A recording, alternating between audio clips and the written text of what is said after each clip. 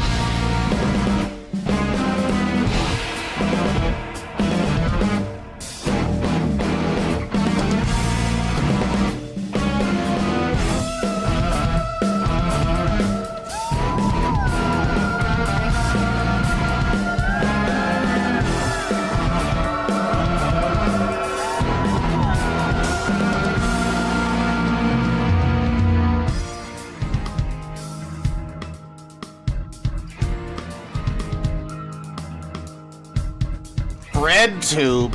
Huh. More like breadline tube. That's an original joke. Please pay me $500.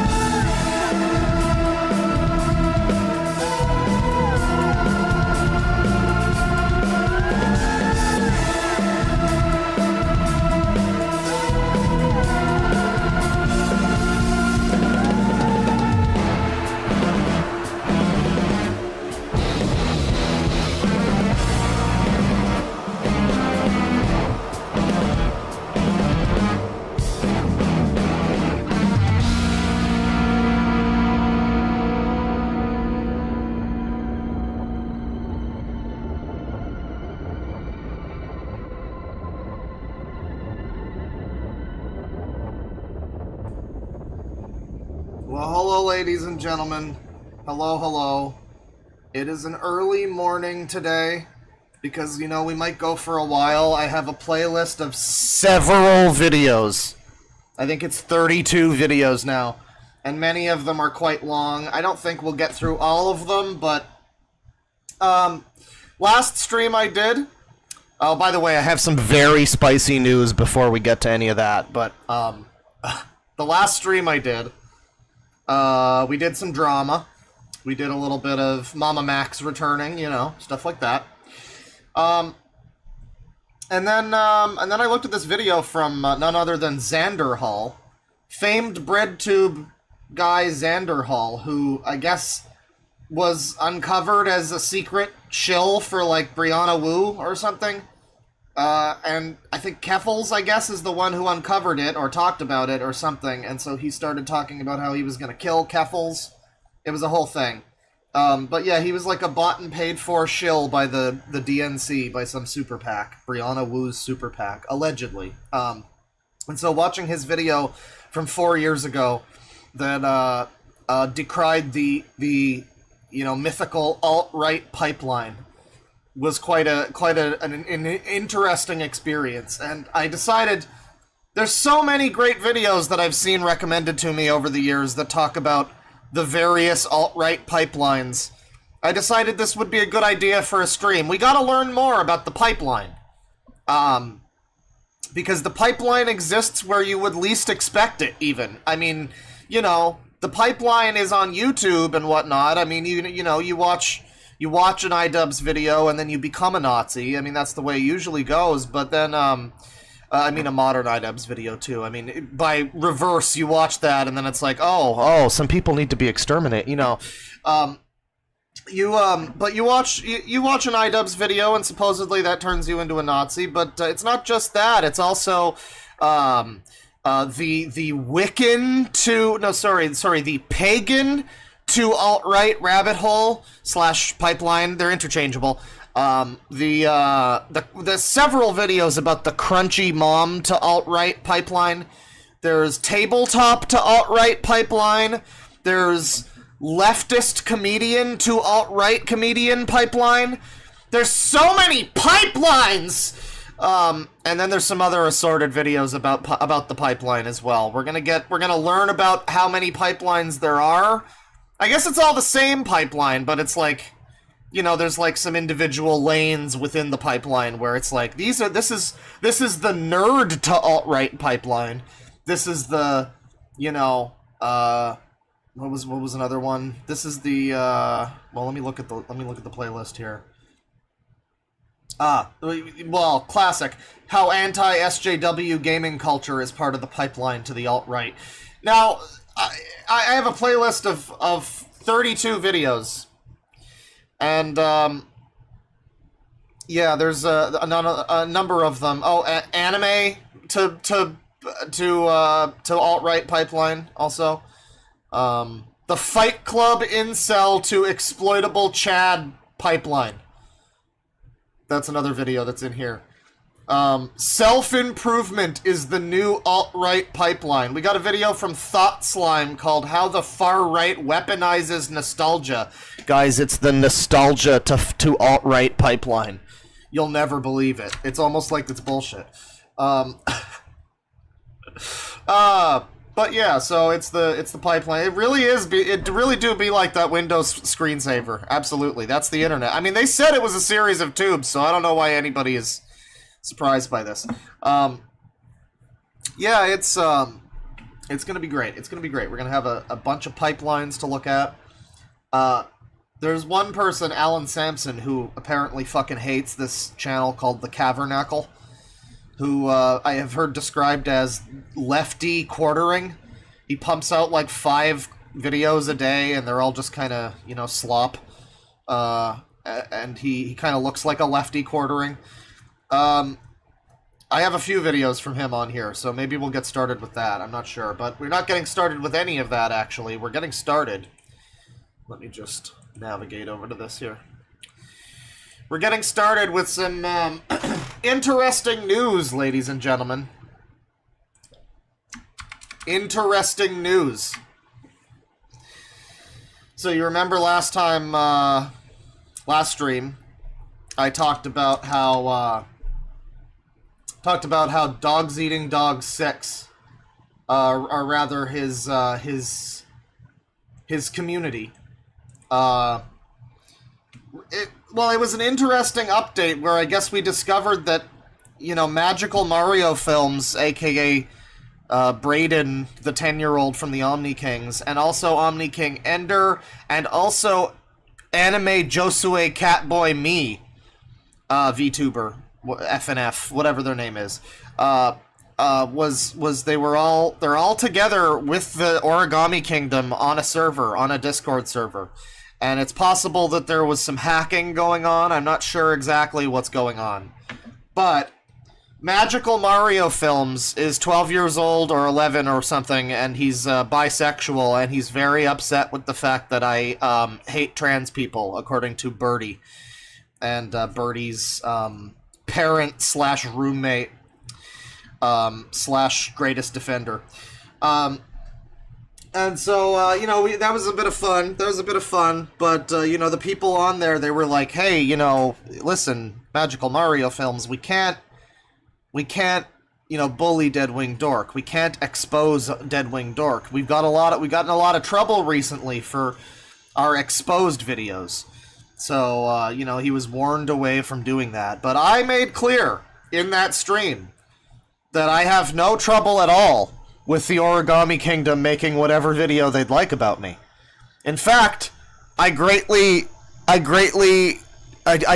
it. And as a matter of fact, I demand you make a video about me.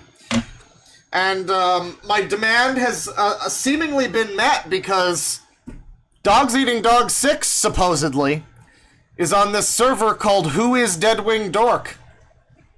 Yes, you may think this person is innocent and all, but he makes some videos for funnies. But everything people led to believe has been a lie. Deadwing Dork is now a user that's no longer good anymore due to his bullshit he had done. His career had gone downhill since his days covering the entire Super Origami Universe, or formerly known as Super Origami Kingdom, and myself. But his career has hit a new low when there's a certain drama between him and another user under the name of Birdie. And when that happened, Deadwing Dork, or rather Claw by his real name, takes it way too far. Don't believe me? Well, I have an exclusive story. There's a certain drama between him and Birdie, who was 19 at the time. But Deadwing Dork berates him and treats him like a child, Oh, and he's transphobic too. Now, here's the thing. It's very easy for people to just change their Discord name to look like Dogs Eating Dog 6. But this was brought to me by an exclusive source. And then also someone, like, tagged me in it, and I saw it. So this is out there. Real name Claw. Yeah, he never said user before this.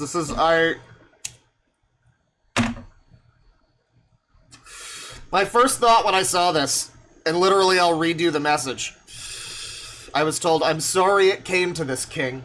I'm trying to keep the confidentiality of my source. It's an deep inside source.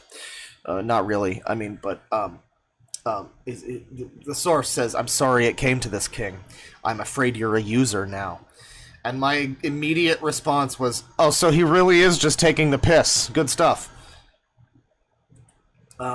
Yeah, calling me a user, you know, I don't know if this is, like, really him. If it is, good show, you know, more power to you. Please make the video. It's gonna be so great. I'm looking forward to it. Even if you are just the attention seeker, it's gonna be great. It's gonna be great. But yeah, he's taking me to war, folks. I'm now in the user's paradise. That's right. You know, I'm honored to be potentially. I hope it's real. I do hope it's real. I mean, I hope it's really him, and that probably means that he's just having a laugh. I don't think this is genuine, but you know, good show. It's very, very, very entertaining. I hope it's not just somebody changed their name to Aster of Aether. That is Dogs Eating Dog 6, by the way. I realize now the name. He changed his name recently from Super Dead 6 Galaxy to Aster of Aether. And then there's like a second half to the title too. It's a very long new title for his channel, but yeah, I guess there's a gay ops server about me, and you know, listen, let me into the server, guys. I'll give you the videos from like a few years ago where I said the N-word. It's real, that exists. I mean, they have lots of views too. I mean, I was just reading a 4chan post, but you know, I'll give you those. You can find out about how I said the N-word 5 years ago, fool. But that's okay. That's okay.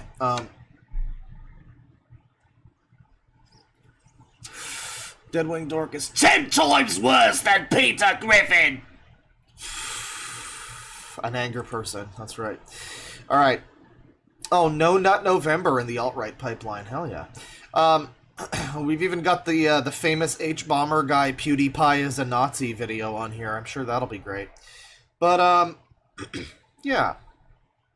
I've got my list here. The Pipeline. TM. And it's 32 videos so far. I made this yesterday. I just looked up alt-right pipeline or right-wing pipeline.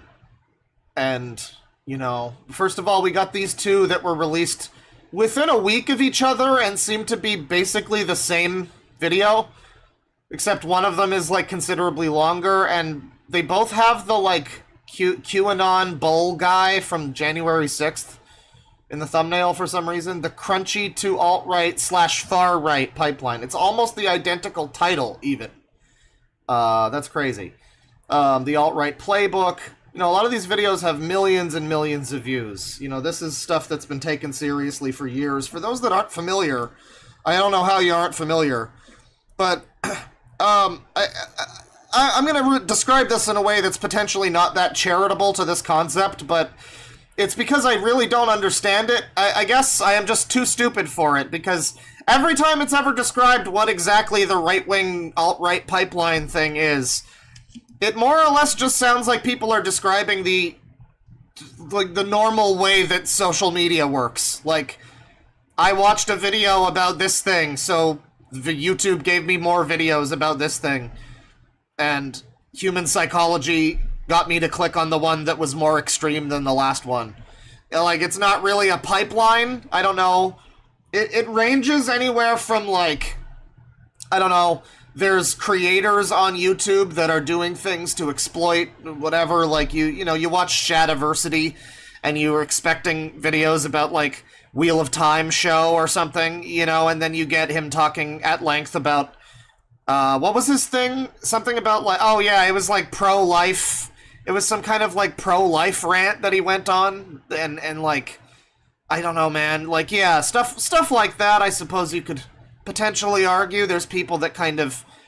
But then that's true of any... I mean, that's true of lefty stuff, isn't it? You watch a video that's, you know, 2 hours of it are just about fucking the Smurfs too, and then the last 10% becomes about Marxism, you know. You never see it coming. So, I mean, yeah, just duplicitous people that slip in their politics at the last moment, and they're like, you see, I'm right, actually. Shit like that, I guess. You know, trying to, like, pipeline people in a certain direction. That exists all over the place, but it also ranges into just full-on, like, conspiracy level, where it's like, you know, there's, like, YouTube is conspiring to push right-wing opinions, which... Yeah, sign out of YouTube and see about that. Tell me all about that. But yeah, we'll pick a video here. We got When Pagan Friends Fall into the Alt-Right. Why is there so much right-wing media? Those fuckers don't deserve anything. I can't believe they're being platformed. You know, maybe we'll start with this Cavernacle fellow, left-wing The Quartering, from what I've heard. He's got the quartering in this thumbnail. How anti-SJW gaming culture is part of the pipeline to the alt-right. This features the Act Man in the thumbnail, too. You know, noted alt-right celebrity. They love him over there. People really love the Act Man on the alt-right. I know that much. Also, Angry Joe. Bigly fond of. You know, the alt-right loves him. Bigly. They love him bigly. Let's watch this one. This is from 3 years ago. The thing is, the alt-right pipeline is an evergreen concept. You know, like, this is from 3 years ago, but I'm sure it's totally still relevant, you know, now. You know, in this election year as well, I'm sure. Away from the bomb and told how the fuck you want. Whoopsie fucking do. Dude, you and 9 and 23. You talk shit like a loser. I thought you just won. You're talking shit like a little bitch. So we're just going to like Call of Duty lobbies in 2008. That's where we're starting with this. Hey, I'm better than more than half your fucking team. Look at where I'm at. I'm above you. Shut You your went mouth. 9-23. You like getting raped? Is that what you're talking about? Because I tell you to suck my dick, but I got you fucking back right now. You can't open your mouth to suck This isn't even like that edgy. Are you fucking kidding me? I mean, I expected this to be like a Michael Richards rant. It's just some kids being fucking immature. motherfucker. You just chill the fuck out. If you've been following my channel for a while, you I did not expect British. know I have delved deep into gamer culture. I've actually made a whole series. He went deep into gamer culture, everybody. He even played a video game. He went hard. Talking about the toxic politics of the gaming community at large, and that research is going to factor into my video today. But today I want to also talk about how the gaming community and gamers are susceptible to alt-right and neo-Nazi recruitment, and how And please factor into this discussion how you're not anything like Jack Thompson. Thank you. the dominating beliefs within the online Yeah, the video games are gonna turn our kids, checks notes, Nazi! They're gonna turn our kids Nazi! community really facilitate this type of stuff, and it's not surprising. A lot of people on the online alt-right are also pretty... Look at the Guy Fawkes mask, yeah. I don't know if that's exactly Guy Fawkes, it isn't, but it's clearly the same type of sentiment that's being communicated with that mask. big video game fans. Now, I'll stop the angry comments there saying, you know, I'm not a gamer or something, and you're just angry, you don't understand this sort of stuff. So, there's my PS4 controller, there's my Xbox One controller, there's my PS5 controller. Well, he beat me even here. have Ring Fit Adventure from the Nintendo Switch. Oh my God. It actually is very good. And for the purpose of this video, to prove, you know, to everyone how much of a gamer I am. This guy's a I'm also serious gonna wear business gamer. the Holy Sony shit. hat I got for Christmas. Well, now you just look like Tim Pool, retard. Because also my hair is going Or Kid Icarus from like 5 years ago. crazy. But yeah, I love video games.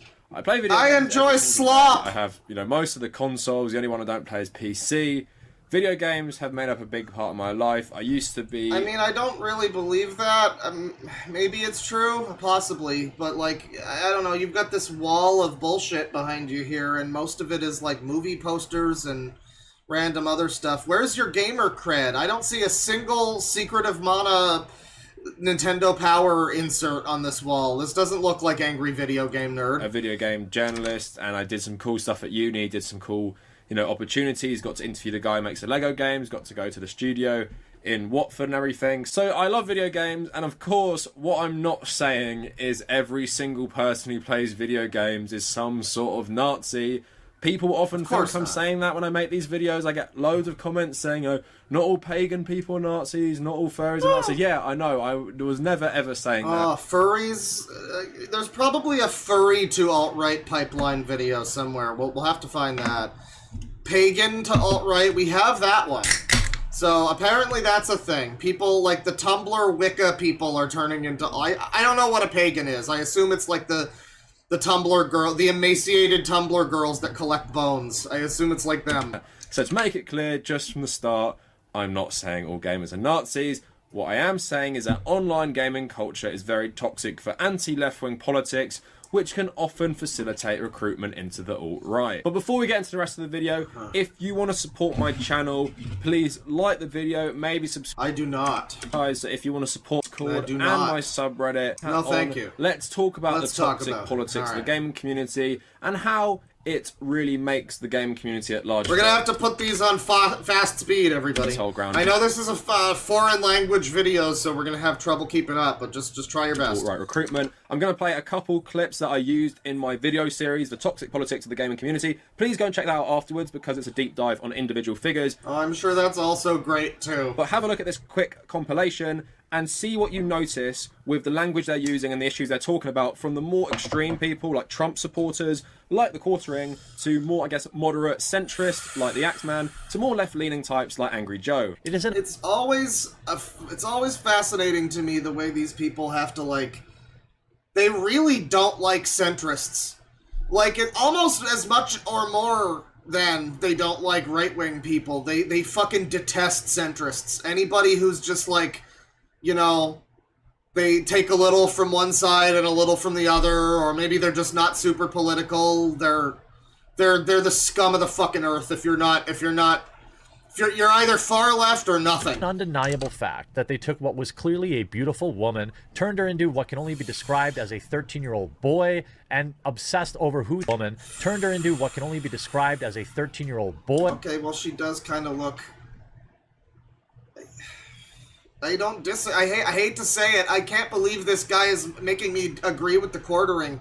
I really thought that you would post quartering clips and it would be a slam dunk sure thing, but yeah, no, the new She-Ra or whatever this is, she doesn't look like a female. I mean, she just looks like a they them Ra. I don't know. It's like gender neutral She-Ra. It's kind of a little weird. And obsessed over who that character dated and the love interests of the show.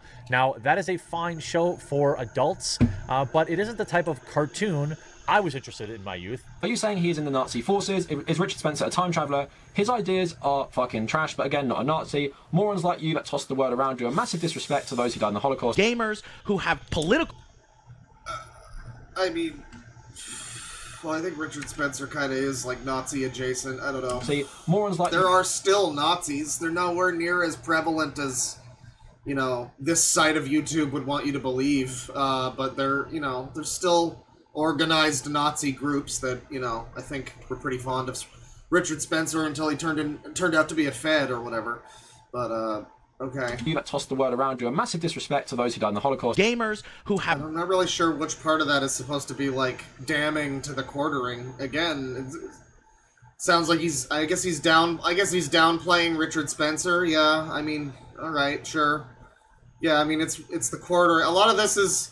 I mean, this is right now, this is the kind of thing that a lot of my problem with that, the quartering and that side of, you know, the right-wing side of YouTube, it tends to be that they'll just grab a tweet from someone and be like, this is what they all think! This is what they all think!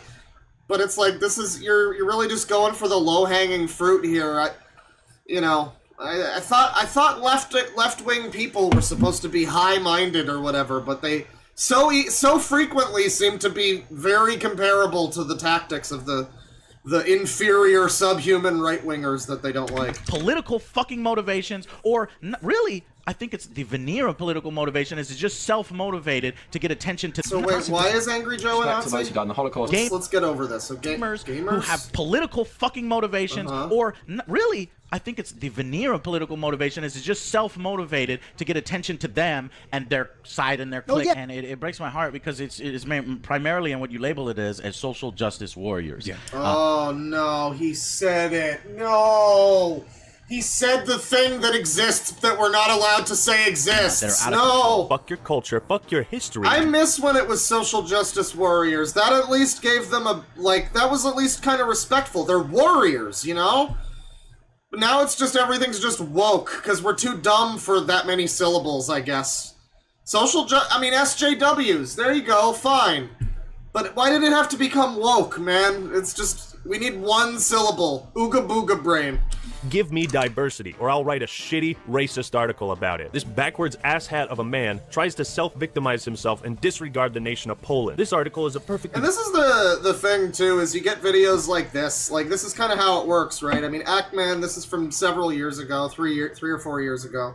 And Ackman made this video that, you know, he's pulling from here. And he said this stuff about, like, you know... he said this political stuff, and nowadays... There's this pressure, because videos like this come out, there's all this pressure of people, you know, in your fan base or whatever that are just like, are you going to address the claims that you're tied to, you know, like, it's this kind of shit. And it's like, you get this, I assume you get this pressure where you're just like, oh god, I said these things and I'm ashamed, I have to, like, go double down on my good boy points and, you know, make a bunch of... You know, I gotta do like a fucking, I gotta do a Quentin Reviews moment talking about Trump or something. You know, just so everyone knows, just so there's no confusion that I'm not still like I was 5 years ago when I tweeted that unthinkable and unconscionable joke 5 years ago. I'm not like that anymore, and I have to prove it. Desperately. Desperately. Please. Please. Because for some reason, people like the Cavernacle just command some kind of respect. Like, people like this, they make a video, and I for some reason, people just want to, like, bend the knee and be like, no, I promise I'm not bad, I'm not! And like, that's the way it usually goes. Like, PewDiePie kind of sanitized himself. He couldn't do Pew News anymore because everyone kept calling him a fucking Nazi or whatever. You know, thanks H-Bomb. I'm sure we'll get to that. Yeah, you know, everybody has to, like, clean up because, God forbid, the Cavernacle makes a video that, you know, ties me to some, like, domestic terrorists or whatever. Example of how SJWs can get so wrapped up in their own ideology that they don't realize what they're writing is racist, culturally insensitive, and virtue-signaling propaganda. Now, before we go any further, Angry Joe also defended the National Guard once, and I made a video on it, and he responded on Twitter and on YouTube, very angry, basically saying, you know, you can't say anything. I mean, it's in his name, buddy. I think these days, but I feel like the stuff I criticised him on was pretty legitimate, so go check out that video as well. But as you see in that stuff, to varying degrees, they blame SJWs and leftists for ruining video games. Okay, well, but so there's already a problem that I see here. It's funny how often this comes up, and how frequently this soundbite is actually useful, but the problem here, sir... This user is also the opinion basher. Like, I get that you... I don't believe that there's a problem with people making whatever game they want. You know, if you want to fucking make a Dustborn, you can, and the internet will respond. You know. You want to give your robot in Concord he, him pronouns. I mean, that worked out great Concord. You know, hey. Shoutouts to everybody still playing Concord. All bane of you. But yeah, you can make whatever game you want, but your problem now is that Angry Joe has counter opinions. I mean, it really is just there's no place for this kind of thinking kind of deal. It's just like, why can't he be allowed to think that the military, whatever his military thing was, the fucking... Like, supposedly he defended the U.S. military. Maybe it's like America's Army or some shit. Like, you know, the military funding gaming or whatever. Maybe he did something like that. I mean, that's fucking stupid. But, like, it is his opinion. I mean, he's allowed to think that. Why is that, like, a problem? I mean, are we not all allowed to inject our politics into things? No, I guess. Not the ones that have been deemed wrong, I guess. It's okay to make... All art is political, but it better not be the wrong kind of politics. It's... I see. To them, the left wing just have an agenda to ruin everything they love by forcing diversity into all the games they play. But this type of stuff is nothing new. Of course, we had Gamergate, which was allegedly about ethics in games journalism, but just turned into a hate campaign on people like Anita Sarkeesian and other... We're over 10 years post-Gamergate, by the way. The anniversary was, like, last week sometime, of, like, the Zoe post. We're well into now. Gamergate is a thing. I think Alec Baldwin 10 years ago would have already tweeted... Not Alec Baldwin. Adam Baldwin, the other one. Not the murderer, the other guy. I think he had already tweeted #Gamergate and started the thing. We're 10 years on, folks. Assume that there will be a Gamergate stream soon, by the way. Like, just a stream where we look at old videos about Gamergate, new ones. I can look at some of the old memes that I still have saved and stuff. It'll be a wonderful time. People who wanted more, I guess, feminism and equality in video games, who wanted more diversity, and it really became a rallying cry for this type of stuff. Now, why I say it's not about ethics in games journalism is because, to me, the biggest problem with games so-called journalism, with the big outlets like IGN and GameSpot, is mainly about the... No, the thing about Gamergate is that, like, it did become very cringe. I'm gonna be respectful to the Cavernacle for some reason. I'm just feeling charitable. I'm gonna take him off of the eye smear pause frame.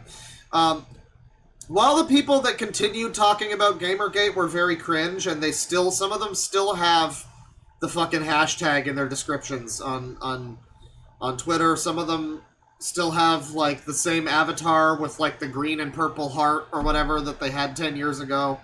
It's a little fucking cringe. But they were right about one thing, the Gamergate people, when they said that people like this, like online leftist people, just can't fucking shut up about Gamergate. Something about it, like, shook them to their core. It became a talking point for them for years to come, and doesn't seem like it will stop anytime soon now that there has been a Gamergate 2. Very briefly. Very briefly and unsuccessfully, I would say. But now that there's been a Gamergate 2, the cycle will continue forever. We will have Gamergate-related content for the fucking history of the world to come. Corporate influence there and capitalism, rather than what these guys saw as some sort of bias. But that was a big moment for these reactionary types, and it's only gotten worse, in my opinion, with people like The Quartering, Geeks and Gamers, and various other channels which just thrive on this outrage culture and paint this boogeyman of the SJW who wants to ruin everything. Now, they can't see anything they're not going to go... No, but the problem that none of these people are ever... They always want to pretend that the thing that these channels are talking about isn't happening. That's stupid. I mean, it clearly is a lot of the time. You see a lot of shit where it's like, oh, they clearly made this one to, like, you know, to capitalize on this trend. Oh, look at this protagonist. It's very obvious why this protagonist, you know, is depicted in this way, you know, because some fucking corporate boardroom of suits decided, and this should be a problem for this guy who probably bitches about capitalism a lot of the time. I would assume he's lefty, so he's probably bitching about capitalism a lot of the time, which is fair. Capitalism sucks. But capitalism is the reason for all of the dudes in boardrooms that are like, yeah, make her black, make her have the safe black woman hair that every black woman has in every, like, advertisement ever, where it's like kind of like a half afro, like just a slight, you know, it's one of those. Just give her that haircut. It'll be diverse. People will love it. And then they start smoking their cigars and, like, I don't know, praying to Satan or whatever, Moloch. But yeah, no, I mean, it's whatever you want. It kind of extends beyond rainbow capitalism into just, like, you know, whatever we'd say, fake diversity capitalism, where it's just pandering, and people like this should care more about that, but instead of doing that, they act like useful idiots that just go like, there's no problem! Geeks and Gamers is lying to you about SJWs. No, that's happening. It's just that he's also a massive retard, and makes it impossible to take his side if you have fucking 3 brain cells to rub together. Hysterical about. You can even really see it coming. I made a video on their response to Batwoman being cast as a black bisexual tokenism, yeah, before they even made their videos, because I knew what was coming. And go on their channels right now, they get outraged at everything. They both made so many videos on The Last of Us Part 2 because Neil Druckmann... Okay, so the Batwoman show was wall-to-wall, like, girl power, fucking girls get it done bullshit. It was like the thing that they were making fun of in The Boys, 100%. And that probably sucked for a lot of people that wanted to watch a Batwoman show, you know? And they didn't want to just get a bunch of terrible propaganda and, like, a shitty costume and a bad Batwoman who didn't want to be there and, like, just awful show, right? Like, the show's bad. Similarly, like, a lot of people were waiting for a Last of Us 2, and they didn't, you know, necessarily... They didn't want one of the first main trailers to be, you know, about the big gay kiss and aren't we progressive, ooh woo. It's like, that's great, I guess have that in the game, that's fine, but when you put that front and center in your trailer, everyone knows why you did it. It's like Mr. Beast giving money to homeless people or some shit. It's like, it doesn't make you a better person, fucker. We know why you did it. It's not like it's lost on anyone that this is performative, or maybe it is lost on some people, I don't know, but like, then you play the game, and I will never get past the bigot sandwiches line. Some guy makes them sandwiches, like Ellie and her girlfriend. He makes them sandwiches for a trip they're going on. And she's like, I don't want his bigot sandwiches. Because I guess they're thinly veiled bigot-coated sandwiches that he gave to them because they're lesbians, so they can't, I don't know, make food? I don't know. So, like, again, there's reasons why people comment on these terrible things that are happening in gaming or in TV or whatever. That's, you know, in culture. The reason why the culture war exists is because of sloppy capitalism. That's just shit out some garbage that'll appeal to dumb people, whatever. And it does appeal to dumb people, but sometimes it appeals to them in the wrong way, and they make a YouTube career off of hating it, you know?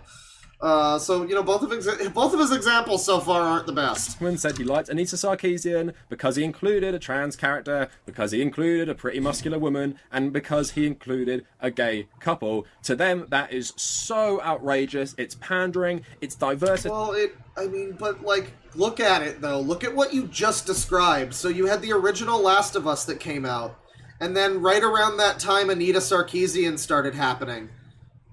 And then, like, the next Last of Us is suddenly this,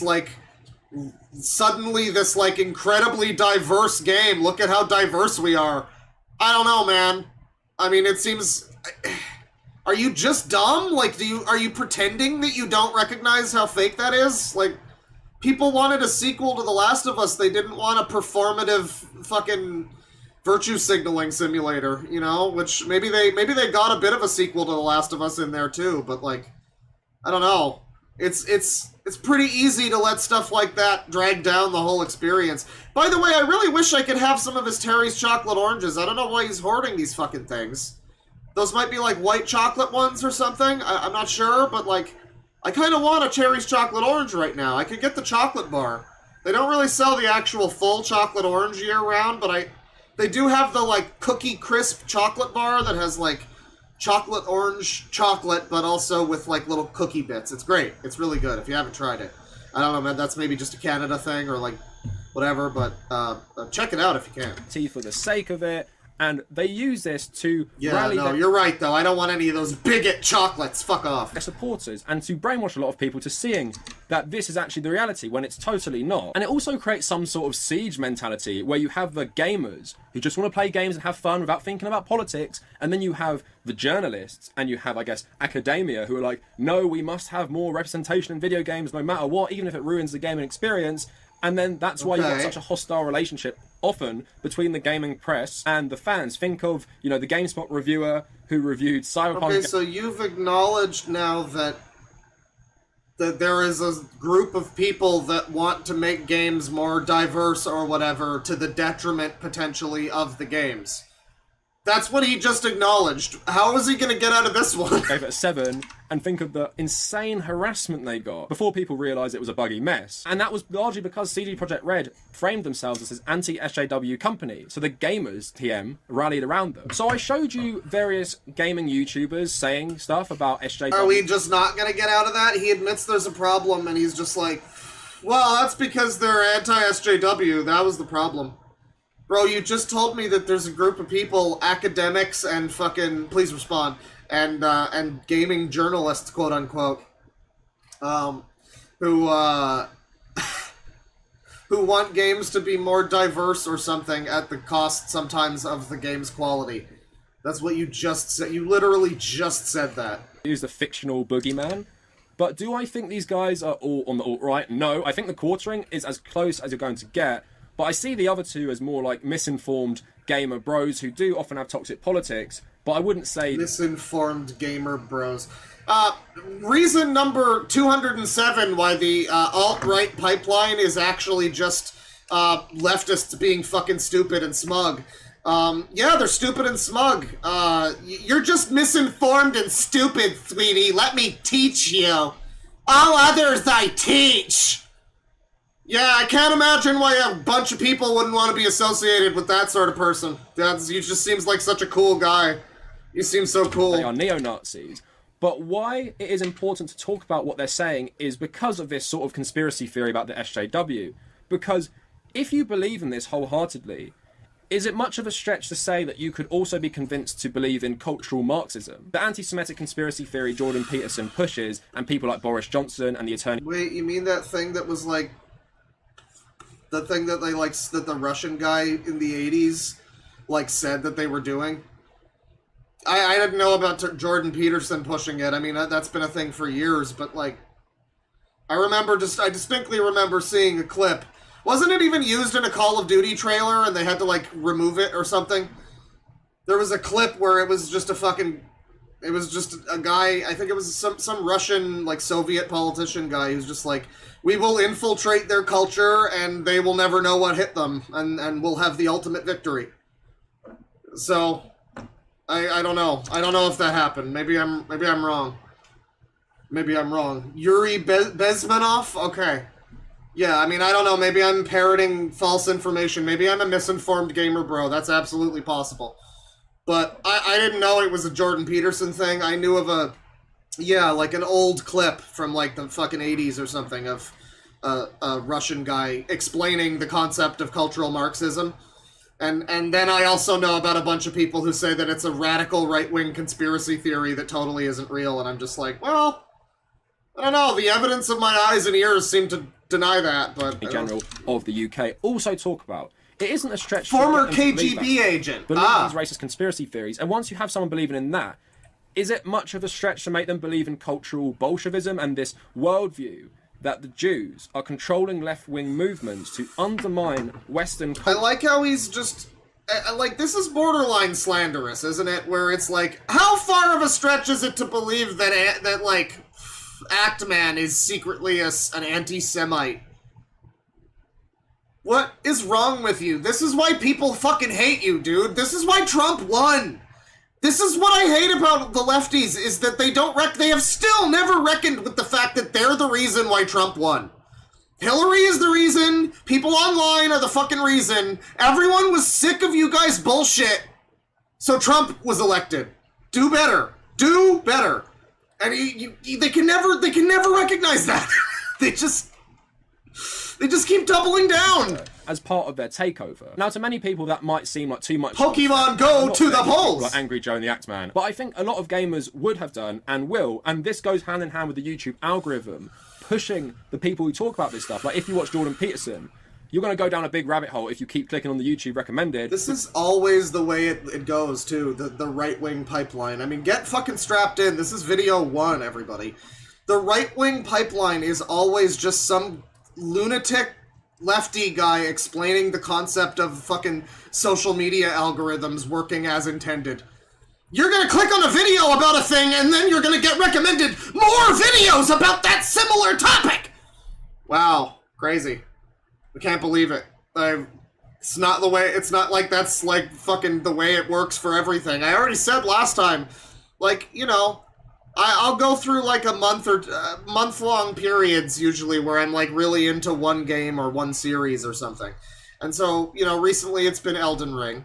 And so a lot of my videos on my YouTube recommended are just, like, I think his name's Rusty, ranking, like, Everjails in Elden Ring, or all of the talismans in Elden Ring explained, or, like, lore videos or whatever. Am I down the alt-right Elden Ring pipeline right now, or is that just the fucking way that YouTube functions? Like, I think that's just how it works. Which is going to get more racist and more conspiratorial. So having this anti-SJW hysteria throughout the gaming community, from the Quartering to Angry Joe, two people who don't like each other, makes it fertile ground for getting people into more anti-Semitic, Nazi-style conspiracy theories. So I'm going to use... Yeah, the tarnished pipeline, yeah. You know, you watch one little video about Mog, and suddenly you wind up conspiring to overthrow the Two Fingers. You know, you didn't ask for this, you didn't choose this, but now you're a frenzied flame possessor. Something. A bit of anecdotal experience here, and talk about the fans of these gaming YouTubers. Yeah, the left-wing pipeline needs to be called the bread line, that's true. That's true. I mean, what is the left-wing pipeline? I mean, that totally exists, though. Like, you have to... These people can never acknowledge that, too. That if the right-wing pipeline that they talk about exists, which I'll admit, like, yeah, you'll get pushed more stuff that's, like, that style of thing. Yeah, sure, that's just the way YouTube is, though. And so when you click on a video, and it's about fucking whatever, insert movie or game, and then it becomes, like, a fucking communist manifesto halfway through. Like most of them do now. You know, that's an exaggeration, but, you know, bear with me. If you click on a video and that happens, I don't know, like, are you... I don't know, like, and then you go and you start watching videos from Thought Slime and Sean and Big Joel, Which, by the way, I woke up to a comment on my comment on a video about Big Joel. My comment was just, I wish I could be as enlightened and politically, informed as Big Joel is, so that I could make myself look like a fucking hobo and never address it. And I was told, oh, cool, what was it? Cool ad hominem, attack the appearance, not the argument. And it's like, how am I ever supposed to take Big Joel fucking seriously, though, when he looks like he has never even owned a shower? I don't know. He's never gone to a barber, he's never even looked at a shower. Why would I ever want to take life lessons from this fucking guy, or, like, believe that he has any kind of high-minded fucking thoughts in his brain? Fucking groom yourself, Jesus Christ. More. So I've made multiple videos criticizing PewDiePie, and I'm not going to talk about the criticisms here or anything. I just want to talk about the reaction. Whenever I've made those videos, I've got insanely brigaded on YouTube. I've got harassed and doxxed and all these different things by actual neo-Nazis because I criticize PewDiePie, the biggest gamer YouTuber and the biggest YouTuber on the platform. Now, there are various different reasons Well, okay, one thing is that a lot of people don't... Another thing that someone like this is not going to acknowledge is that when, PewDiePie started being tied to the alt-right and Nazis, that's when the alt-right and the Nazis were like, oh, we can probably cause trouble by, like, actually aligning ourselves with this guy. Like, the trolls, were just like, oh, you think he's one of us, huh? Okay. So, like, yeah, he became their guy when, like, the fucking New York Times said that he was. And they were like, oh, it's like the Christchurch guy. He just included a bunch of stupid shit in there to, like, cause trouble. Just to be an asshole. And people took it all seriously. People might be attracted to his content, but I think it's telling that his audience... Yeah, no, I used to enjoy Big Joel. I did, but I never... There also was a time when he didn't look like that, too. Coincidentally, back when I watched Big Joel, was when he actually had, like, maintained hair and a normal beard, and he looked like a normal fucking guy. And my favorite videos from him were the ones where he would just talk about, like, Shark Tale and the movie Click, But, the bread line, of course, it turns a regular content creator who made videos about movies into an unshowering leftist scholar or whatever he is now. Has this large Nazi contingent that if someone like me criticizes him for his politics and, saying the N-word or talking about mass migration to Sweden or talk about various... Minecraft movie trailer just dropped? Okay, hang on. We're gonna watch the Minecraft movie trailer. See, look, Elden Ring pipeline. It's happening. Minecraft movie. We're gonna watch the trailer. A Minecraft movie teaser. There he is. There he is. It's Claptrap, the voice of Claptrap. Jack Black Claptrap. Magical Mystery Tour. Right this way. Well, I love the music choice. What are we looking at here? So I don't like Minecraft. I mean, it's fine. I don't really play it. I basically derive no enjoyment from Minecraft, but I do. Well, I've enjoyed kind of wandering around worlds that people make. Like, you go in the store or whatever, and you get those like giant roller coaster world, and it's like, yeah, that's kind of fun in like the PSVR mode. That was pretty cool. But yeah, I don't really play Minecraft, so there's gonna be references that I don't get. But I mean, I guess it looks fine. How's chat liking it? Slop? Lego movie this is not. Okay, they're not liking it.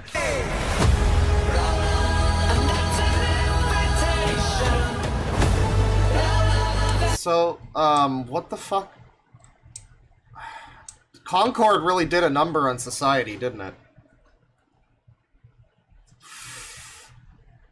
Why is this lady dressed like this? Why is Jason Momoa dressed like this?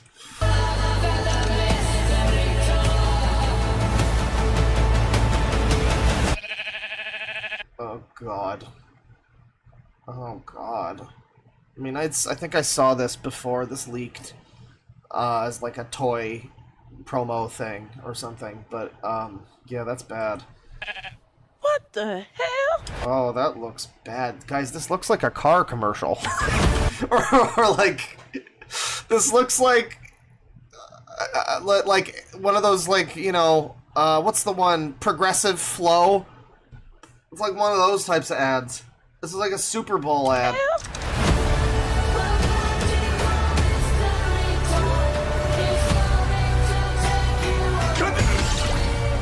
Oh, God.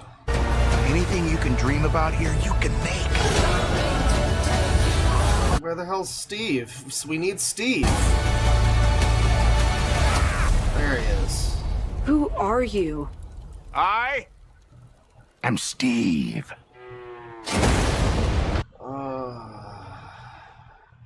I mean, I don't know what I would have expected. I guess not. I guess I had more expectations that it might be like... I don't know. I know it's cringe, but I like the Barbie movie. I know. Fucking, you know, sue me. I like the Barbie movie. It was pretty good. I liked it. And I was like, maybe this is gonna be, you know, something like that, where it's like a little more, you know, it's got something going on. It doesn't look like it, though. Okay. This guy is such a tool bag.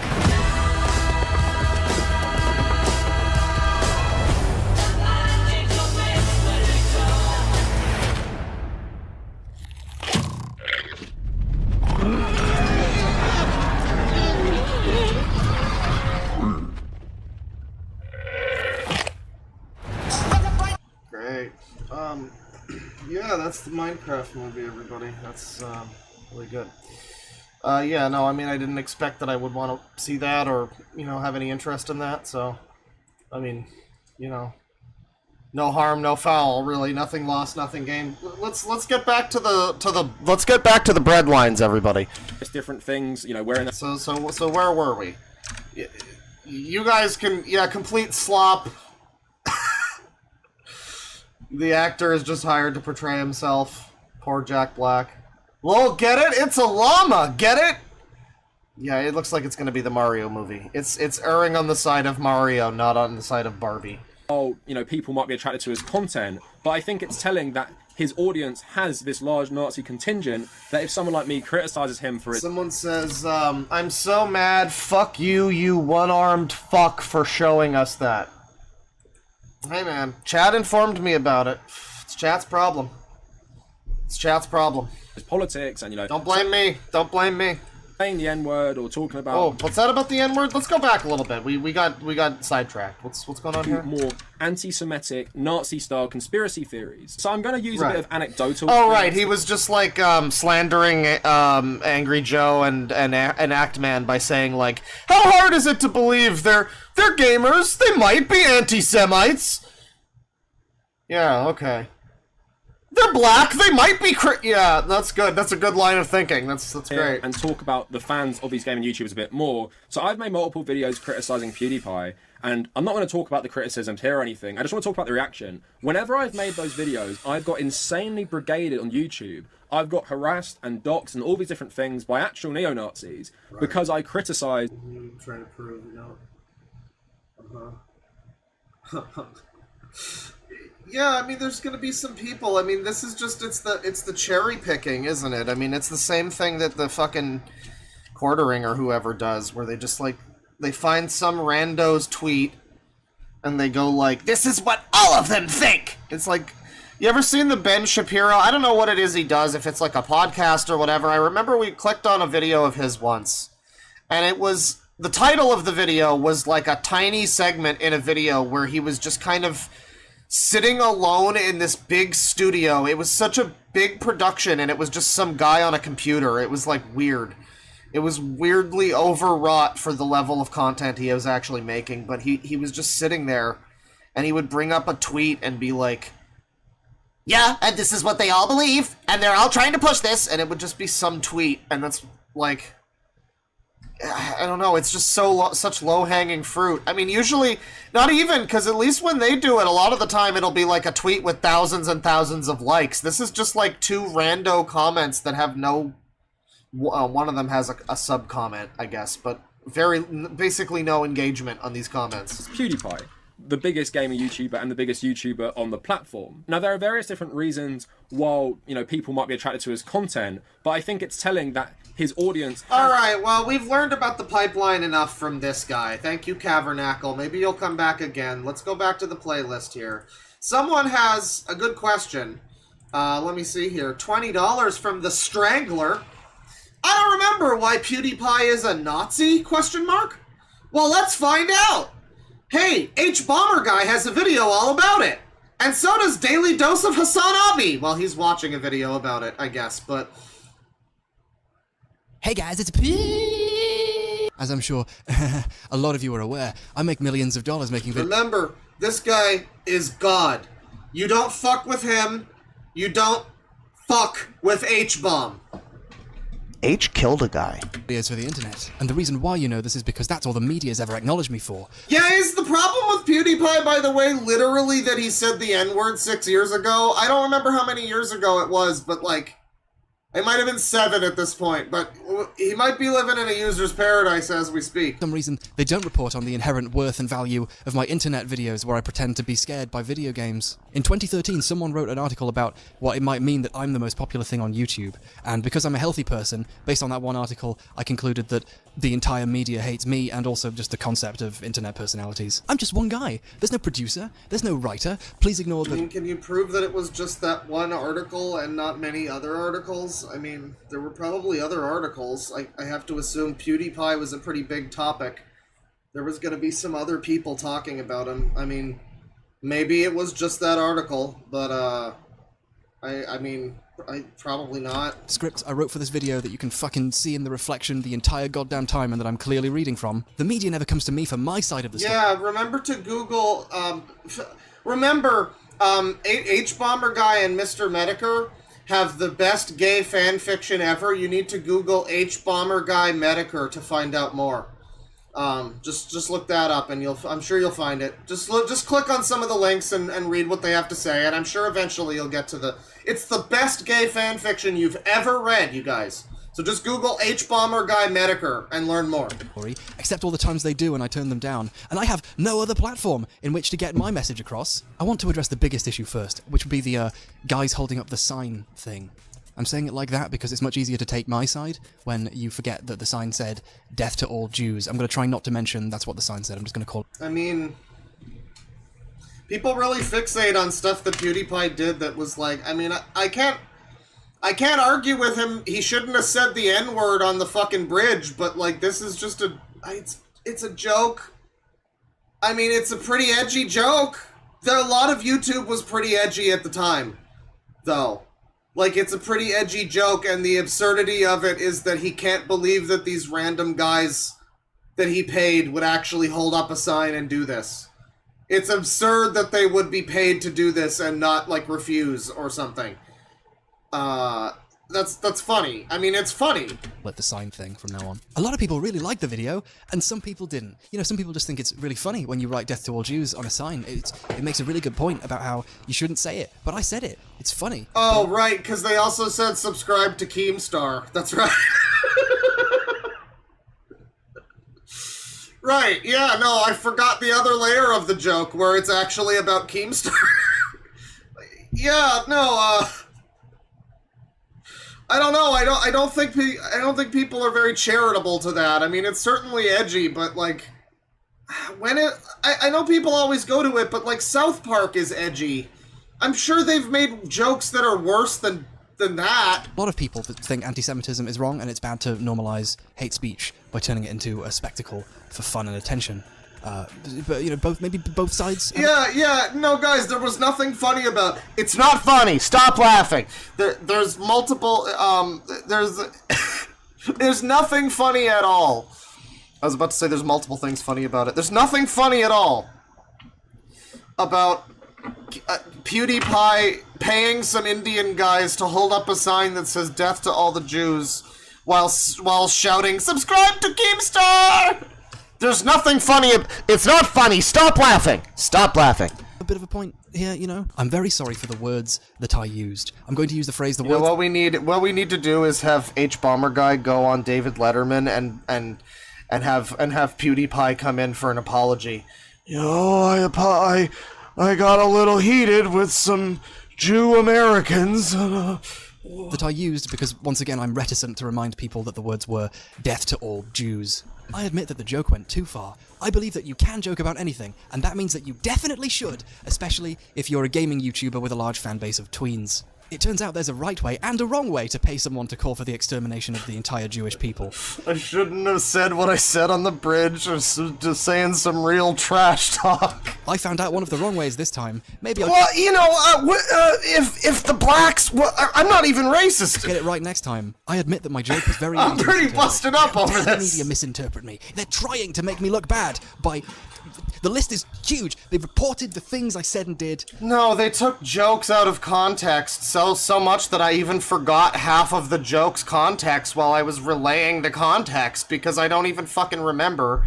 To be fair, this is from 7 years ago. It's not like this video's horribly out of date. I'm horribly out of date. At the time, people would probably have remembered, but yeah, he didn't mention the fact that it was like, I mean, the basic comic absurdity of what he was going for.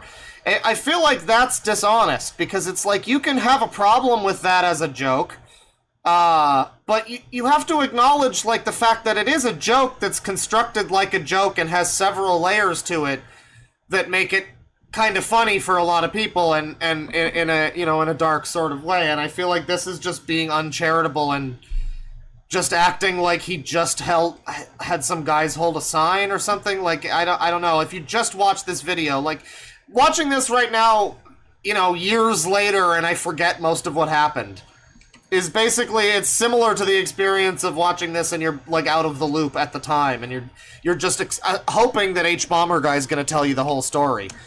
So far, it doesn't seem like he is, though.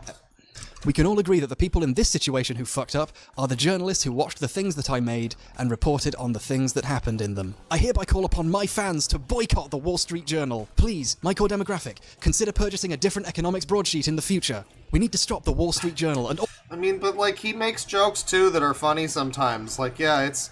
Like, to deconstruct that joke, I assume the funny part about that joke was that his core demographic is, like, 9-year-olds. That's the meme. Right? So his core demographic is little kids. Please buy a different economics broadsheet. That's funny. It's a good joke. But, like, you can make...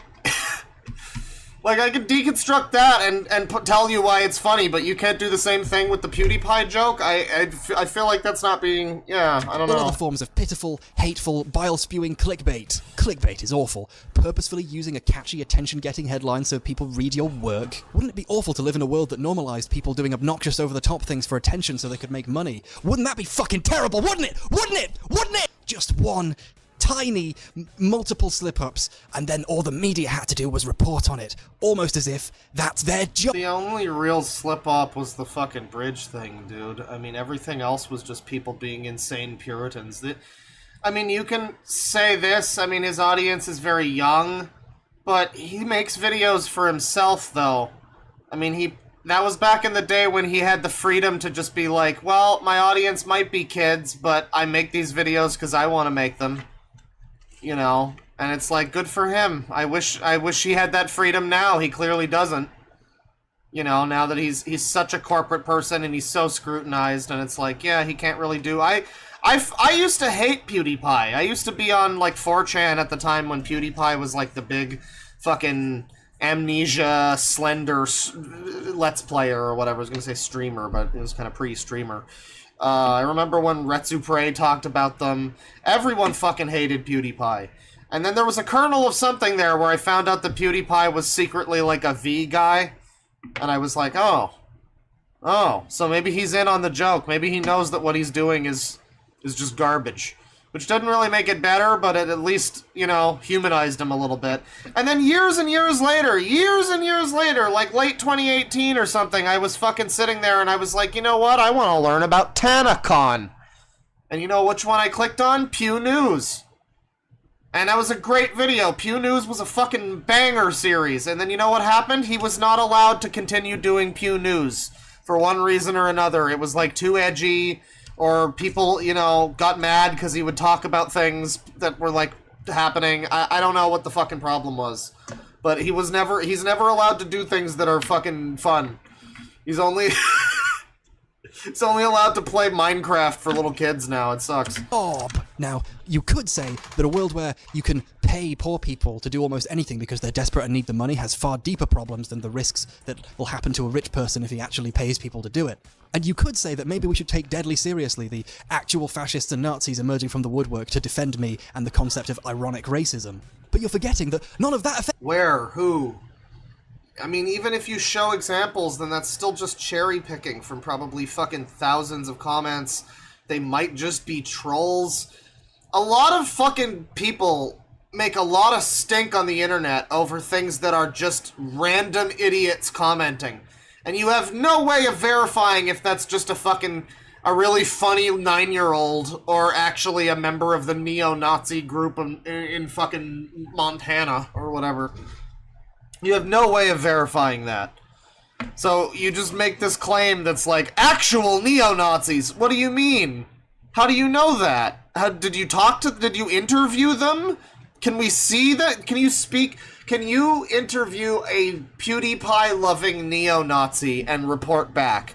Please, give me that footage. I'd love to see it. I mean, even then it could still be an actor, but like, I'm just saying, like, this isn't a proof of anything. You're just claiming that there's Nazis that support him, and how do people get away with this kind of slander? I don't get it. It was like, oh, Angry Joe might be anti-Semitic. This video literally just calls PewDiePie a Nazi. Like, he should have fucking sued this bitch. Affected me. Apart from the fact I'm fighting the realization that a literal child can do what I do, I was doing just fine. I'm fucking rich. But not as rich as I could have been. And that's the real problem, isn't it? Just assuming that he's doing it for money, I mean, I'm assuming that that's part of it. Like, you're not doing this for money? Come on, dude. You didn't pivot away from Medicare so that you could make more money doing this sort of thing? I don't know. I'd got my hair done well, and I'd learned to smile and wink and do the bro fist, and I'd apologize for all the rape jokes. I was ready to be the face of the internet. And then that clickbait 39 times Pulitzer Prize winning journalism outlet smeared me by reporting the things I said. Luckily, the real faces of free-thinking rational media had my back. If they hang out long enough on YouTube live streams, they'll surely eventually crowdsource a solution to the problem of people thinking racism is wrong. This incredibly intense overreaction— The classic, the classic straw man of, like, what the actual argument is. Oh, it's just people thinking racism is wrong. La-dee-da! It's just that simple. It's just that I think racism is wrong and everyone else is racist. Subscribe to my Patreon. Like, fuck off, dude. Action to journalists reporting on things popular people say can't— I've liked this guy's videos in the past. This is just so embarrassing. I've never actually seen this because, well, I probably knew that it would be really embarrassing. But, like, he's got that Deus Ex video. He's got the fucking, like, Fallout videos. He's got some good stuff. The Sherlock one. I mean, even the plagiarism video from recently, even though everyone can't stop sucking him off over this like he invented the concept of plagiarism, it was a decent video, but this is so bad. Backfire and make us look like tiny babies. And what am I supposed to do about this slander? How am I supposed to defend my image? All I have is more money than most people will ever fucking see, 53 million subscribers, and journalists asking me to give my side constantly, which I refuse to do. I'm almost as downtrodden as those poor Indian people who were so desperate they were willing to write racial indecencies on a sign for $5. But I know what the real oppression is here. J.K. Rowling even called me a fascist. Well, she didn't. She made a pithy comment about the proliferation of ironic fascism for the sake of edginess, but So first of all, this dates back to the era where J.K. Rowling was still on the right side of history. I remember this era. This is when J.K. Rowling was constantly talking about how, like, Hermione was actually black the whole time, and how, like, Dumbledore was gay and all this stuff, and, where the wizards pooped, and all that good stuff, But also the big one was she kept being like, you have to take in migrants into your homes in the Syria crisis. And everybody was just like, are you, Joanne, are you taking migrants into your home right now? How many migrants are in your home right now, Joanne? That's her name, right? I don't know. But Back in the era where JKR was still A-OK. I don't need to read and parse the words properly. Who am I, the Wall Street Journal? Personally, I think they, that's right, they, all of the bad people, are the ones normalizing hatred, because I'm sure everyone hates me and I'm not paranoid! Instead of focusing on my show getting cancelled, why don't we focus on some real issues? I'm not going to say what those are, but hopefully it doesn't involve wondering why Nazis love my videos so much. I'm still here, Wall Street. Can you prove that, though? You still haven't proved that. This is just slanderous. I can't believe what a hit piece this actually is. I mean, you can have a problem with that joke, but you're not really... Your argument is some guys on the internet thought it would be funny to stoke the fucking flames and say, oh yeah, I'm a Nazi and I love PewDiePie. And so therefore... Like, you're completely disingenuously taking that. And I know this guy's smart enough to know that that's not a real proof of anything. But he's still willing to call the video PewDiePie is a Nazi. This is despicable. Street Journal. You tried to destroy me, but you failed, which is what you were trying to do, apparently. I'd like to say a very special thanks to everyone in the YouTube community for coming out of the woodwork to vocally support me so people would click on their videos for money. Let's break community for coming out of the wood. MSM tried to destroy... Oh, it's Philip DeFranco. Response to PewDiePie, character assassination. Cinnamon Toast Ken, PewDiePie racist anti-Semitism response. H3 has a video. Oh man. Everyone came out of the woodwork for this one. Woodwork to vocally support me so people would click on their videos for money. Let's brofist. Also, I'm really sorry about the rape jokes, okay? Can we please just forget about this and go back to loving me again? Dude, it was 2012 or whatever. Like, this is he's talking, the rape jokes that he's talking about, which, again, this is back... Remember, every time you hear... So I watched a video yesterday that was talking about Jerry Seinfeld, and hence my, my referencing of it's not funny, stop laughing. You know, that bit. But it was a video, you know, and it was talking about how he's kind of declined recently, and he's been going off about how the PC crap won't let you make jokes anymore. And, you know, there's a very good point to be made that Jerry Seinfeld is just, and has always been, kind of not a great comedian. Like, the show was great, so people, like, gaslit themselves into thinking he was funnier than he actually is. If you actually watch his stand-up, it's not great. You know, I think I also have gaslit myself, so I kind of laugh more than I should. But it's like, it's not great, especially now. He's fallen off. And he wasn't even really that great to begin with. So, you know, complaining about the PC crap, it seems like it's just a cope, you know. But then there is also, like, you know, when people act like that's the only thing, like, oh, there's no... Guys, what do you mean? You can still say things in comedy. Like, no, dude. Fuck you, fuck off. No, you can't. Like, Like, we're actively watching a video now where a guy's like, how dare he make rape jokes? It's like, no, bitch, you can make jokes about anything. Fuck off. And, I mean, the worst thing is that the jokes weren't jokes. They were just him, like, looking at barrels and screaming rape or whatever. Like, he was a fucking terrible Let's Player. Like, that should be what people have a problem with him for, is his slop content. From, like, the beginning of his channel up until, like, fucking 7 years later or something. He just made fucking garbage. So that's the real problem, but, you know.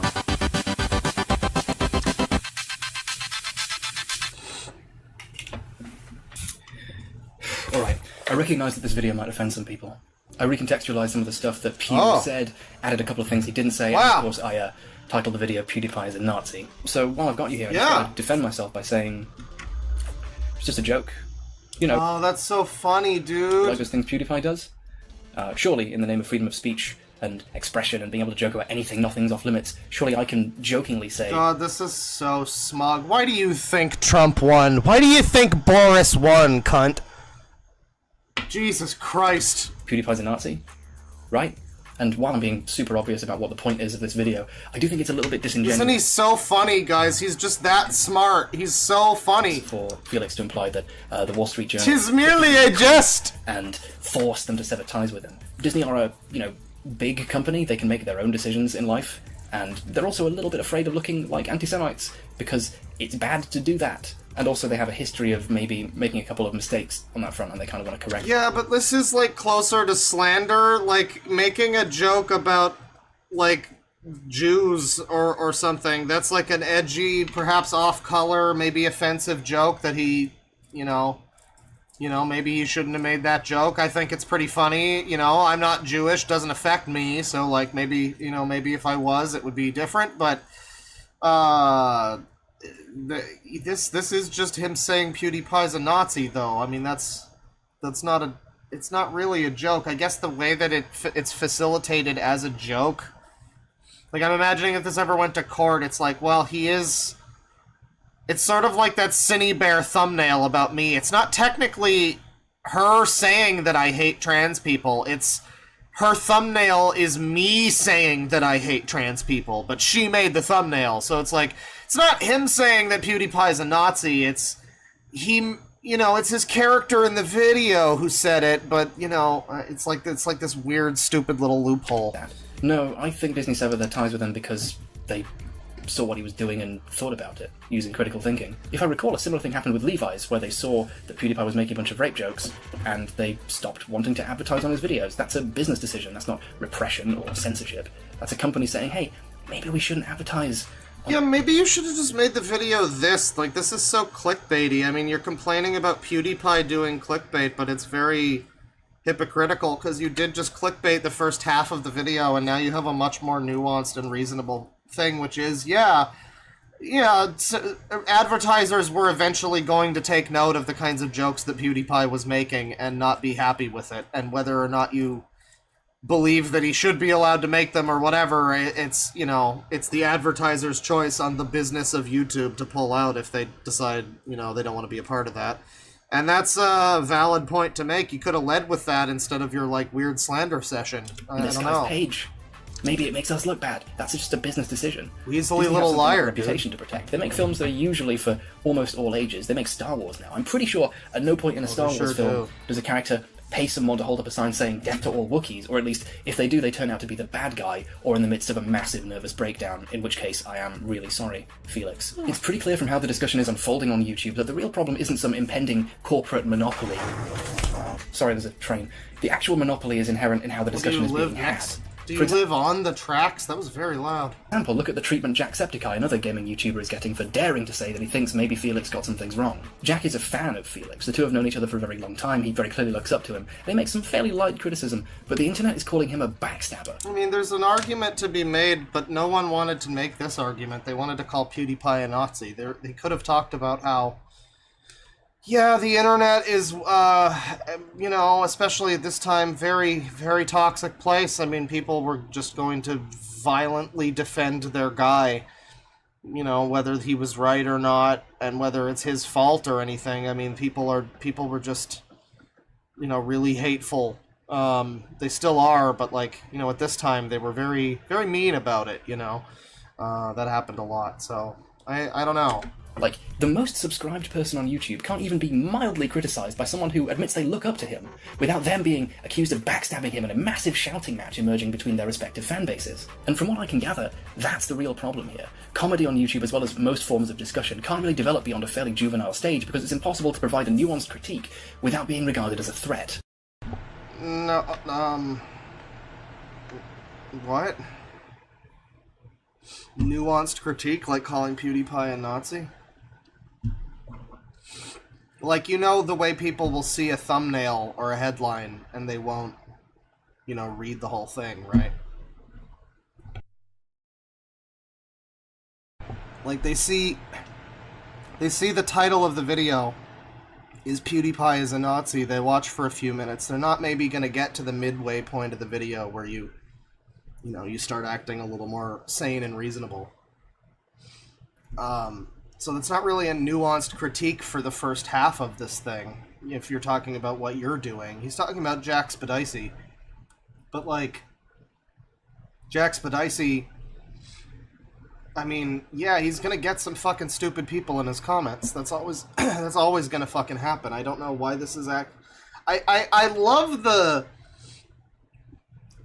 instinct that these people always have, just weird internet people that need to make videos like this. They always have to go to, well, some people online said, ugh.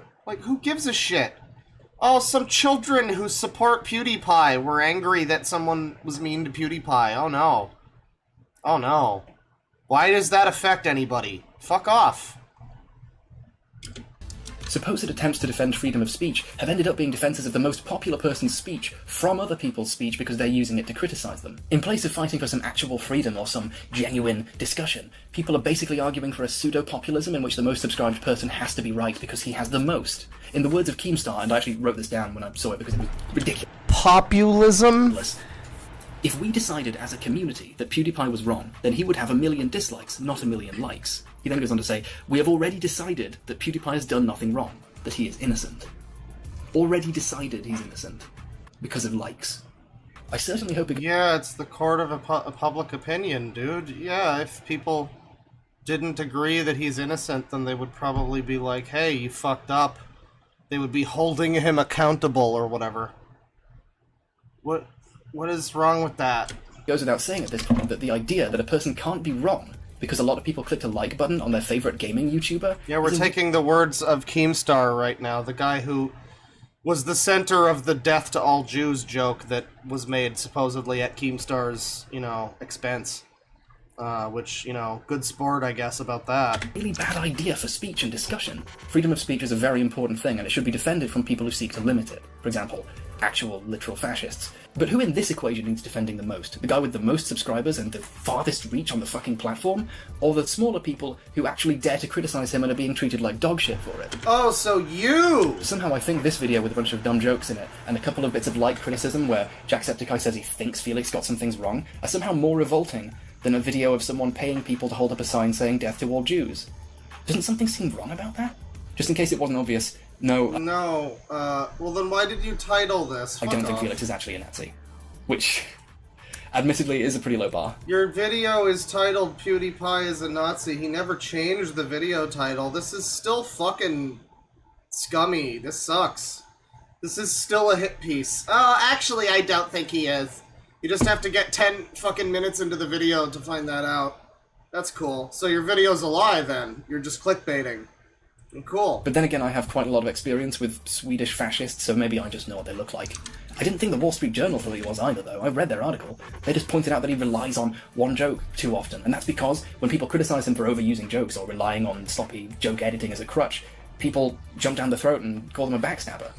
The structure of YouTube doesn't just hurt people who happen to not be as popular as PewDiePie and have different opinions. This is such a terrible video, because there's a point... I hate videos like this, where there's points in there that are fine, but he fucked up the presentation so bad. He could have made this a good video about how, yeah, people shouldn't be so quick to jump down someone's throat just because they have some criticisms of someone, whatever. That's fine. Sure, because there's a lot of things you could have probably said about PewDiePie back then, about his fucking editing and his horrible videos. His videos were horrible. So yeah, I'm probably in support of people criticizing PewDiePie for at least his video content. But, I don't know, man. You buried it under, like, half of the video being he's a Nazi, and all this fucking hyperbole, and all this dumb shit. It's not good. Also is bad for PewDiePie. Not a good video. Because his comedy can't evolve because people can't criticize him without being called backstabbers, so they don't bother. Unless we actually raise the discourse by treating everyone in the equation better, especially the people who criticize PewDiePie and have less of an audience, then we're going to keep encountering this same problem over and over again because nothing will actually change. Also, I really have to reiterate, I don't think Felix is a Nazi. Now I've said it, you can't sue me. Oh, tee-hee, isn't it funny? It's not really fucking slander. Tee-hee-hee, no crime. That's so funny, dude. Wow, that's just so funny. Yeah, the difference here is that you're trying to materially destroy someone and ruin their career. PewDiePie paid some people to hold up a sign that does nothing to anyone. That does no crime to anyone. But you're like trying, you're pretending that you're not. Fuck off. I hate this guy. Wow. No, I see the problem now. Fuck this guy. I watched his videos. I watched his fucking Sherlock or whatever. No, this guy eats dicks. And not in the good way. All my patrons for helping to validate. What a weaselly little liar, dude. In addition, what a weaselly little fucking liar, dude. What a fucking weaselly little fucking liar, dude. Alright. So that's that video.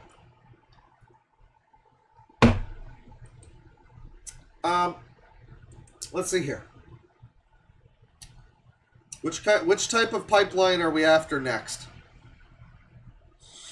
Well, firstly, there's this. So I got bad news for all you alt-righters out there. See that? See that? You're all fucking soy boys. Oh my god. Alright, cool. I guess now we're watching Capitalism, How the Right Stole Metal.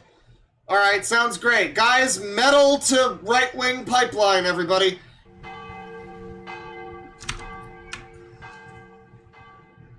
Stoned out, dumb, clumsy, soulless, overamplified and ugly. Surely rock was sinking to an all-time low with this satanic claptrap.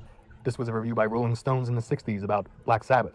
They also said the band's Christian/Satanist/liberal murk is a dim-witted, amoral exploitation. Tipper Gore of the PMRC in the 80s said, rock music is a bad influence on our youth. It promotes violence, drug use, and sexual promiscuity. Billy Graham, televangelist, says, rock and roll is the devil's music. It corrupts the minds of our young people. Jerry Falwell, another televangelist, rock music is a tool I get the idea. Satan. Its rebellious spirit undermines traditional values. Anita Bryant, singer, rock music is a threat to the moral fabric of society. It encourages hedonism and immorality. Bob Larson, Christian radio host and alleged former metalhead, heavy metal music is a gateway to demonic possession. Its lyrics and imagery lead people away from God. He's also quoted as saying, today, rock is playing a different and sinister tune when the lyrics explore the obscene and profane, when the entertainers... Don't need the fucking subtitles. So, a lot of Jesus quotes or whatever, sure. Throw out your Beatles records. Got it. Adhering to his Western Greek literature. Wait. He said, through make sure four mop-headed anti-Christ beatniks don't destroy our children's emotional and mental stability and ultimately destroy our nation as Plato warned in his Republic. Right. Another stoic conservative, valiantly adhering to his Western Greek literature. These are all classic examples of religious conservatives giving their input on the burgeoning rock and roll and heavy metal scenes beginning in the 50s and 60s with the Beatles, through the 70s with bands like Black Sabbath, Judas Priest, Motorhead, and into the 80s and 90s, the extremity and demonism of the music growing as rapidly as Jerry Falwell's Goblin King neck mask. Man, I love that this video's a half hour and I can already see where it's going. Yeah, it used to be counterculture, anti-right-wing, whatever, because, you know, they were all Bible thumpers or whatever, you know, yeah, Mary Whitehouse, that sort of thing. And then it became like Varg and Burzum and stuff like that, and you know it got real, I guess. I guess that's what it's gonna be. Dave Mustaine makes an appearance in this one, of course. Establishment groups such as the PMRC reacted severely to music in the 80s. This one's pretty boring so far, though. From the status quo.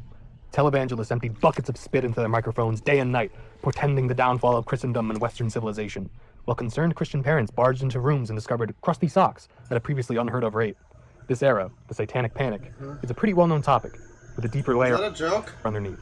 The traditionalist and conservative reaction to dissident musical expression, being as old as ragtime and jazz with Jelly Roll Morton, and back to the 18th century, with the devil's influence. Well, I mean, we can't say he didn't do his fucking research, but, like, let's speed it along here, buddy boy. I mean, I got it. Yeah, it used to be, you know, Christians hate metal. They still do, you know. Probably not the culture he thinks. How can you seriously state that all metal has a faithful commitment to nation, culture, and religion? Dave Mustaine was really committed to his nation when he put HW on the cover of Rust in Peace. And he was really faithful to his religion when he put the, alien Jesus.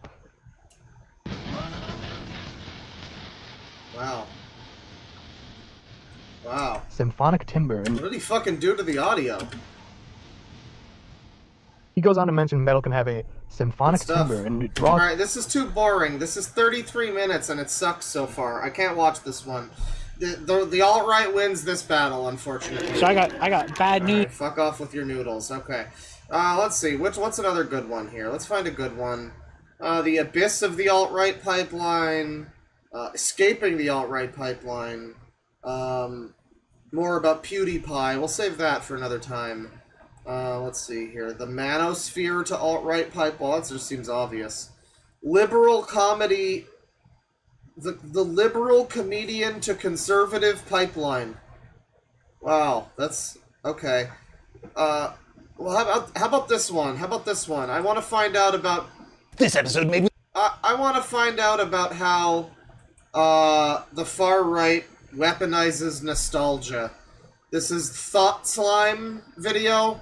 I've heard bad things about Thought Slime, so I'm excited. It's got the quartering superimposed over a Mario on the thumbnail, so you know it's gonna be good. With blast processing, Thought Slime does what Nintendo don't. Hello, only 90s kids will get this video. I'm BrainThink. Nostalgia is not an ancient Greek word that means the pain of an old wound. Yeah, everyone in chat is having the problem with Thought Slime. It'd be very poetic if it were, but it's not. It's more accurately translated as the pain of homesickness. The fact that the meaning of this word has been misremembered is very fitting in my opinion. We're all remembering a better version of the past that never apparently is a proud anarcho-communist, everybody. Actually existed. Where He's an ancom. Nostalgia had a cooler definition. Nostalgia is a longing for the past, a desire to return to a better time. Everyone feels it sometimes as they age, but people of my generation in particular, in my corner of the world, tend to have a far less healthy relationship with it. We grew up in a time that was very stable, or rather, appeared quite stable to us, the benefactors of the instability everywhere else. We came of age watching that stability become Get the Super Metroid shirt off, dude. Put on like a fucking Twilight shirt or something. You don't need to wear the Super Metroid shirt. dismantled after 9/11 and the Bush administration's erosion of civil liberties. Then, when we entered the job market, an enormous recession kept us from building up the type of self-sufficiency that our parents had enjoyed before us. Robbed of that seemingly natural progression, we escaped into happy memories of childhood and tried desperately not to grow up. And maybe I'm projecting a little bit here. A lot of people didn't have the privilege to regress in this way, but I sure did. So a classic stereotype of people like this, you know, the 20 to 30 something turbo lefty nerd on the internet who needs to inject politics into everything they do and every game they play and everything, and it's all part all art is political. The feeling is often that they are like ashamed of the fact that they're still into things that they perceive as being kiddie or whatever. They're like ashamed of that, and so they need to like gussy it up to make it more mature for themselves. So they do videos like this where they talk about, you know, they can make themselves feel like all of their history of playing Mario games, big Rames with a big Tames, you know, is actually led to something important and scholastic and academic that, you know, that they can look at and try to and pretend that they're proud of. And so did plenty of other people. I don't know if the that's sewer this background guy. behind me is sometimes pixel art because I grew up playing Super Nintendo, like on my shirt. Like on my shirt. Yeah, so I can see your shirt, dude. drew a bunch of pixel art, and it frustrated Hammerbeam T-Corp so badly that she had to make a good one. And it's a sewer full of slime because I grew up watching Teenage Mutant Ninja Turtles. The Eyeball Zone, whatever that is aesthetically similar to a Canadian children's programming block from the 90s.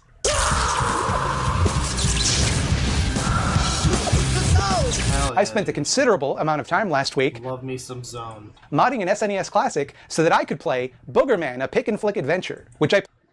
So he's the enlightened consumer. He's he knows all about the people that he's hurting in the cobalt mines or whatever, but he still buys all this stuff. Love it, good. So you're just a big hypocrite. You know, people act like you're not allowed to say that. Like, I mean, no, if you're sitting here and your channel is like you pointing out the inequities of society and how everyone's being harmed by art and we're profiting off of the harm, it's like, why are you living in this society then? Go and fucking help them out in like whatever country is fucking harmed by like Super Metroid existing, you know, whatever thing you're like rallying for. Why are you even still here? Played to the end and beat, even though I'm an adult and I'm very busy and I definitely had more important things to do. Wait, okay, so $5 from Samantha Jean. Fun fact, Thought Slime is best known for accusing Xander Hall of having a sex cult. Is this sex porn? Interesting. Doing literally anything is more important than beating Boogerman, a pick-and-flick adventure. I literally had video games that were more important to play. I've been trying to start a gaming channel for weeks. I could have been playing video games more productively than I was doing. And all of that is... Yeah, do you think he might just have a booger fetish or whatever? He's got this, like, green slime. He wants to play fucking Boogerman. Spiritually pathetic, but also harmless. Who cares if I want to smoke weed and watch Mighty Morphin Power Rangers? It might not be edifying for me, but it's not hurting me, and it's certainly not hurting anyone else. But it does mean that I care about silly You know, who cares if I'm 35 and jacking it to Paw Patrol? stuff. At least I'm not a racist. Sometimes I get mad if DC Comics makes a bad editorial decision, which means I'm always kind of mad. But some people care a lot more about this cultural ephemera. Some people care about it to the point that they're willing to hurt others. Hey, you know that part in The Empire Strikes Back where Luke heads into... He's even using the song from the, like, green slime goop area from Sonic 2. Like, this is Mystic Cave. This is the level that has, like, it's like the most... It's the closest to, like, a boogery level that there would even be in Sonic 2. With Spooky Cave, and he sees Darth Vader, but then he kills Darth Vader, and he finds out that Darth Vader has his face. Because guess what, dickhead? You can't hate someone without carrying them within you. We hate most that which we cannot face within ourselves, dummy! If I were to head into that cave, which I would not do because I have no interest in becoming a Jedi, Jedis are cops, I would see Jeremy Habley. Or The Quartering, as he calls himself online. Do you really, in your heart of hearts, does anyone in chat really believe that this guy wouldn't call the cops if his house was invaded or something? Do you really think that? Because he's also probably anti-gun, you know, so, like, what are you gonna do, buddy? You're not gonna defend yourself and no one else is coming for you, so I guess good luck. I've talked about this dingus a lot on my channel, a lot more than I probably should. I'm a little bit obsessed with him. For those that don't know, The Quartering is a pop culture commentator who got famous for being too toxic for the Magic the Gathering community, because he kept harassing women within it. Nowadays, he sits in front of a wall of all of the same stuff I like. So this is just more... like, low-hanging fruit, I guess. Like, low-hanging fruit's fine sometimes. I installed Dustborn, for God's sakes. With stream eventually, probably, I don't know, but low-hanging fruit can be fun. Like, you can dissect a low-hanging fruit. You can... But this is... It's like, can't you aim a little higher, though? I don't know. Like The Quartering... Anyone can fucking tear apart The Quartering, dude. Like, the last video we saw that talked about The Quartering had parts in it where I had to, like, defend The Quartering. Even though he's a giant tool, because the video that I was watching was just so bad. It was just so bad. So, like, this... You better not make me have to defend The Quartering here, dude. I really don't want to have to defend The Quartering again. The same stuff that makes me happy because it reminds me of my innocent childhood and weaponizes them to spread hate and bile. I can't help but think that if I met this guy at a party, if no touchy political subjects came up, we'd probably hit it off. We have a lot of interests in common. On paper, we're practically the same person, schlubby white dudes who rant to YouTube about their political views, often guised in the pretense of pop culture analysis. What's more, he's It's just that you do it for the right reasons. wildly more successful, which is galling. What's that? Analysis. What's more, he's wildly more successful, which is galling. Oh, that's what this is about, I see. They made him walk. Man, the H-Bomb video also seemed like he was just jealous of PewDiePie's fucking success. This is a little embarrassing. You know me, Thought Slime. I don't tend to self-aggrandize very often. I know that I am garbage, and I make garbage, but I think the garbage I make is much better than the garbage he makes. Oh, I'm sure you do, buddy. You look like you believe that. That's the thing. You don't even need to tell me anything. You just I love how he just, like, people like this can just have a look about them somehow that's just really smarmy and smug. Again, you're the reason why fucking Trump won, dude. Like, I hope you know that. People like you. So maybe some of my obsession is bitterness, but I feel like I suffer a lot of guilt by association with dickheads like this. That the communities I want to be a part of, video games, cartoons, comic books, sci-fi, horror, are all dominated by some of the worst chuds on the face of... The IPOS to jealous tirade pipeline. Oh no. Are we getting an unironic chuds here? Cartoons, comic books, sci-fi, horror, are all dominated by some of the worst chuds on the face of the earth. Oh, they become breeding grounds for reactionary... I love when they actually say chuds. I remember back in the day when Slow Beef got really mad about Gamergate, and he made a subreddit called r/chudfuckers in action. It was great. Weirdos. And the more toxic they become, the more I feel like I have to hide my interests because I don't want anyone to think I'm like them.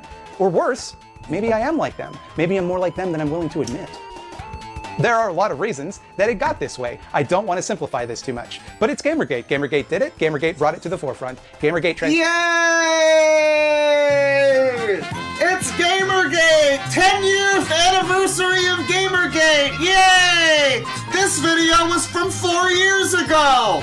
This video was from 6 years after Gamergate, and he's still talking about it! Yay! Yay! There's nothing that you guys did to lead to Gamergate at all! It was all the right wing! You guys are innocent! You've never done anything wrong ever!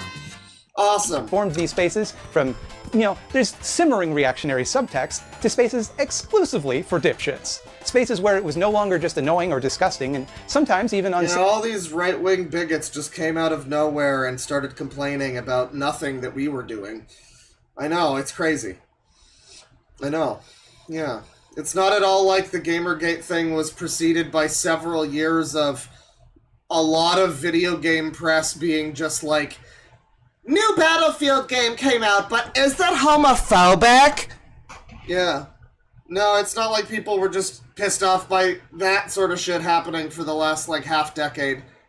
And then the funny part is, before that, you go further back in gaming journalism than, when it was all SJWs, and you know what you get? You get the time where they were all just really racist to Japan. That you get to, the late 2000s, where they were just really shitty to Japan. And they were constantly just, there was a clip I saw where it was from G4, I think, and it was one of the hosts, one of the sexy ladies on G4 being like, yeah, then we bombed Japan, and then they got better.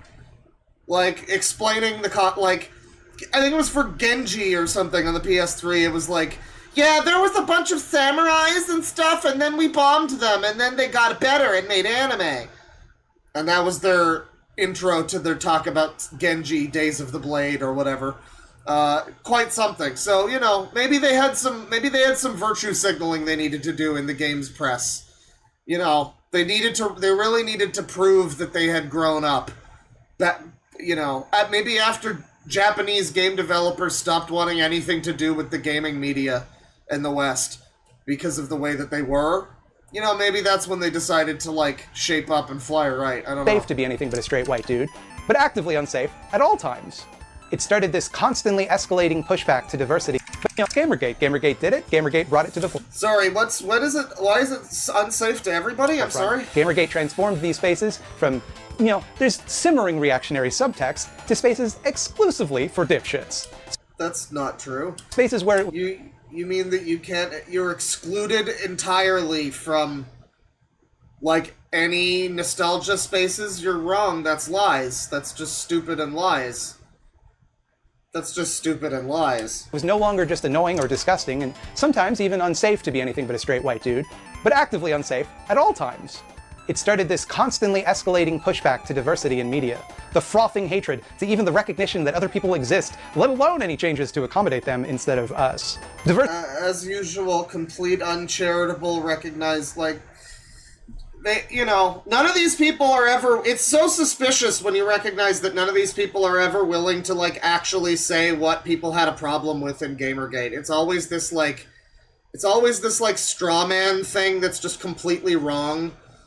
And, it's always been that way since fucking moment one. Since at least this point 10 years ago, chat, it has always been this way. It has always been, they're just a bunch of angry chuds! It's literally always been this way, and nothing could ever change that being the narrative.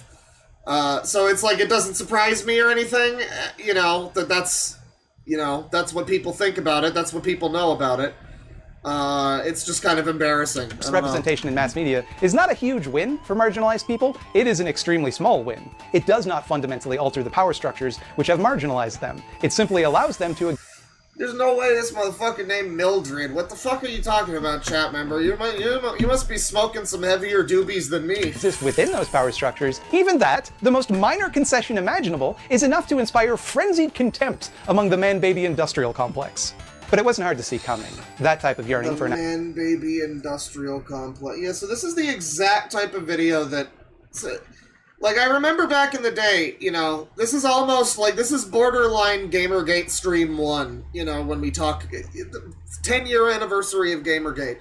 But, This is borderline that, because this is basically the type of person that I would have seen 10 years ago who was like... what was the big one? They called a lot of people... I remember one of the ones that came up originally was the insult toilet boglins. Some, you know, anti-Gamergate, like super lefty good boy on the internet was like calling the chuds... He was calling them toilet boglins. And that one took off a little bit. And it led to a lot of people pushing back with this, like, why are all of the insults that they call us, they're always like shitlord, poop brain. It's always like this... it's always like this weird, like, immature fucking playground shit. And this guy reminds me of that so much. He reminds me so much of that type of person who would have thought he was being really fucking funny and clever with his little, like, insults to the chuds, and actually it's just embarrassing. I mean... No, what you saw was cringe. Idealized prelapsarian past is the foundation of all reaction. It's a difficult balancing act to find joy in the past without developing a fear of the future, of progress. Because what if they take away your fake maple syrup? And that leads to some far worse territory. He keeps using songs that I like and everything. This is a miserable experience. He's got the Metroid shirt, he's got the fucking... Goddamn, we consumed all the same media. How did he end up so wrong? There's a phrase you've probably encountered online, maybe as a meme mocking the original concept, or maybe sincerely. The phrase is reject modernity, embrace tradition. The first time I read these words, it was on a poster for the group Generation Identity, a far-right xenophobic hate group dedicated to fighting immigration and the Songs are sped up because the video is sped up. Islamification of the West. He just talks slow. I mean, I have the videos sped up because we're going through for tons of videos today. We're gonna fucking overload with pipeline videos. We're gonna lay so much pipe, it's gonna be incredible. But the music is a bit loud. It's overpowering him talking, which is a problem when it's like boss music and it's really distracting. I.e., Muslims being allowed to live free of persecution. And this is the part of the video where I have to trot out Umberto Eco's definition of fascism from the essay Fascism, as all people on left BreadTube are contractually obligated to do. He lists off a series people calling it BreadTube. I love it. I love it. Traits that nascent fashion he lists off a series of traits that nascent Jesus, man. He lists off a series of traits that... It's so relatable. He lists off... This is not good content. He lists off a series of traits that nascent fascist movements possess, the first of which being the cult of tradition. Jesus Christ, that sentence was harder than I thought it would be. The cult of tradition, mind you, is not of any particular tradition. It's tradition itself. It is not relevant to a fascist... Yeah, you played Chrono Trigger. You didn't ask for this. You didn't choose this. But now you're a fascist. Proto-fascist, whether different traditions are compatible or contradict one another. Taken as a whole, they reveal some sort of wisdom or esoteric mysticism that reveals a higher truth. Quote, each of the original messages contains a sliver of wisdom, and whenever they seem to say different or incompatible things, it is only because they are alluding allegorically to the same primeval truth. As a consequence, there can be no advancement of learning. Truth has already been spelled out once and for all, and we can only keep interpreting its obscure message. You might notice that the far right tend to combine a lot of cultures into one mishmash to claim all the stuff they like in history. Somehow, their ancestors were Vikings and Romans and European Crusaders at the same time. These groups fought one another, they hated one another, they didn't see themselves as one shared race or identity. I mean,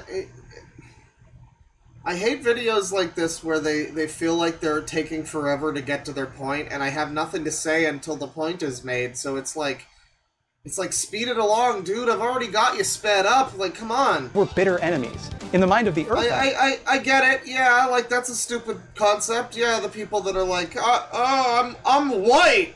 Oh, okay, dude. Yeah, you're white. That's my favorite country is Whiteistan.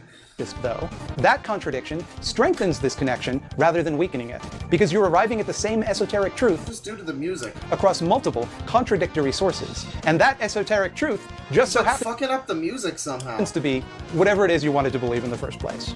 The second trait a fascist or proto-fascist may possess, according to Eco, is the belief that traditionalism implies the rejection of modernism.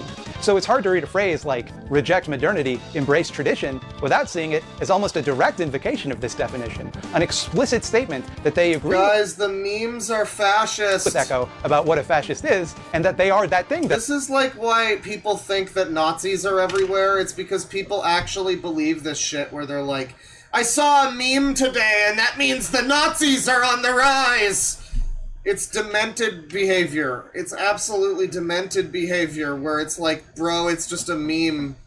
No one really thinks that deeply about it, and if they do, they probably find it funny that you're saying such a thing about a fucking McDonald's design or something. Like, that's dumb. These people really don't understand jokes, it seems like. The, like, super bred people, they just can't fucking figure out what jokes are. They think they know.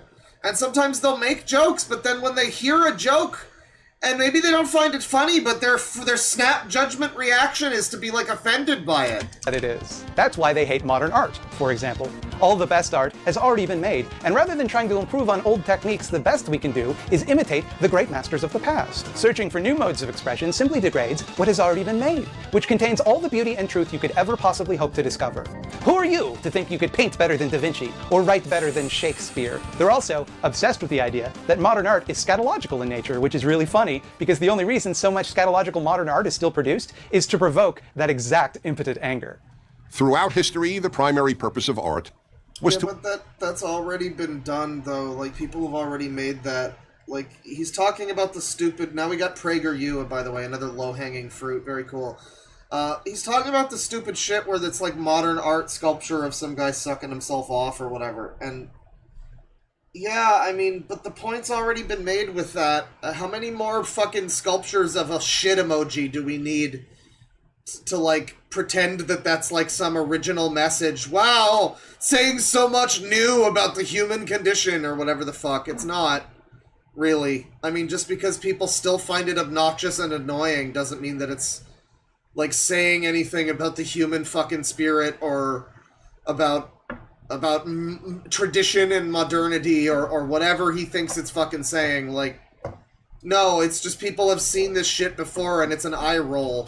Elevate people through beauty, artistic excellence, and emotional depth. To the left, the primary purpose of art, sculpture, and music is to shock.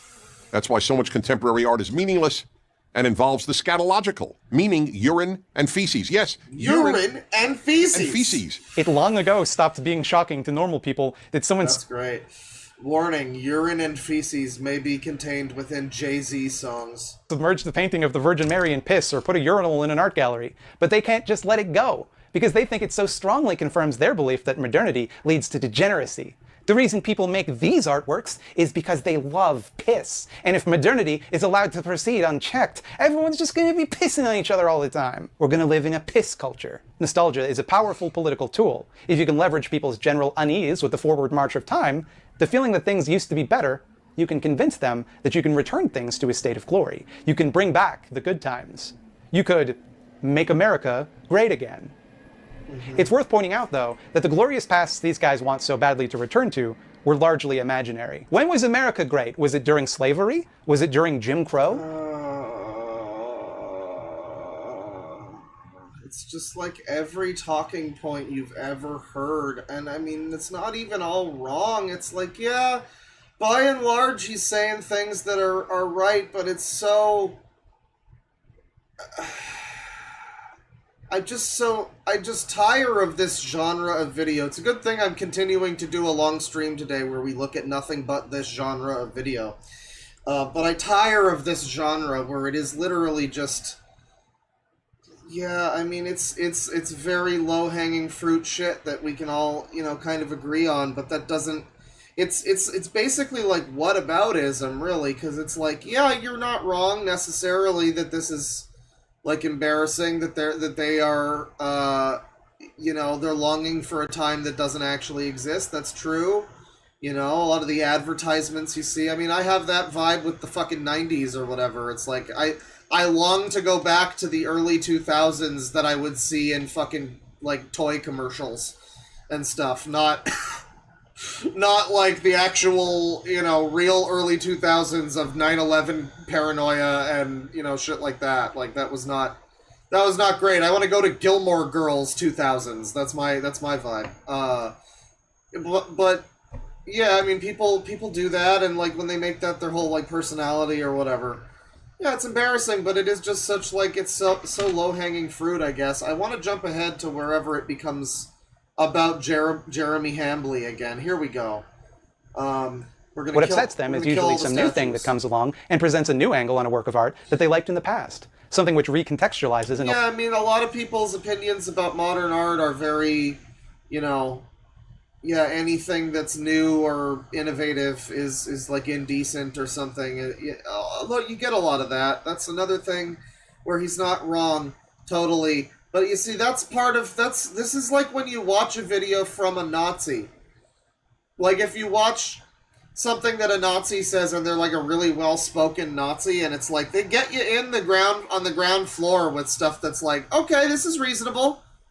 It's like Scientology too. Like, okay, this is fine. Yeah, my bad negative emotional energy within me. And then you go further and it's like, oh yeah, the flying spaghetti monster and Thetans and all that stuff. He gets you on the ground floor with stuff that's like, yeah, I guess we can all agree that these random Twitter people are stupid, and therefore he must be right about everything, right? I guess. Not something which destroys an older work. Take a look at how the Quartering responds to Elmer Fudd not having a gun in a new Looney Tunes cartoon. Not even the Looney Tunes is immune from modern-day retconning to appease 12 weirdos with Twitter accounts, right? And now nothing is sacred. The new series, Looney Tunes Cartoons, which premiered last week on streaming service HBO Max, who will now not be getting my money, although I was excited to see the Snyder Cut. What about all the millions of kids that see their fathers and mothers and brothers go out and sisters go out hunting? I don't get what's next. Is Pepe Le Pew going to lose his spray because it's too much like chemical warfare or something like that? Is that what we're going to do now? It's torture. Pepe Le Pew's spray is torture, so we had to cut that from the show. It will not be in the first entertainment world. I mean, but this is... It's dishonest for this guy to pretend like this is an out-of-nowhere reaction. I mean, is it correct to react this way? I don't know, but I feel like a lot of people look too deeply into a lot of things now for their own weird political reasons, and that has nothing to do with just the Quartering or anything. There's a lot of people that will come along like a Thought Slime who will be like, this new thing that's coming out, it's a secret racist dog whistle or some shit like that. I mean, people are just like that now. People are overly sensitive to things, in a political fashion, whether it's right or left or center or anything. People will, comb through press releases and read between the lines, quote unquote, and they'll come up with, things that justify their worldview in an Animaniacs reboot or some shit. And that's just the way people are now. It's stupid to act like this is just a phenomenon that's exclusive to someone like the Quartering. No, it isn't. It just isn't. Or not be the first in the entertainment world to eliminate these things from production. In 2016, the musical Hamilton chose not to use them. Elmer Chud! In the wake of another terrible thing that happened at the nightclub. Let's look at how the comments react. Is this a... Yeah, remember when you couldn't even look at the Hogwarts game? Listen, I have no... I don't know that much about J.K. Rowling. I think for the most part, I've not liked her for the past, decade or so. So I'm fine with, not liking her. That's fine, but... Yeah, it was a big deal. The fucking game was gonna start lining them up in the streets or something. I don't know about that. Although I did install the fucking Quidditch game on my PS5. It was, free plus on PlayStation Plus. So, the new Quidditch game. I mean, it might not be as good as the old Quidditch game, but I never played the old Quidditch game. I could be down for some Quid. In wake of another terrible thing that happened at the nightclub. What's really telling is he even says in the video he doesn't even really like Looney Tunes all that much. Like most kids in America, I grew up watching Looney Tunes, Bugs Bunny, and all the various tales there. I don't remember them very much, but it's like if they're on TV, I kind of remember them. Yeah, and this is the thing. This is where he's got a good point again. You have to give it to this guy. I mean, whether or not it's low-hanging fruit, this is an accurate thing to judge these people for. A lot of people in the Quartering sphere will self-admittedly not even give a shit about the thing they're talking about. I mean, we watched some of the people in relation to Doctor Who. A lot of people didn't see those streams because, a lot of people don't watch Doctor Who, and that's fine. But we were specifically watching this type of person talk about Doctor Who, and yeah, many of them would just outright, I mean, to their credit, they'd be honest about it, but they'd outright be like, no, I don't watch Doctor Who, blah, blah, blah, and it's like, well, why are you commenting on it? Why does it personally affect you? Why do you care? Why are you so angry and complaining about the wokes or whatever just because, I mean, about a show you've never seen and you don't even know the context of, like, how woke it's fucking been for the last... I mean, people say something or other has always been woke, and I often scoff at that because it's not... It doesn't mean the same thing now that it used to mean, to just have some political stuff. But Doctor Who, I don't know, the new stuff is at least as progressive as stuff from, like, the reboot season 3, you know, where it was like a lady married to another lady is shown and mentioned in the episode. They mention lesbians. They're shown even, and they like are together. It's fucking sick, is what it is. But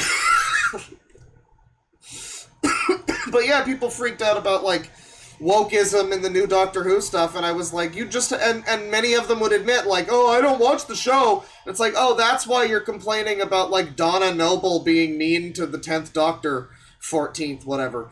Because you don't know that she's always been berating him since, like, 2007 or 6 or whatever. Like, that's her character. And people would just freak out about that, and it was like, yeah, you just don't watch this shit. You don't know anything about it. So yes, good argument here. I mean, but again, it is very low-hanging fruit. These guys are just slop content. I don't know. Like, it's weird how intimidated these types of people seem to be by this sort of slop content. They can't make content that's, I guess, enough to draw in this sort of person. But they're like, I don't know, this shitty garbage. It's like, it's only really drawing in stupid people. I mean... I don't know. The stupid people are going to go where they go, really. I don't know. I've always seen episodes. It seems weird to be so upset about the quartering existing that you need to make... That so many people need to make these essays about how they're weaponizing nostalgia, blah, blah, blah. It's like... It's just an idiot. It's just a fat idiot who pisses in his fucking basement. I remember seeing this when I was a kid. Not one very memorable, but a good time killer. Maybe not always the best messaging, but it was cartoons, right? This whole rant is just the knee-jerk impulse to anything from the past being changed. It's those dastardly SJWs. They took away Elmer Fudd's shotgun in a cartoon I'd never watch in a franchise I don't care about at all. And how am I supposed to sleep at night? Is nothing sacred? If we live in a society... Well, okay, but there is something to be said for, like... And people won't acknowledge this. They never do. Because they would, like, I guess, open holes in their argument or whatever. It's like when they changed the green M&M, right?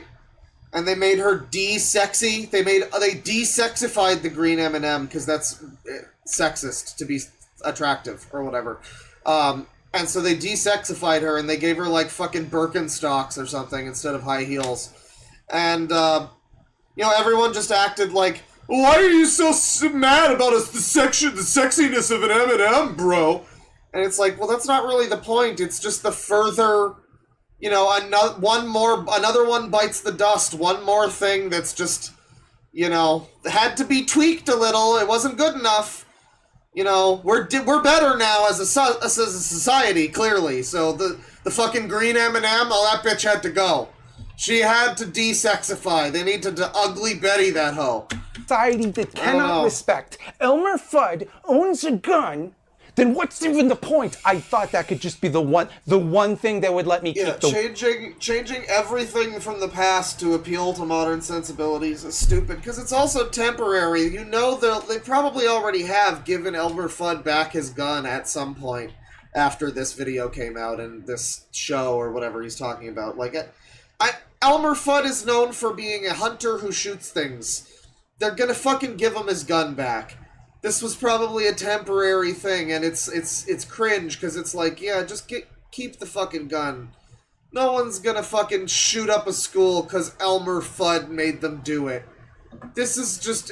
That's Clown World. That's Clown World. One thing that tethers me to this sin-cursed world, but they took it away. Now, don't get it twisted. I love Looney Tunes, and I think it's a little silly that they took away Elmer Fudd's gun. I don't think Elmer Fudd owning a gun promotes real-life gun violence, because he's a hunter hunting a rabbit. It's all very silly. But on the other... it's Clown World. And I like how every frame that I pause on this guy, he looks smug and annoying. So an adult, and I have a job. Yeah, every frame, wow. And I don't care if they make a Yeah, every frame! Cartoon that I do not like. So, wow, I've never seen someone this smug and annoying. I think this might be the most smug guy out there. There are many cartoons I do not like. What I do about that is I do not watch them, and it is fine, and nothing happens to me. Jeremy is also an adult, physically, anyway. Yeah, but isn't that the classic thing about, I mean, I hate to get all dramatic, but I mean, this video kind of invites it as it talks about, like, fucking reject modernity or whatever, and the definition of fascism and all this shit, but isn't that essentially the, like, first they came for X and I didn't speak up because it didn't affect me? It's that, isn't it? It's like, oh, it doesn't affect me. I don't care about the Looney Tunes. No, that one doesn't affect me either. It's like, well, when it does affect you, now suddenly nothing affects anyone and everyone's nihilistic. That's the worst thing, too, is the weird nihilism that comes with this, where at the end of the day, if people still have problems with things, they're always just told to, like, well, grow up, who cares? It's like, well, some people just care. I mean, maybe that's wrong for them to care, but they will. I'm just telling them that. Just being like, nothing matters, bro, it's just a stupid show or movie or game or whatever. It's like, man, that's not a great answer, is it? Just be a nihilist, bro. Nothing really matters. And he doesn't even really like Looney Tunes. So why is he even so upset about this? The Jumbo, the removal of Elmer Fudd's gun, is part of a larger pattern, one where creators and artists are needlessly kowtowing to the demands of a vocal minority of SJW interlopers. These nefarious SJWs aren't making these changes because they believe what they're saying. They're just trying to erase traditional imagery and traditional values by turning pop culture into insidious propaganda. But they are, though. I mean, like, not everyone. It's not like they, quote unquote, but I mean, not necessarily. It might be. I don't know. But, like, yeah, I mean, people think that they have the right ideas, so they fucking fill a thing that they've written with just these Twitter tier opinions, and the writing suffers, and it just becomes like someone trying to propagandize. I'll never forget when FD Signifier proudly and smugly admitted that he was a propagandist. Because, don't forget, guys, everybody does propaganda, smiley face. Yeah, dude, everyone does it. It's okay, everyone does it. Yeah, well, everybody poops, dickhead. That doesn't make it okay. Yeah, keep telling us it's about Scatological. Urine and feces. Sure, people will continue to believe you. He spends a considerable portion of this video complaining that one of the lead animators on this show made a drawing with a gun in it. What's this here? This looks like a weapon. Why did you draw that? Here's a tear gas canister. Why are you drawing cartoons that may actually represent real life? That can't be. You should probably take this down. J'accuse, you hypocrite. Why is it that it's okay for you to draw a gun on your personal Twitter account, all the while obeying a mandate not to do so in a property you're working on for one of the largest media companies in the world? You're trying to trick my kids. I'm onto you. You're trying to take their guns away so that the wascally wabbits can take over. Bit of a tangent here, but I don't know where else to talk about this. Before I move on from the Elmer Fudd video, it's a good band. I gotta bring this part up. The new series, the character will carry a scythe. Won't that foster opinions of slavery? You know, the tool that people use to handwork the fields? What about that? I wonder if anyone's pointed that out. So now we have Bugs Bunny, glorifying that kind of behavior. Oh my God, settle down, Jeremy. Adults are talking. Plantations. Why not have them use a cotton gin as a weapon?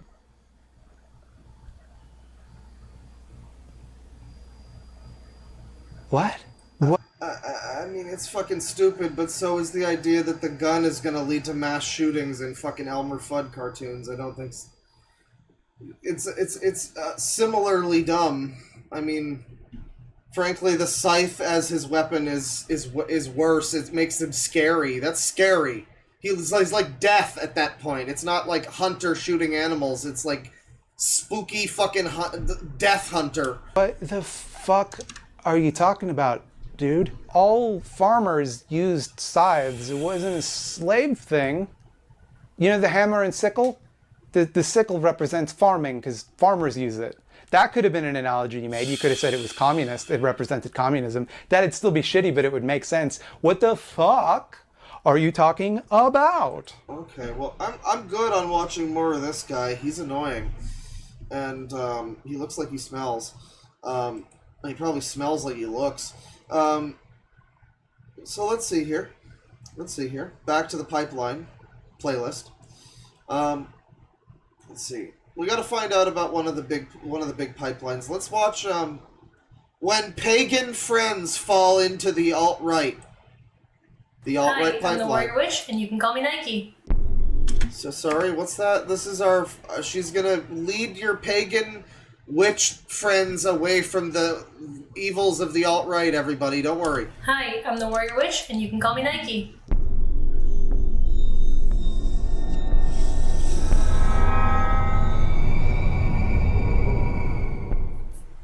It's been a while. I've moved. You may hear some echo in the room because the room doesn't have that much. So that's where we are. This video, quite similarly to another video. Got the Anita hoop earrings on, but she has more style than Anita, at least. That are recorded and posted recently-ish. Will deal with some very heavy topics surrounding racism, white supremacy, and Nazism, and the alt-right pipeline. Because this entire video is going to be about what to do or what to look for when you feel a friend is falling down the alt-right pipeline. So if this is going to be something that is particularly sensitive to you... How would you even live at that point? I'm sorry, on the internet, if you're a person on the internet and you're gonna be, like, triggered, literally like, oh, I need to back away, I'm sensitive! Because someone said Nazi! Bro, what are you gonna do? How are you gonna survive in an environment where you can't see people calling each other Nazis? That's like the whole thing now. That or pedophile. Nazi or pedophile, pick your gender. I would recommend maybe coming back to it later or making sure that you're in a good headspace to be able to engage with this kind of content, and just know that you're loved and supported, and it's not easy to engage with, so don't feel bad if you don't feel... Someone says we femoids don't claim her. Don't worry, it looks like she claims the femoids, if you know what I mean. You can watch it right now. I have spoken before, often, about how in witchcraft spaces we usually feel safer from alt-right rhetoric because so many of us associate it with the left and leftist ideas, especially online. You know, I strongly associate leftism with spooky witchcraft and necromancy and stuff like that. So, that's cool. But the reality is often more complicated than that.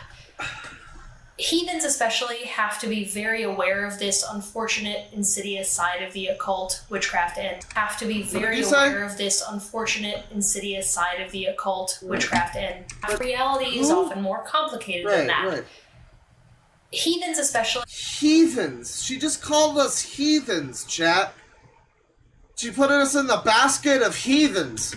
Have to be very aware of this unfortunate, insidious side of the occult, witchcraft, and paganism at large. As a heathen, I think it's important and even... Is that heathen or vegan? Witchcraft and paganism at large. As a heathen, I... Heathen? think it's important and even required as religious doctrine to speak out against evils like this and the ways that it can grab people. There's a few ways that we see friends slip into the alt-right pipeline, each with their own signs to watch for, and they're... This heathen! They're also going to vary depending on the spaces that you're in. For example, in New Age spaces, you're going to see a lot of this with conspirituality and some of these hidden conspirituality, everyone. Ideas that people don't always realize have these hateful histories behind them.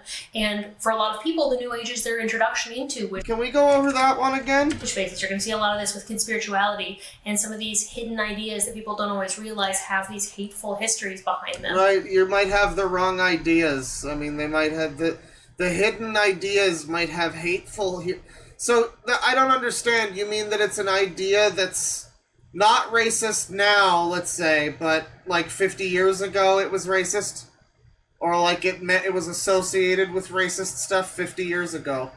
So you can't think it now, even though it's unrelated to that now. Or something. Okay. Uh-huh. And for a lot of people, the New Age is their introduction into witchcraft and paganism and the occult. And it has its own issues. I could make an entire video about the New Age and its pipeline specifically into the alt-right, but the sort of sum up of that information is that it involves anti-Semitic and racist thought leaders like Alice Bailey getting really popular earlier on, and their ideas continuing to have those influence even still today. Look no further than Spirit Science and his ideas and promotion of what boils down to space Jews, Hollow Moon, and fluoride conspirituality. Another area. Oh, so Spirit Science is in on it, everybody. He's part of the alt-right pagan pipeline, or whatever. Well, I would have thought, you know, it was more about his views on the Christ Sophia and Emma Watson, but okay. The area that I see this alt-right that works too. Very plainly is obviously in heathenry and ceremonial spheres. This is a problem that we see all throughout paganism, but unfortunately we see far more sightings of these particular ideologies in these specific spaces. I want to say up top that I am a heathen, and I would never be part of a religion or movement or practice that was based in so much evil. However, it would be... I'm a heathen. What does heathen actually mean? Let me, heathen. Oh, of course it's a band. You know. A person who does not belong to a widely held religion. Right. Relating to heathens, heathen practices. Okay, so yeah, it's a word for pagan or something, I guess. Responsible of me not to recognize that there are broad sections of heathenry and of the occult in general that are fully rooted in racism and white supremacy. I addressed some of those in a video that I did recently about Aaron Lale's book, which you can find here, but I want to get into some of the science to watch for. Most of the time, people aren't going to just jump headfirst into the alt-right. It's a slow, gentle slide and a transition of ideas. Oh, she makes it sound so relaxing, like you're gonna ASMR yourself overnight into the alt-right. You know, someone should make that video, like 6 hours of alt-right beats to relax to. It's just like chill lo-fi and then occasionally like, I don't know, Richard Spencer speeches or something. And values as a given person interacts more with members of that community. Many of the talking points that you're not really missing anything, but sorry. Here can often also be given a perfectly rational explanation if you don't really know what you're looking for. And some of these explanations don't necessarily mean that somebody is falling to the alt-right pipeline, depending on some of the stuff that No pipeline? saying. And an important one that I want to address up top deals with ethno-religions and ethno-religious communities. Ethno-religions themselves are not bad in any way, shape, or form. Trying to connect with your own traditions and your own heritage is a beautiful, wonderful thing. And we get to... Ethno-religions, huh? Yeah, worldwide. There are... So is she talking about, like, people that return to fucking Vikingism or whatever? Bunch of examples, but the ones that most people are going to be most familiar I'm an Odinist. with are Hoodoo, Voodoo, and ATRs, Judaism to a certain extent, and indigenous spiritualities practiced by Native Americans, Native South Americans, First Nations people, Inuit, Métis, Maori, You know all the names. I'm sure you know all of them. Sami, just to name a few. Just to name a few. You know, Coltrane, Mingus, you know, the list could go on and on and on. There are many traditions globally that are only passed on through certain cultural and familial lineages. We often hear these referred to as closed traditions. And again, closed traditions are not bad.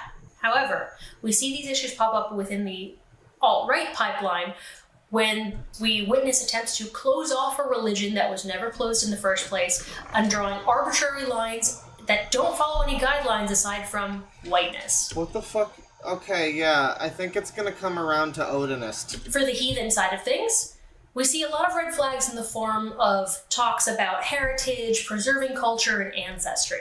Many of these flags and dog whistles are not exclusive to heathenry and apply to much more. I mean, you know, hey, if you're in this community, it might be easy to get misled by people that are ostensibly preaching this, you know, cultural thing, but actually it's like, you know, it's like rhetoric, it's indoctrination. Yeah, I mean, I guess that's a pipeline. I guess that could be a pipeline. Larger issue of spots. As silly as this comes across, I guess that might be a real pipeline. And red flags all across the occult and pagan sphere, and we can see it in places like Celtic spirituality and general occultism and things like that, especially if they have a lot of these Western European roots. But you can look no further than the AFA and the O9A for specific examples of how these things come about. The AFA holds the blatant view that heathenry is only for those who are of Nordic descent and white. This, of course, is bullshit, as heathenry is an open, reconstructed religion. It has never been, can never be, and will never be closed and exclusive to white people. I'm sorry, what is? Heathenry is only... Heathenry, so like, the practice of being a heathen, I guess. If we do heathenry, new religious movement. Ah. Heathenry, also termed heathenism. Zoom this in a bit here, there we go. Contemporary Germanic paganism, or Germanic neo-paganism, is a modern pagan religion. Scholars of religious studies classify it as a new religious movement. Developed in Europe in the early 20th century, its practitioners model it on the pre-Christian religions adhered to by the Germanic peoples of the Iron Age and early Middle Ages. In an attempt to reconstruct these past belief systems, heathenry uses surviving historical, archaeological, and folkloric evidence as a basis, although approaches to this material vary considerably. So, I mean, it continues. There's Nazi stuff. They dissolved after the Nazi stuff. Older groups adopted a racialist attitude. Yeah. Well, it seems like this specific religion thing is, oh man. Unfortunate pause frame on this one. It looks like this specific religion is being bombarded by the alt-right or something, or at least it has roots hundreds of years ago in the alt-right. For those who are of Nordic descent and 100 white. years ago. This, of course, is bullshit, as heathenry is an open, reconstructed religion. It has never been, can never be, and will never be closed and exclusive to white people. The attempt to make heathenry and other practices of European origin as a whole into a whites-only space is an obvious alt-right flag. The problem is that they can pull people over by attempting to parallel it with these legitimate ethno-religions, despite the clear lack. Okay, but like, why is it an obvious alt-right flag? That's just such a buzzword. Like, it sounds like this has happened since before Nazi Germany, so like, don't you think it's just an obvious, like, racialist, you know, you could say Nazi here, maybe, you know, but alt-right is a weird choice, I guess. It's like, the alt-right has only existed in the last, like, decade. What are you talking about? Of similarities when it comes to those other ethno-religious groups being the victims of centuries, if not millennia, of horrific discrimination, oppression, and even genocide. The attempts to close heathenry and other similar practices to whites only is a clearer flag than others, but often comes coupled with the more subtle and covert alt-right flags. Those attempting to draw people into the alt-right and those who have... What kind of subtle and covert alt-right flags is she talking about? I wonder if it's like actual flags that just have like really, really, really faint swastikas on them. Started to slide down that path. Like the flag's just white, but it has a swastika in like one shade darker white. And people, if it catches the right sunlight, you'll know. You know. Often use terms or phrases that could be seen as harmless or can be written off as jokes, sarcasm, satire. Tradition and ancestry are not bad things. A lot of very positive and wonderful communities focus on both of these. However, when it starts to turn into a yellow flag is when the talk shifts of a rejection of modernity specifically. Oh my god. And again, while these things are not necessarily It's the pipeline! a red flag on their own, It's the aforementioned pipeline! An alt-right dog whistle, it can point to a need to look closer for other signs. Appeals to authority and tradition, coupled with a rejection of modernity specifically, is when you start to see some of these flags turn from yellow to red. The issue with spotting this one, Yellow flags? Is that a thing? however, is that it's often explained away by those falling into or fully entrenched in the alt-right as jokes or satire or sarcasm, when the reality is that there is a hidden truth behind their words in these so-called jokes. We need to keep an eye out to see if this goes from talk of heritage and tradition to rejecting people from the tradition based on being mixed or not white enough, the way that the AFA does. Yeah, I mean, okay, so she's her pagan friends are turning alt-right by the moment, because I guess her like, her religion happens to be associated with a lot of racists and stuff, and always has been. So, guess that was a bad choice of religion, but, you know, unfortunate, unlucky. Let's see here. Well, here's one that's also timely. Again, Gamergate 10th anniversary is just happening, like, in the last week. It happened a few days ago, the Zoe post anniversary. You know, like a week ago. Now it's, you know, we're into it now. This is officially after post 10 years. Here's down the alt-right pipeline. I dated a Gamergator who was radicalized. And, my ex went down the anti-SJW rabbit hole and became entitled, mean, sexist, and developed anger issues. He also started forcing his vor fetish on me, and the sex became more and more about him over time. Oh no. Sensitive viewers be warned, Gamergate. Content trigger warning, Gamergate, Sargon of Akkad. Guys, in this video I will discuss cannibalism, rape, assault, Sargon of Akkad, and more. So I called off my wedding because my fiance sort of went down the alt-right pipeline. In retrospect, I see now that he was radicalized. And I want to talk about that today. So when I was 19, I met a guy who became my boyfriend, and he said that he was like a Bernie Sanders supporter, and he was very left-wing. Wow. 19, huh? I wouldn't have guessed your, you look great. You look great. So it started out with New Atheism. He started watching like a lot of Sam Harris and the Amazing Atheist and Richard Dawkins and that kind of stuff on YouTube. And then over the course of our relationship, he slowly started drifting towards more extreme things on YouTube. And I noticed that...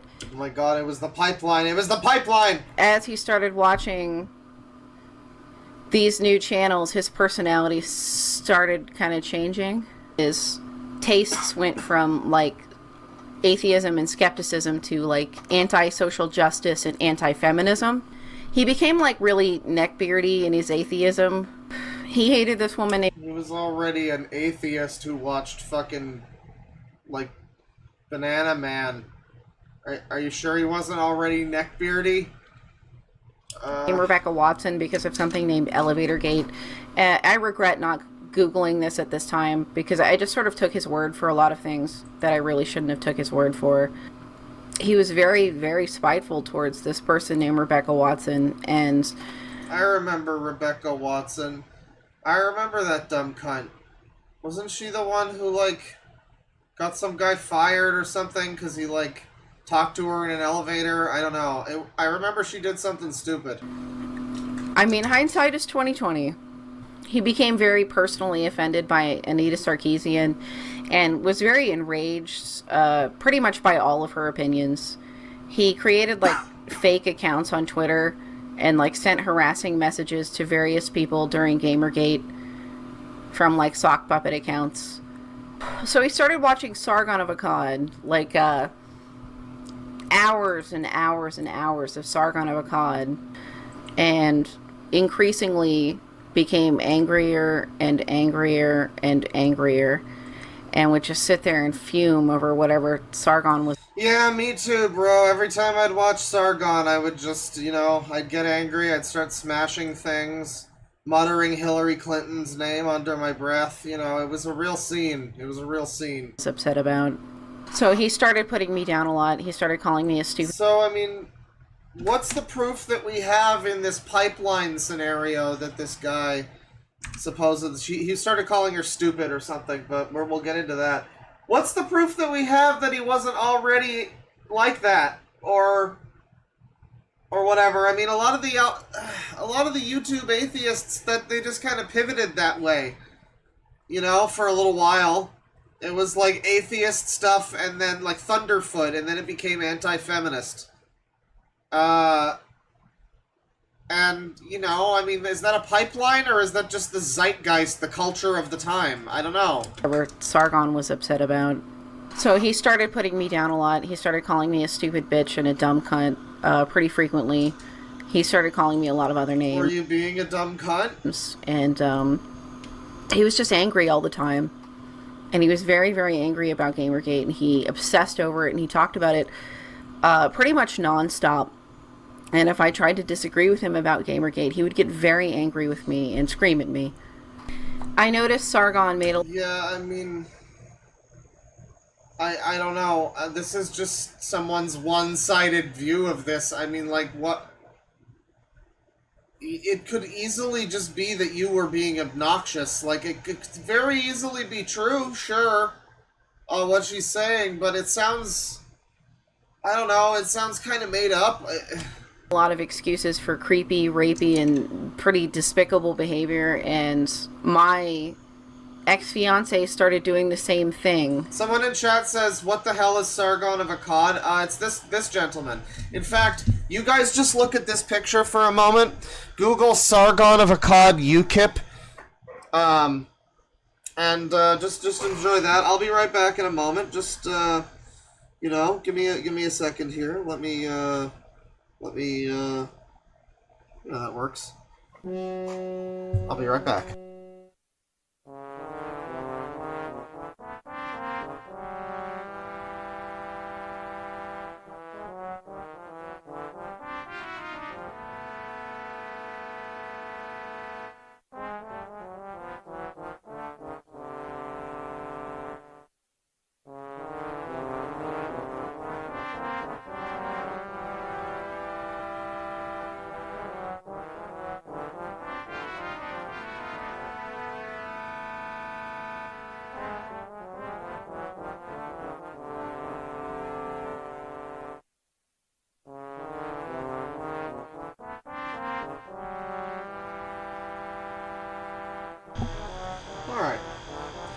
Someone says we're clowning, and he started. We're clowning on this innocent woman who was abused? Question mark. Well, that's not really it, is it? How do you know she was abused? She's saying it, sure, but it all sounds a little. He just watched some YouTube videos and he became an evil misogynist. I don't know. It sounds like it's one person's story, really. It sounds like this guy might have already had some views. Maybe this just took a while for them to come out. I don't know. But it's the classic, he watched Sargon and he became an angry incel, which, I mean, it is Sargon. That's fair. That might happen with Sargon. Changing as a result of that and becoming more entitled and pushy with his behavior. I noticed his behavior... I don't know why everyone's so mad, though, with Sargon. I mean, he said that he wouldn't even rape that politician lady. He said he wouldn't even rape her. I mean, he's not even gonna rape her. Why are the lefties so mad about that? Started changing when he decided to slap my friend's ass without permission in front of me and her boyfriend when we were still dating. Why are you showing me all this stuff about Sargon now? I guess just because he watched Sargon, so now we're just getting some fun facts about Sargon. All right. And this was the first of many things that he did that were weird and that just sort of made everybody uncomfortable. My ex-boyfriend's friend had sex with his girlfriend while she was passed out, and my ex-boyfriend said that it was just a mistake that his friend had made and that it was no big deal and that, you know, people make mistakes. And I said, you know, that's rape.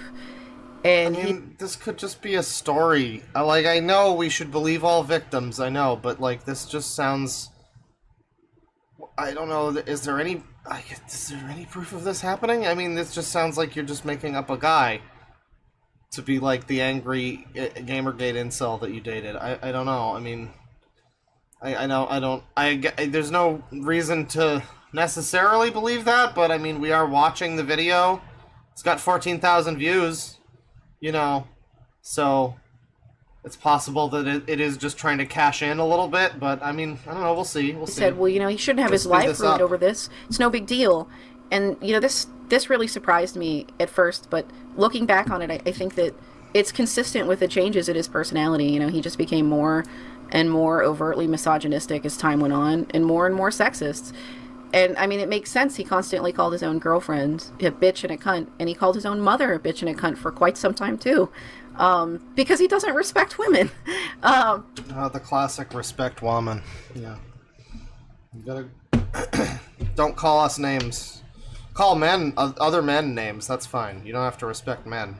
You can call other men dickheads. You can call another man a bitch. No one cares. How dare you say that to a woman? A woman. Don't you know they're all equal? You fucker. So I guess I can't be surprised, but I mean, when I was in the thick of it, I didn't realize what was happening, I just kind of... Maybe the guy's mom was bad mom. I don't know. Like, you got a guy, his dad sucks. My dad's a real asshole, Oh, I fucking hate my dad. He really sucks. I don't know. That's like a normal thing some people could say. If his mom was a bad person or whatever, a bad parent, he might just not like her very much. If you were being annoying, he might call you mean things, I guess. I don't know. He said names to me. I don't know. Thought that the person that I fell in love with was being an asshole for no reason, and I didn't really understand why they were changing. When we had first started dating, he told me about his fetish, which was vor. And wasn't your first that wasn't your first clue, huh? But he had never pressured me into it or coerced me into it at any point in time up until this point. He told me if I wanted to participate, I could. I said I wasn't comfortable with that. How does she participate? And the other half of that question is, how can she opt out of participating? Is he gonna vor himself? Is he just gonna swallow food and pretend it's vor? I don't know. He wanted me to talk about hunting down and catching and eating and swallowing and killing his ex-girlfriend in bed while we were having sex. And I wasn't comfortable with a lot of the stuff he wanted me to do. And he said that I didn't have to do it if I didn't want to. But he lied to me. He was so pushy.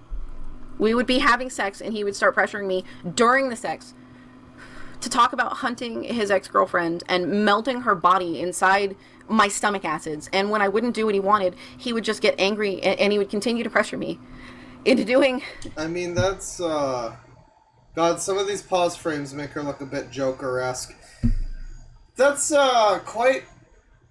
quite something of a claim. That's quite wild. I mean, if this is a true claim, that's, wow, what a guy. What a guy. What a guy.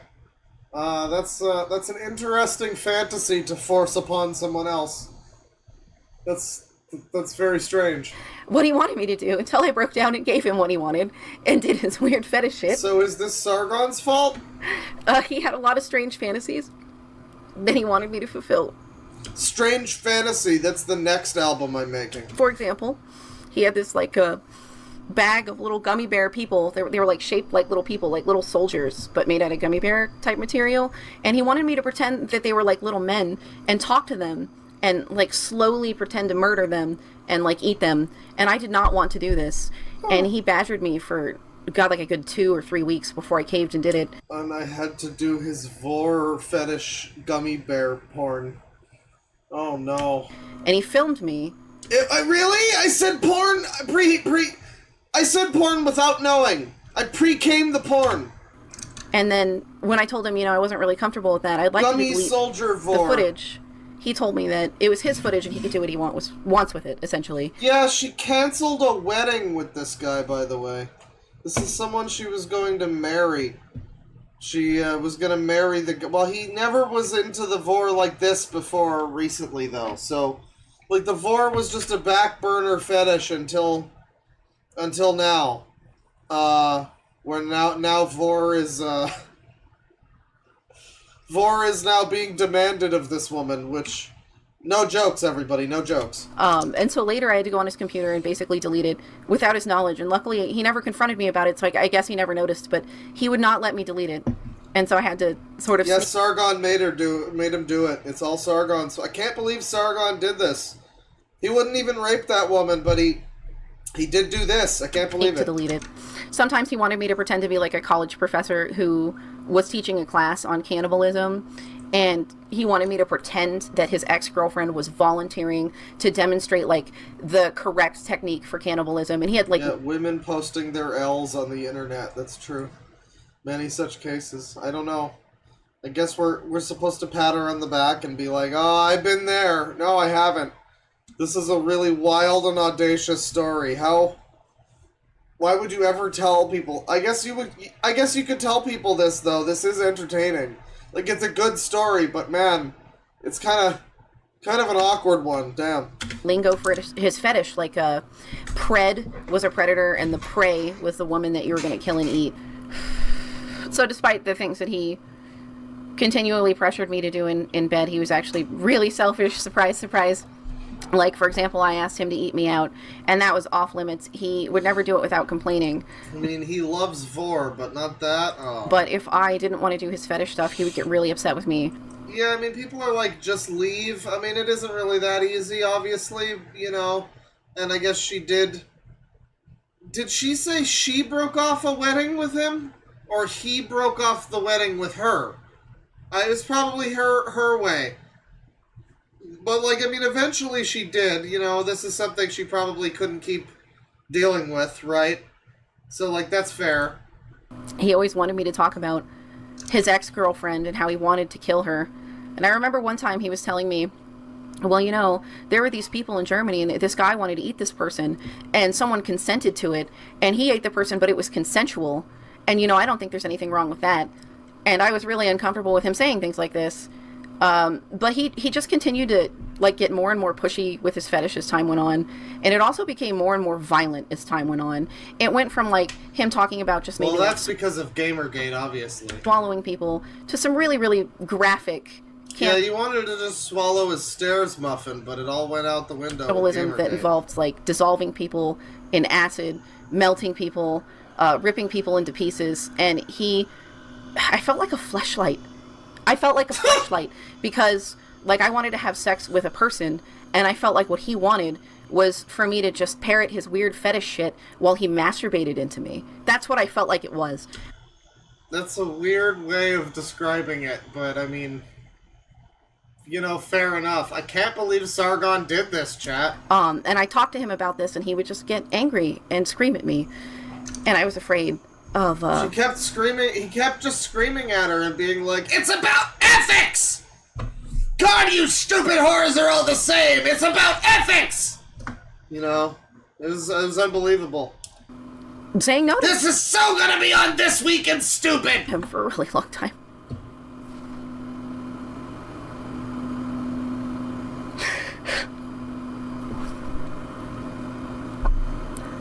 And I remember one time...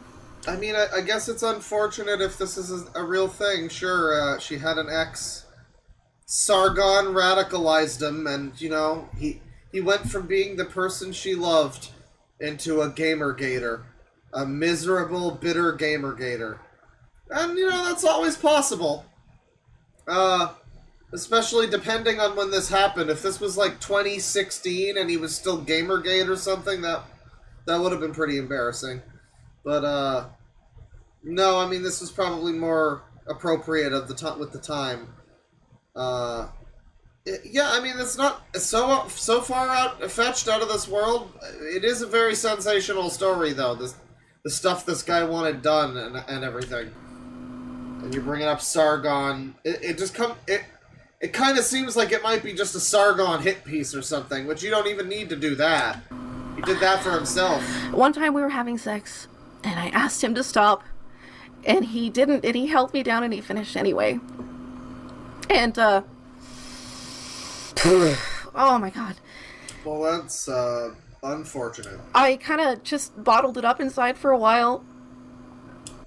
Very unfortunate. I'm gonna skip to halfway and see if we get back to Sargon. Is this way, or if he became this way. I kind of wonder if, like, the person I fell in love with was real at one point in time, and he's just a different person now. Well, Sargon changed him. Or not, he deceived me, and the person I fell in love with is just not real, because it just seems so insane to me to date a person who claimed to be politically on the left, who claimed to be politically liberal, and then, you know, when the 2016 election happens, he votes for Donald Trump. Wow, how could he? And I asked him why he was supposed to be on our team to vote for Donald Trump, and he says it's because Bernie Sanders didn't win the primary, and he said the only thing that really mattered to him was that someone who was an outsider, quote unquote, won the election.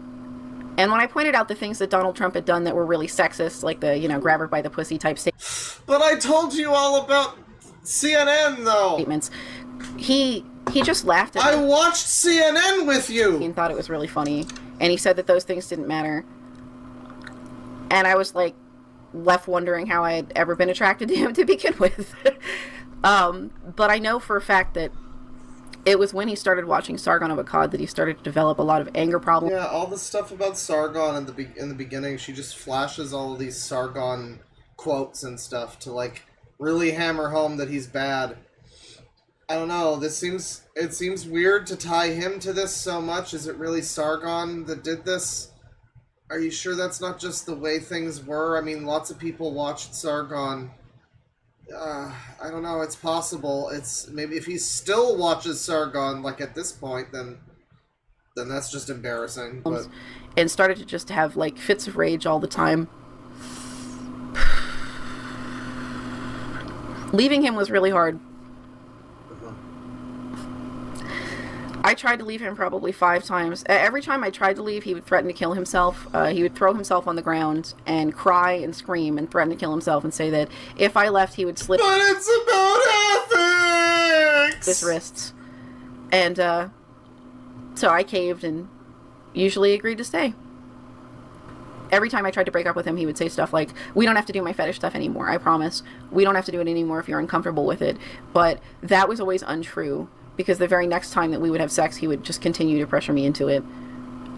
So, I mean, he was just going to continue to coerce me into it, regardless of what I wanted. And it's all Sargon's fault. Well, the pipeline led to a very unfortunate relationship, and that sucks. The video's a little too heavy, and it's not enough about Sargon. Wait, hang on, is this part about Sargon? No, it's mostly about her relationship, which I guess is... You know, fair, you make a video about that, that's fine. I came here for Sargon action, though. So you know what we're gonna do now? We're gonna watch one of my favorite YouTube channels. This is just I love this guy. I'm so happy that we get to talk about this guy. It's Noah Samsen, everybody. Does the right-wing YouTube pipeline still exist? Did it ever? Hello everyone out there on the world. Hey everybody, it's Noah Samsen. Look at how his face looks. Wide web. Welcome back to another episode of emerging from my depressive episode to text back my friends and family and bring you some content. I made a video for you. A little while ago, a question popped into my mind. Does YouTube still have a right-wing radicalization problem? There's been a good amount of media coverage on this idea over the years. The idea that YouTube's recommendation algorithm pushes people towards more extreme political content, usually on the right. Young, impressionable, this type of thing. Start out watching some run-of-the-mill, anti-woke, anti-social justice warrior. But he's one of the good ones, everybody. He's not like the other whites. Content. Your Crowders, Petersons, Carls, Shapiros, Rubins, dime a dozen, these guys. And eventually find themselves smashing... Yeah, buddy. Carls, Shapiros, Rubins, dime a dozen, these guys. You know... I don't know if you want to talk about how dime a dozen some of them are when you make the same type of content as everybody else in your, like, sphere. I mean, we have videos on this playlist that are basically the same video, and I'm gonna have to, like, watch them at the same time and, like, compare them and see if they're the same video. And eventually find themselves smashing that subscribe button on the YouTube channels of real-life white supremacists. People like Stefan Molyneux, Lauren Southern, Richard Spencer, and David Duke. Yeah. I don't really think Lauren Southern is a white supremacist or anything, but, and Stefan Molyneux, isn't he just like a fucking ANCAP or some gay shit? I don't know. I don't think he's a white nationalist or anything. That David Duke, the former Grand Wizard of the KKK, had a YouTube channel. He was doing travel vlogs or something, I don't know. The problem is that media coverage of the pipeline effect has been mostly anecdotal. There are some really good stories, like in the New York Times, The Making of a YouTube Radical, and many others. I'll link some in the description. And I've personally... So it's all thanks to the... What do you know? It's down to the MSM. Crazy. The YouTube pipeline originates from like Wall Street Journal and New York Times and shit like that. That's you love to see it. So it really, so a bunch of this spiraled out of. Wait a second, hang on. New York Times, The Making of a YouTube Radical, yeah, YouTube Radical, and many right? others. I'll link. Yeah, YouTube, the Great Radicalizer. So this is outdated media rallying against YouTube and how YouTube is basically taking over. You know, for like news and stuff over like a news website. Like no one's going to fucking the Daily whatever if they can just get their news from a YouTube guy. That's becoming more popular. It's encroaching on their territory. And so maybe they start spinning this idea of the YouTube pipeline, the algorithm, the alt-right algorithmical pipeline. I mean, there's a reason why it comes across like, you know, like, it comes across conspiratorial. There's a reason why it comes across also, like, out of touch and, like, Jack Thompson-esque, you know? Because it basically is. It seems like it's from people. Maybe that makes sense. Maybe this really is from, like, newspapers like this that started pushing this idea. Because it's like, yeah, you don't understand the concept of the YouTube algorithm and how it even fucking works. Maybe it's boomers that invented this idea of the radicalized pipeline. I don't know. Some in the description. And I've personally read a lot of comments talking about how the edgy, anti-SJW, anti-woke YouTube has led people to some very bad places. How to fall down the anti-SJW rabbit hole. I had a Ben Shapiro phase, and I'm glad I did. Oh wow, I've watched some of this lady's videos. I'm gonna have to watch this one. That sounds interesting. So that's actually interesting. I've seen this person. She's very intellectual in her videos. This Oli Sunvia. She comes across very, like, you know, educated and whatnot. Very analytical. I wonder what happened here. I wonder what the comments are like there. That sounds exciting. And then this lady down here with the alt-right rabbit hole. We gotta have more rabbit hole. But are these examples indicative of a widespread problem that's caused by the algorithm itself? And is that problem still around today? Why don't we look at the data? Why don't we look at your dad? There have been a few studies done on this. One of the more recent ones is pretty comprehensive. Algorithmic Extremism, Examining YouTube's Rabbit Hole of Radicalization. It uses a lot Right, the studies. of data and graphs and Hang on. What's this cool data? Categorization, soft tags, and examples. Let's see here. Well, we got Conspiracy, a channel that regularly promotes a variety of conspiracy theories. We got Libertarian, political philosophy with liberty as the main principle. There's examples there of, like, YouTube channels, I guess, or news locations. You get, you know, X22 Report and Next News Network for conspiracy. Anti-SJW have a significant focus on criticizing social justice, see next category, with a positive view of the marketplace of ideas and discussing controversial topics. You know, pretty balanced view of what an anti-SJW would be, sure. Sargon, Tim Pool. Social justice promotes identity politics and intersectionality. Peter Coffin and H. Bomber Guy. That's a good one. You love Peter Coffin and H. Bomber Guy. Two whites. That's great. White Identitarian, we got Richard Spencer. Educational, late-night talk shows. Anti-theist. Socialist. Richard Wolf. Is it? Okay. Anti-whiteness. African Diaspora News Channel.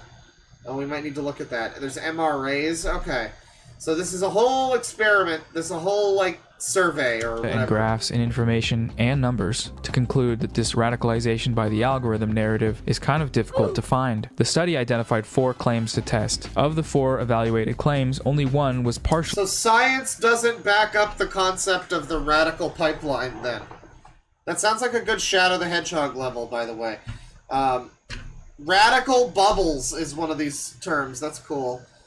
So he just admitted that there's, like, scientific proof that basically doesn't seem to line up with this concept. Let's see how he worms out of this one. Supported, that one being that viewers who already watched extreme content were sometimes shown more of it, but the radicalization pipeline claims were not. Viewers of moderate to politically right content were very rarely shown extreme content. Another more recent study from the Anti-Defamation League had similar findings. They identified multiple studies are sounding like they're not exactly finding evidence of the right-wing pipeline, everybody. 2 groupings of channels. The first, alternative. This included names like Steven Crowder, Candace Owens, Laura Loomer, and members of the intellectual dark web, which is like One Direction for sort of bigoted doofuses. The second group, extremist or white supremacists, which they don't provide the complete list for publicly to prevent the amplification of these channels, but Mike Cernovich and Faith Goldie were 2 examples that they gave. Good old gorilla mindset Mike Cernovich.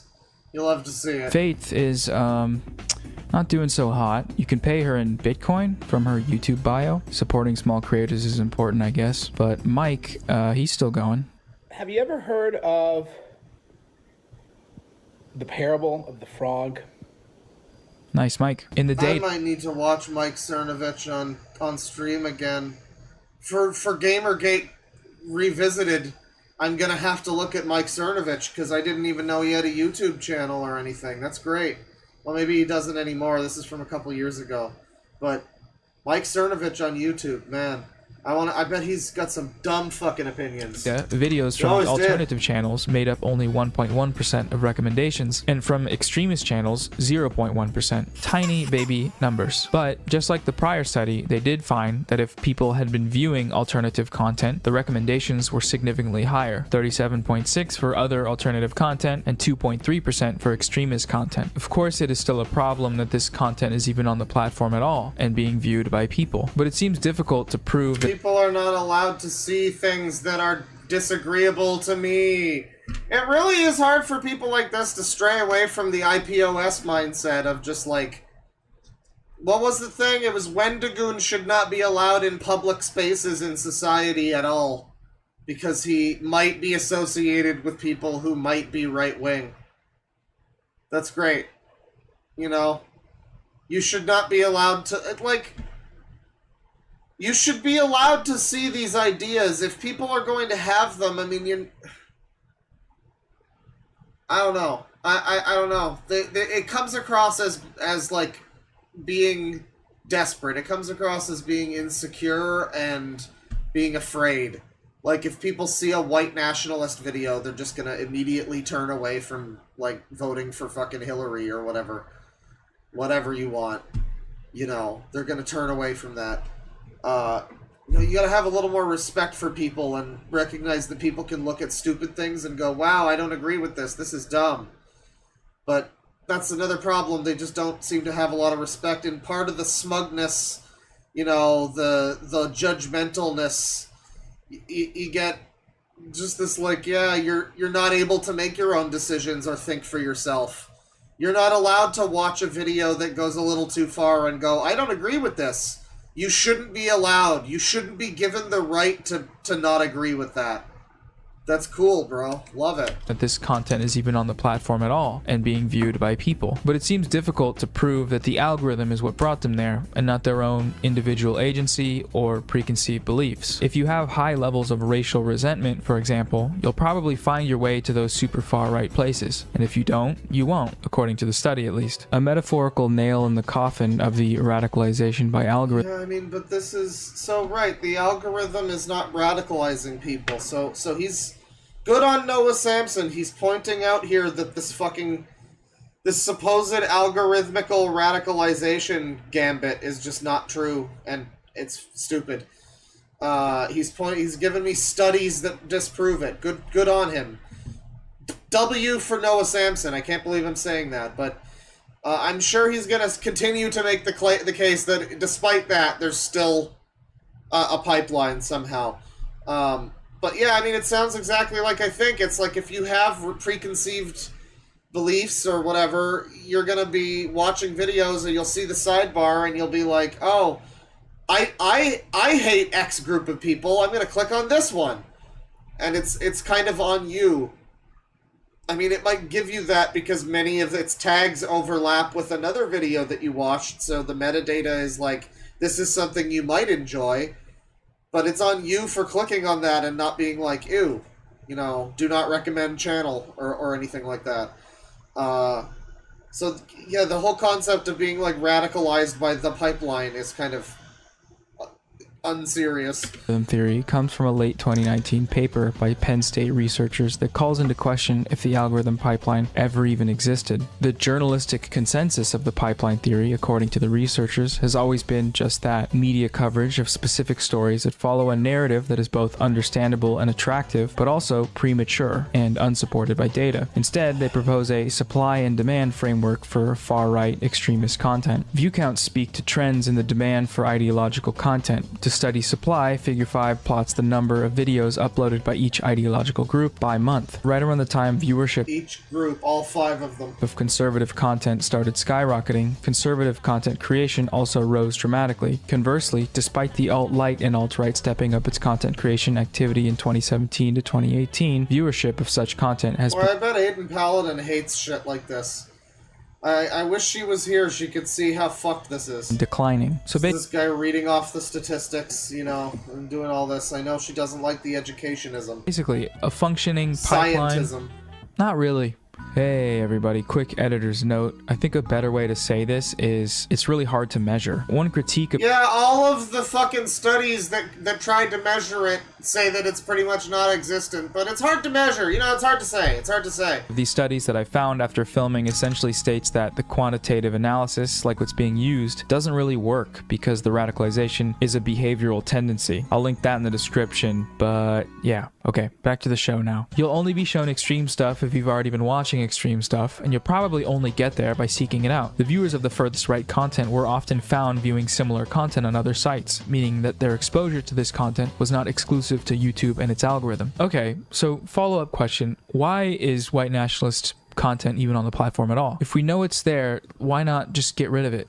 Why not just disable people's right to have opinions? Because his idea of white nationalist content would be a lot of people who are just like talking about Star Wars or something. I mean, for one thing, it's even if it gets worse than that, you know, it's just people's opinions. I don't know. I mean, I guess whatever, hate speech, but it's like it's words on the internet. I don't know. But also, I mean, yeah, it's I don't know, it's like, you know, people like this would go after people like Wendigoon, right? I mean, like, white nationalists like Wendigoon. So, it doesn't work so well to be like, just get rid of the white nationalist content, because that turns into like, well, he knows someone who might have talked to someone who's a white nationalist. So, get rid of him. Yeah, his channel's bigger than mine. Get rid of him. No, but most of the channels in the extremist category brush right up against the line of the terms of service, and most of those who cross it are banned. The end of the pipeline group that I mentioned earlier, Stefan Molyneux, Richard Spencer, David Duke, and Lauren Southern, have all been banned as of early 20... Wait. She's live right now. Okay, well, most of the channels have been banned. Right, thank God most of these people aren't allowed to think things publicly anymore. Yeah, I don't know why overtly communist channels are allowed, but stuff like this is a problem. Again, millions died there too, but like, alright. And this is thanks in part to YouTube's 2019 policy updates. Aside from these bans and others, tens of thousands of channels were reportedly purged during that time. The 2019 crackdowns included hiring more content moderators, tightening up its hate speech policy, and apparently adjusting the algorithm to provide a more politically balanced viewing experience. Exactly how this last point works, meaning the algorithm itself, is not public information, because why would YouTube squirt its secret sauce anywhere that they didn't want it to be squirted? worded, but YouTube's basic claim is that instead of providing a more extreme version of the content that you're watching in the recommended feed, it will give you something more mainstream, moderate, or from an official source to avoid this sort of rabbit hole effect. And looking at the numbers, it seems like these steps are doing a decent enough job. Yeah, I mean, it's mainstream and moderate, I guess. Like, he seems to continue telling us, like in the section called Evaluating the Data, it sounds like there is no pipeline. The more we watch of this, it sounds like there certainly is no pipeline. If we're talking about the data, then it sounds like there's no fucking pipeline. No evidence? Shadow War. There's no pipeline. There's multiple studies that say that there's no pipeline. YouTube's saying that they do what they can to reduce people's ability to get into the fucking pipeline. It's not perfect because this kind of stuff is still out there and people are finding it. Yeah, don't forget, by the way, you're not allowed to be like Richard Spencer or whatever on YouTube, but the Zooier Than Thou podcast is still up. You're not allowed to talk about the horrible things that Zoophiles did, by the way, on YouTube, but Zooier Than Thou podcast still up. You know, that's cool. But it is improving, maybe? I don't know. So shout out to YouTube and the Alphabet Corporation for speaking of sites that aren't still up, by the way, apparently the pedo site got taken down or something. I'm not sure if it was shut down from inside or if it was, like, seized, you know, but, yeah, it's gone. They might have just moved, but the site is, that site is gone, so, I don't know. It might be a victory. Saving the world and making it a better place because they wanted to, and not because of the profit motive or advertisers threatening to pull out or anything like that. That would be super fucked up. Corporations are good. All of this stuff kind of tracks with my anecdotal experience of using the platform. Yes, there was a time when YouTube's recommendation system was pretty aggressive. Watch one tutorial on how to make your bed, and soon enough, you'd be in a congressional hearing advocating for universal basic sexual intercourse redistribution. As I said before, I don't think anybody really, like, that's like it's a joke, but like I don't think any. You would have to go out of your way and be clicking on videos about politics. That doesn't make sense. That's not a joke that makes sense. Like, it's not even as a joke it doesn't make sense. You could have said, like, something that's in some way related to the Congress and whatever, and just act, like, but there's not even a pipeline there. You just said two different things. You would have to be seeking it out. There are plenty of stories of people being drawn into alt-right thinking by the algorithm, but now things on YouTube feel different. Most of the prominent conservative political content today is this nicely packaged, impotent brand of conservative values, which is mostly just whining. Critical race theory is basically just an import. Let's tear down. Wow, I can't imagine where I've heard whining before. On all of the systems and restore systems of actual discrimination, reverse discrimination, in order to restore some sort of equality of outcome. Culture war garbage with some anti-vax stuff mixed in. The parents are all vaccinated if they're good, decent citizens. So I don't really understand the connection, actually. Are you a good, decent citizen? Are you vaccinated? It's nobody's business whether I'm vaccinated. That's like me asking you the last time you got laid. I mean, it's just irrelevant. Made by some of the most reprehensibly boring and unfunny people on say that again, Noah Samson. Planet Earth. Not to mention the Afghanistan pullout that obviously caused the death of Americans and plenty of our Afghan allies, going directly against the advice of military leaders with no accountability. So this is why you're seeing people out there, I think. Is this funny? Did he add this? Did Noah add this? Fuck Joe Biden?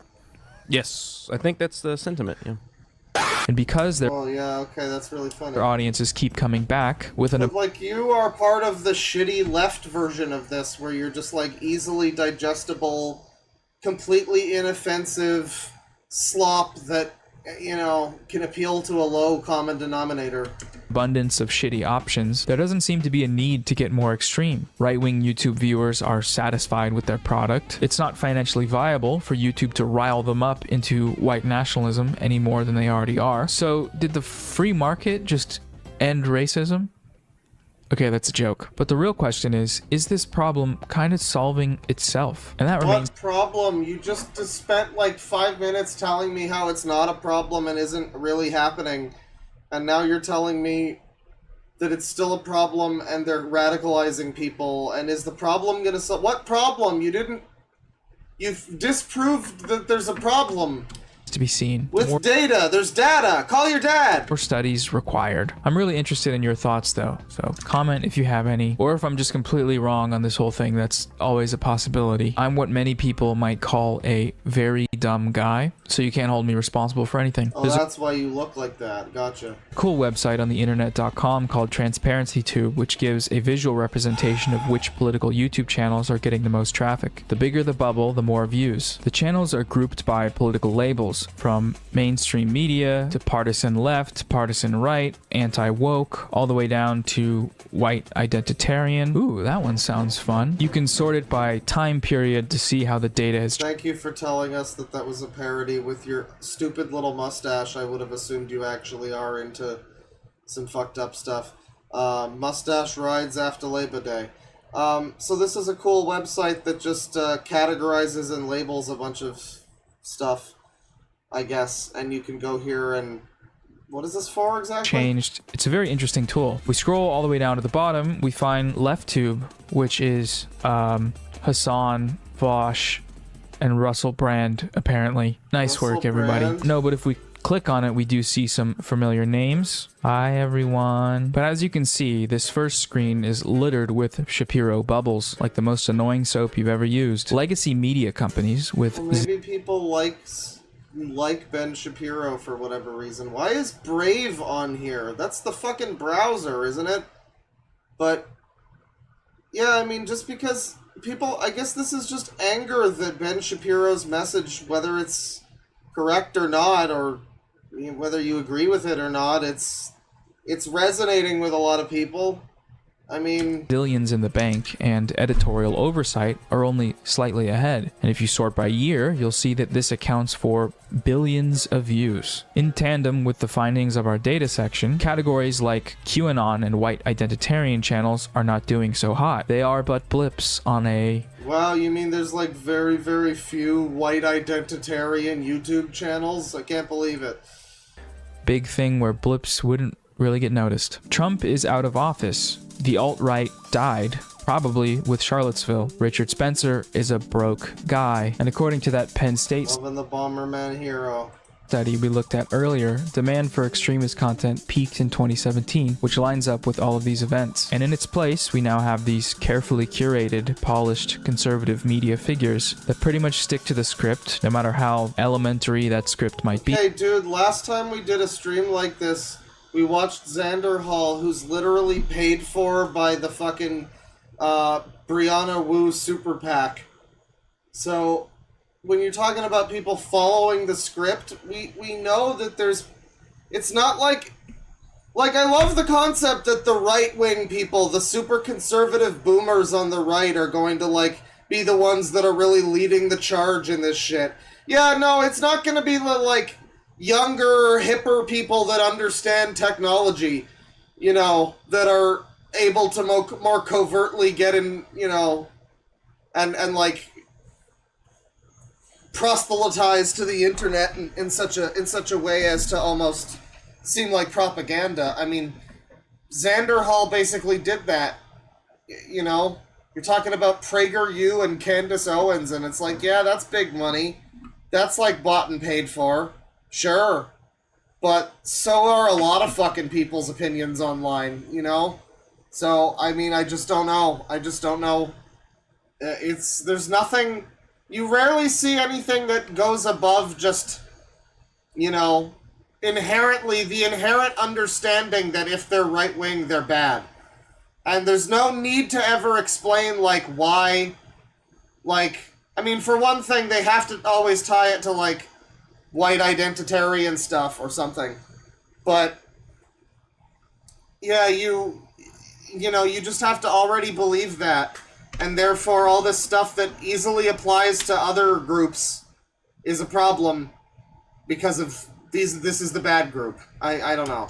Slavery was not invented by white people. Damn, son, where'd you find this? When they want to get extreme, I don't think it was. What are you talking about? they use dog whistles. I have less political power because they're importing a brand new electorate. Why should I sit back and take that? When they want to be anti-vax, they do it, but kind of tread lightly. One of the running bits on all of these channels is whenever they're spraying vaccine hesitancy from their vaccinated mouths, they say like, oh, we gotta be careful what we say here. Big Brother or SWAT listening to us talk about the real science. This is something we always have to be really careful in discussing on YouTube because you can't necessarily cite peer-reviewed published studies.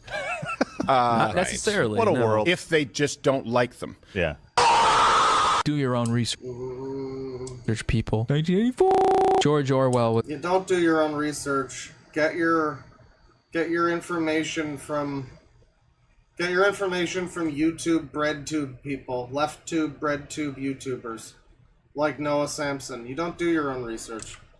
Was a freedom-loving patriot guy. As annoying as this bobbing and weaving is, it works. Channels which have made the transition from early regressive viral content to what we see today by following the rules are getting more views than they ever have and making a lot of money and probably aren't going anywhere. The channels which haven't made the transition have withered away into obscurity. Yes, 4chan still exists, but who's getting radicalized on Poll in 2021 and why? Donald? No, well, probably more people than are getting radicalized on fucking YouTube, because we've proven that pipeline doesn't exist, does it? Trump election fraud. That's your Civil War rallying cry. Oh, you have the polls and the poll workers and the ballot boxes. Really? His entire channel is him whining at people, but then he always likes to break out the like, you guys are just whining. It's like your whole thing is just whining. Like, Ben Shapiro has too many subscribers. They shouldn't be as popular as they are. Your whole channel is that. Just because you have the stupid fucking dead caterpillar on your lip. It looks ugly, by the way. This guy's a thirst trap. I hope you guys know this. He does, like, private thirst traps, I think, on his, like, members-only community tab or something. He does, like, stuff where he'll be like half naked laying in bed and be like, just got up.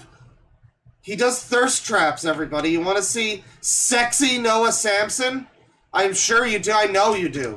No, you are taking your daily Ben pill and going to sleep. In some ways, this is good. Capitalism breeds innovation? Capitalism has given YouTube a reason to ban racist YouTubers? Okay, well, okay, some of them. Alright, barely any of them. But the ones that did get banned were pretty bad. So thank you to capitalism for making this possible. Love you guys' work, thank you. But the popularity of this consumable conservatism gives me an eerie feeling. Many of these channels purport ideas that are pretty much just as bad as the more extreme ones. But because they're careful, they're allowed to do it in front of literally billions. Yeah, it's like all the channels that are really careful about talking about how they support fucked up, you know, communist ideologies that lead to millions of dead people. Yeah, you gotta be real careful when you're a crazy person. Millions of people. So I can't help but wonder, is this any better than what we had before? I don't want extremism, but I also don't want whatever this is. Why do you need a black James Bond? What did you do to my watch? What the fuck was my watch in my car? I can't, you look, I can't see the plate on the car. You know what's gonna happen with 5-0? I'll get pulled over for that shit. I can't do that shit. Dropping spikes and shit. I mean, yeah, it's not funny. You know, I mean, it's a more low common denominator, lowest hanging fruit kind of thing.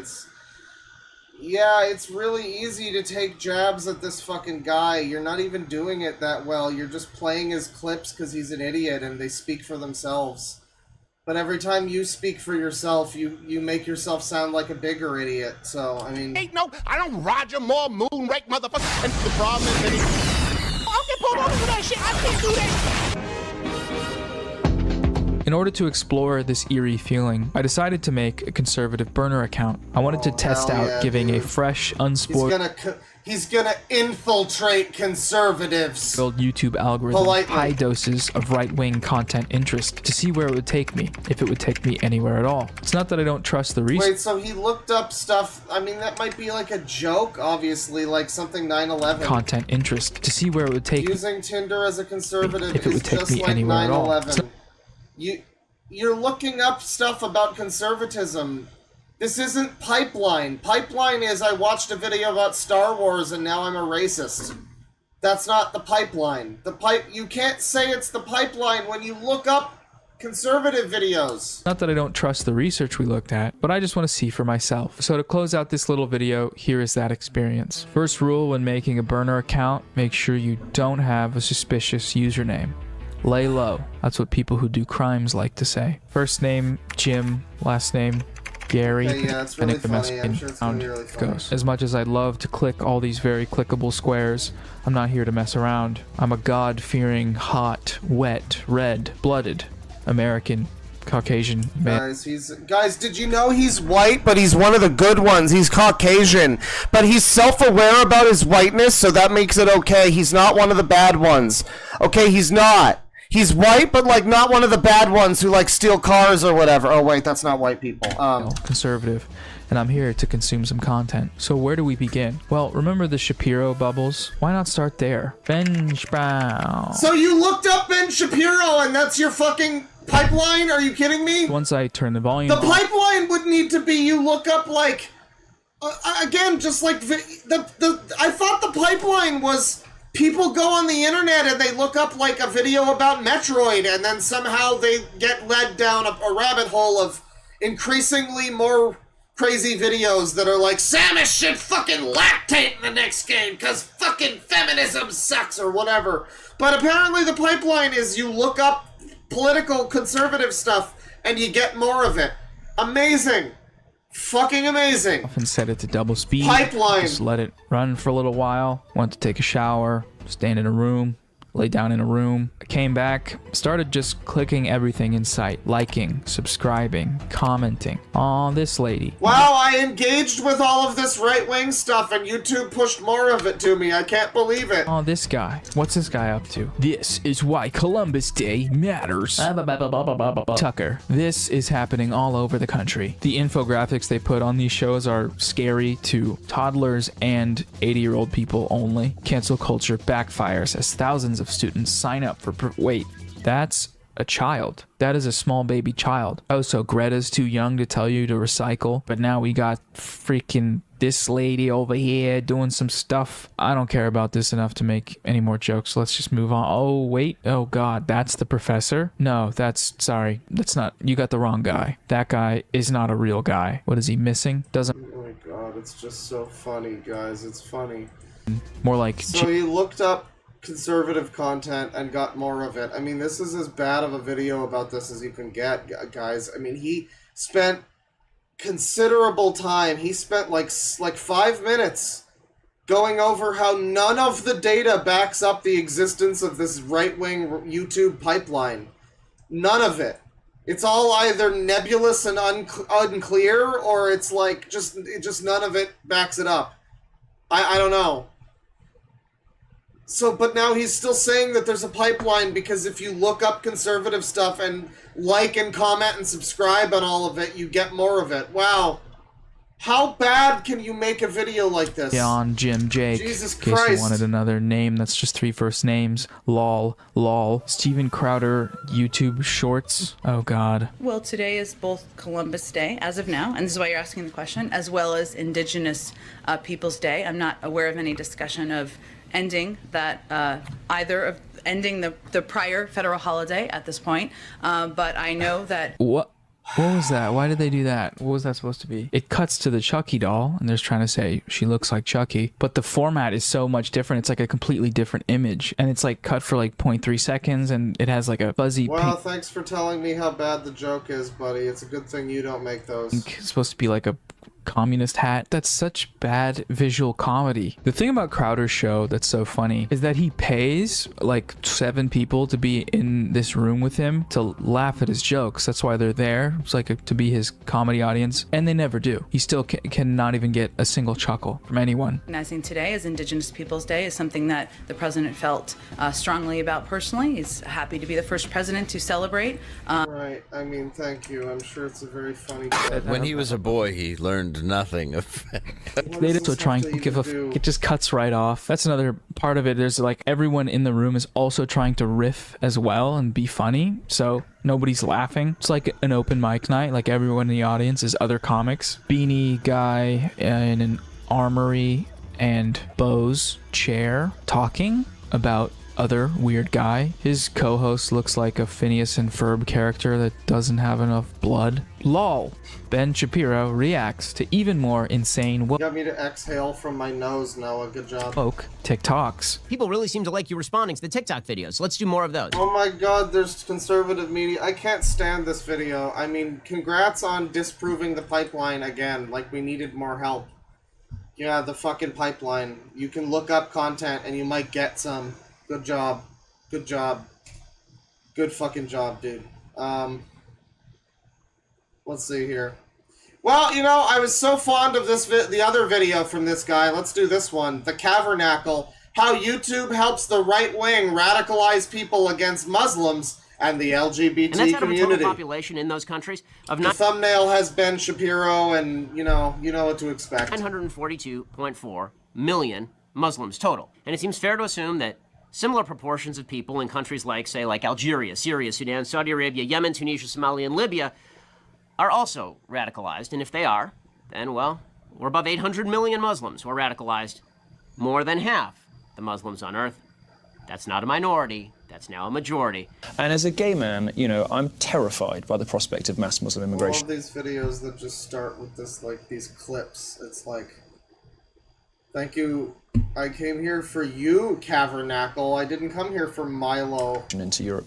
It's one of the reasons I spend so much time in America now. I don't want to be there anymore. It is not extremists. It's not radical Islamists. It's not the people the security services are worried about that, you know, that are the problem. It is the silent majority of Muslims who do nothing in this situation, have no peace movement, no resistance to their own extreme elements, just like the progressive left in the West. And that's still not even surveying hundreds of millions of Muslims in other countries. In other words, the myth... Glad we got some Milo Yiannopoulos here after the 10-year anniversary of Gamergate. Very nice. myth of the tiny radical Muslim minority is just that. It's a myth. And, unfortunately, cannot go on to leave the country utterly. 2 is to pick up a gun. Those are the only choices that you have left me. I've wanted to make this video for a while, and I've been a bit cautious lately. Oh, he ate one of the Terry's chocolate oranges. He had the, like, minis bag. Because I've had one of my own videos taken down by YouTube. They gave me a warning, a community guidelines warning, or whatever it's called. And when I appealed it, I got a robot telling me that they reviewed it, and, you know, they confirmed it was like that. The Surfs recently had a video taken down for another rubbish reason. But today we're going to talk about how YouTube as a platform helps to radicalize people into far-right views. Now, I think a key thing to remember in this video is when I mention the far right, I am pretty much talking about mainstream American conservatism. And what many Americans don't actually realize is that the mainstream American conservatism we see represented by the GOP and people like Donald Trump isn't some center-right political philosophy. No, everything's more extreme now. Everybody wants extreme everything, so... Yeah, it's not exactly like that, is it? But, I mean... essentially, these days... Everybody is far-right. They're all far-right. If you're center, you're scum, but they're all far-right. The nationalism for many people, or at the very least, Western chauvinism. And especially of Donald Trump, it has... It's always in such broad terms, too. It's like, for many people... Some, I assume, are good people, you know. For many people, you know, they think this way or that way, and, like, I know this, I know that that's how many of them work, and that's why they're doing this, because I'm very smart. I know this. Man, I don't think you do, necessarily, buddy. People's opinions can be pretty nuanced. you might not know exactly why they voted for Trump. They might have just voted for him just for the hell of it. They might have voted for him for any number of reasons. You can't really just... people like this have never learned to stop putting people in the basket of deplorables. It's the same fucking thing. It's the basket of deplorables. You all have the same beliefs. You all believe this because you voted Trump or something. Get in the basket. Put the fries in the bag. Any fascist tendencies. So I consider this ideology a far-right ideology. It's not, you know, the furthest to the right. It's not like a National Socialist thing. But it is pretty hard right, especially compared to, I guess, a normal political spectrum or a European political spectrum. And I consider the corporatist wing of the Democratic Party more, you know, traditional right wing than the Republican Party, who are, like I said, are far right. So keep that all in mind while we go through this video, because a lot of the things I'm going to talk about and a lot of the views you'll see expressed are pretty far right, but in an American context, they've been normalized at a somewhat acceptable political stance. But before we go any further, edgier content on my channel is always demonetized. So if the last, 10, 15 years, the whole world has been pretty turned on its head by a lot of leftist politics and stuff. I mean, just a lot of things that we've had that we've been going along fine for thousands of fucking years with are suddenly being revolutionized left and right. So I don't know if we can just say that, oh, some of those right-wing people, they take it a little too far. I don't know, everything's a little off the rails all over the place, dude, in many such cases, honestly. Want to support me monetarily, please check out my Patreon. Thanks so much to everyone who has already done this. At the moment, the benefits are Did he make a femboy video? The gay fascists of the alt-right. But before we go any further, edgier content... Gay fascists, neo-Nazis, bronies and furries, the racist origins of... on my channel is always demonetized, so if you... Does the femboy community have... Oh, baby. Dedicated to all the pretty femboys in the world. Does the femboy community... What does it get me? Does it have a neo-Nazi problem? Guys, we're gonna learn about the femboy to neo-Nazi pipeline. Fuck that video, I'm bored. We're watching the neo-Nazi femboy pipeline. I've always been a guy in makeup. I started wearing makeup in 10th grade, and the world was not how it is today. 10 years ago, there were no guys in makeup on YouTube. There was no men in makeup parading the streets. There was no people like me, and I was very alone, and I was also fearless. I did not care. Thanks, Jeffrey. That the world was not accepting me. Thanks for sharing your opinions, Jeffrey. I appreciate it. Let's get to this guy. Handle things. We are slowly coming to the end of this series, which I've been doing since the start of the year. But a comment I've constantly received on every single video in surprisingly large numbers is cover alt-right femboys. Now, I didn't even know this was a thing, and it's not something that has been widely covered on YouTube or in the mainstream media, because I could barely find anything concrete or any research done. So what we're going to do... We're finally getting some really concrete research about femboys. This guy did all of the research. He downloaded all of the femboy dojins. He did it. In this video that's different from the others, I'm not saying this community specifically has this problem, because I just don't think there's enough evidence, but we're going to look at racist, yeah, we'll have to. femboy. We might have to do the bronies one next. I mean, I didn't know there were just so many pipelines. I mean, bronies, femboys. There's so many pipelines. We're going to talk about, you know, why they might exist. We're going to talk about how the community feels about them. And we're also going to tie it back to Nazi Germany, like we do in all these videos, because there were some sort of femboys in the German army, surprisingly. So we're going to talk about all that stuff. But yes, unlike the others, I don't think there is concrete evidence of these things. But it clearly is a thing that sometimes happens because enough people talk about it on my comments. and people are talking about it online. It's just not very clear how many of these people there are. But before we get any further, if you want to support my work, stuff like this is demonetized. So if you want to support me financially, check out my Patreon. You can also just like the video, subscribe, and maybe share the video. That helps me out a lot as well. And you can also come and join my community on my Discord and my subreddit. Both of those links are in the description. And if you want to follow me on social media, it is at The Cavernacle on Twitter. I don't think anybody does, buddy. It's fine. Thank you. Twitter and on Instagram. And in terms of these videos looking at the alt-right and everything, I think I'm going to do one more tomorrow on Friday. And then on Monday, we're going to do like a series finale where I'm going to talk about... He really does just like talk for a bit and shit out some video for like every day. Where he just talks for a little bit. This is the problem. Like, this is the problem with the world now. And it's not just because left or whatever, right? It's because, like, you know, back in the old days, you didn't have not just 24-hour news. Not just, you know, social media where you can't escape the fucking news. Not just social pressures where you're forced to think certain things about the news. But, like, you have... guys like this who just make the news your entertainment, politics your entertainment. You watch this guy and it's just some dude who's just like babbling into a mic about his political opinions, and that's your entertainment. Welcome to the stream, by the way. I hope you're enjoying.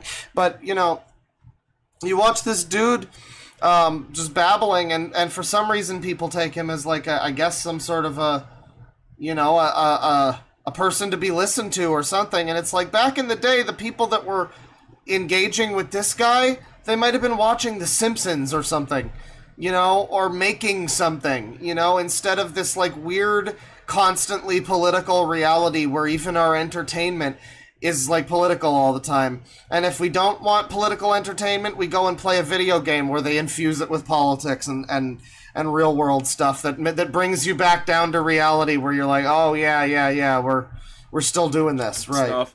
And maybe I'll keep making these videos, but maybe like 2 a month instead of like every single one. Like I said, I had to do my own primary research for this stuff. I had to go looking in these communities for conversations about racist alt-right femboys. So I went to Feminine Boys, which is a text-based subreddit, opposed to, you know, the Femboys one, which is primarily pictures. So on the Feminine Boys subreddit, u/OG employee wrote racist femboys and said, why is it a meme that femboys are racist? I see this on Twitter mostly. I'm loving that this is a real video he made, though. Like, he actually has made this video. He's constructed this video where he had to do a bunch of fucking research into femboys. That's huge. I love it. It's great. Mentioned femboys while on a Discord call with some friends, and they all joke about femboys being racist. Kinda sucks. Some people had to make the rest of us look bad. Here are some memes I found, and it does seem to be a pretty prevalent meme. But then people in the comments wrote, so... Yeah, this guy's a real journalist. He looked at Reddit. I know. This is why we should listen to him. Not only that, but he's currently reacting to memes and overblowing their significance. I love it. Ever since Tumblr... It's just like Ben Shapiro, and but porn, worse. there's been a spike in Tumblr users on Twitter, which mainly consists of TERFs, racist femboys, and other people. So basically, Twitter is the new Tumblr, and since Twitter is kind of the norm, now everyone has been exposed to these types of people. This might be the answer you're looking for. So someone else wrote, it's a thing I've encountered a lot, actually. This subreddit is very heavily moderated, but in other places, right-wing femboys aren't that uncommon. I once encountered a trad calf femboy. His first post was, I want a tomboy mummy dom. Well, I mean, I wonder how much this video is going to get into it, because I did say before, like, I'd like to see a video that actually explores the, you know, the history of traps and 4chan and how a lot of the femboy thing comes out of the same boards where a lot of, you know, what would probably be called neo-Nazi stuff or whatever came out of. Like, there were a lot of fucking femboys and stuff all over the place talking about, you know, Trump and stuff back in the day. I mean, it's all kind of tied in with each other like that. So I do wonder if he's going to get into it, you know, how deep he got into the femboy issue for science.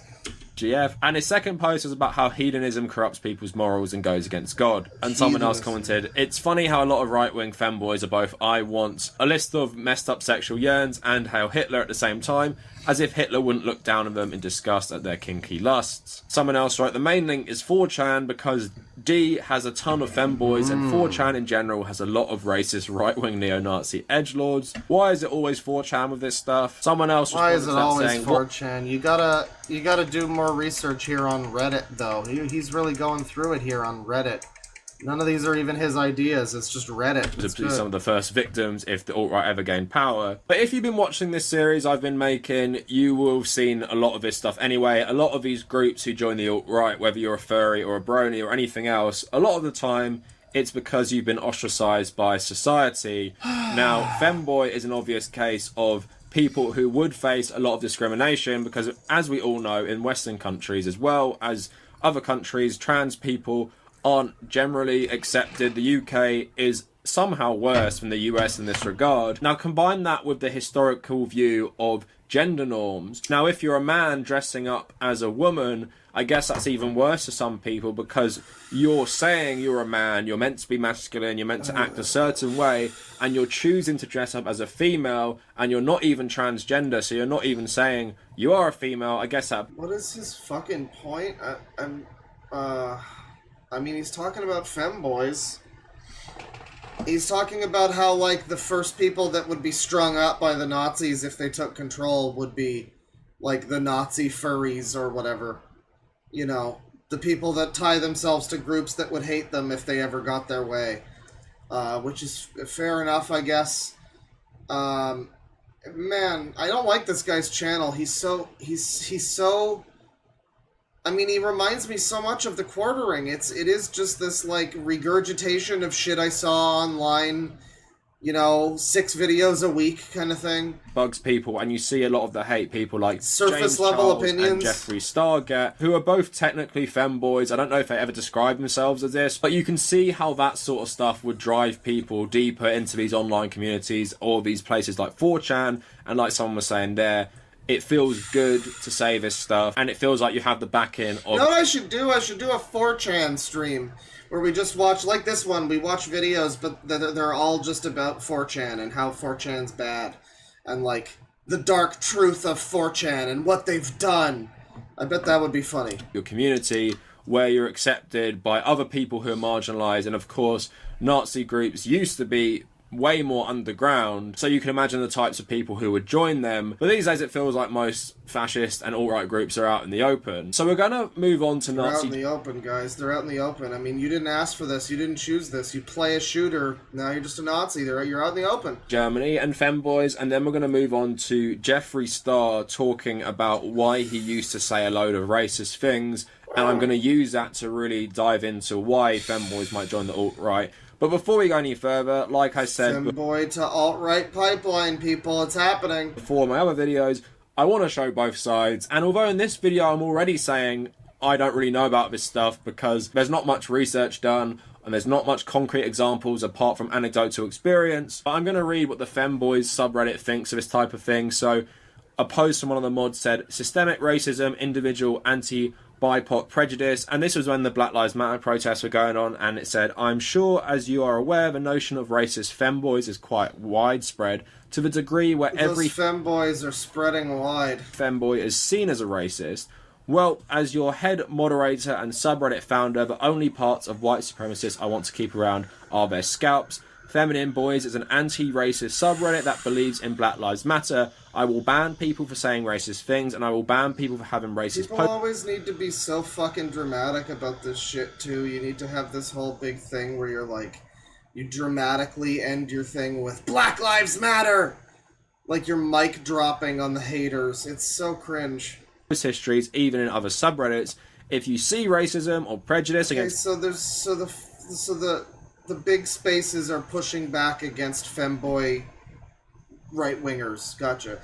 I don't know, it's fine. Cavernacle is fucking dull. I want to like him more, you know? Because he seems kind of funny. He seems like he could be, but he just isn't. He just isn't. Let me see here. I let YouTube autoplay until it turned me alt-right. Alright, guys, this is from 2 weeks ago. This is a guy, looks like he's doing a video essay. Like, he's one of the types that holds his microphone, and he has the thumbnail where his face is in the middle with, like, yellow text, and then there's things on the side of him. It's one of those. We love that. I let YouTube autoplay until it turned me alt-right. This is from Ben a Minute. We're gonna learn. We're gonna learn about the alt-right, everybody. With the rise of social media algorithms influencing our thoughts and our beliefs... We've already pretty much disproven. Noah Samson did us a great service by, like, proving that there's no actual evidence of the alt-right pipeline on YouTube. That there's been data that does not support it, and there's no data, basically, that does. So, everything points to there's no alt-right pipeline on YouTube.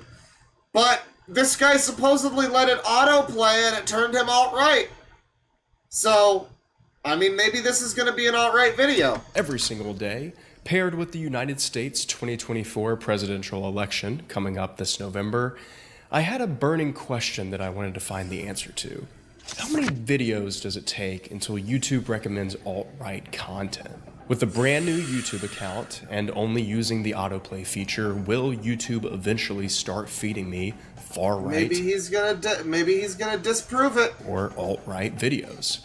Well, let me tell you, what I found was pretty insane, to say the least. The patch on the right ear.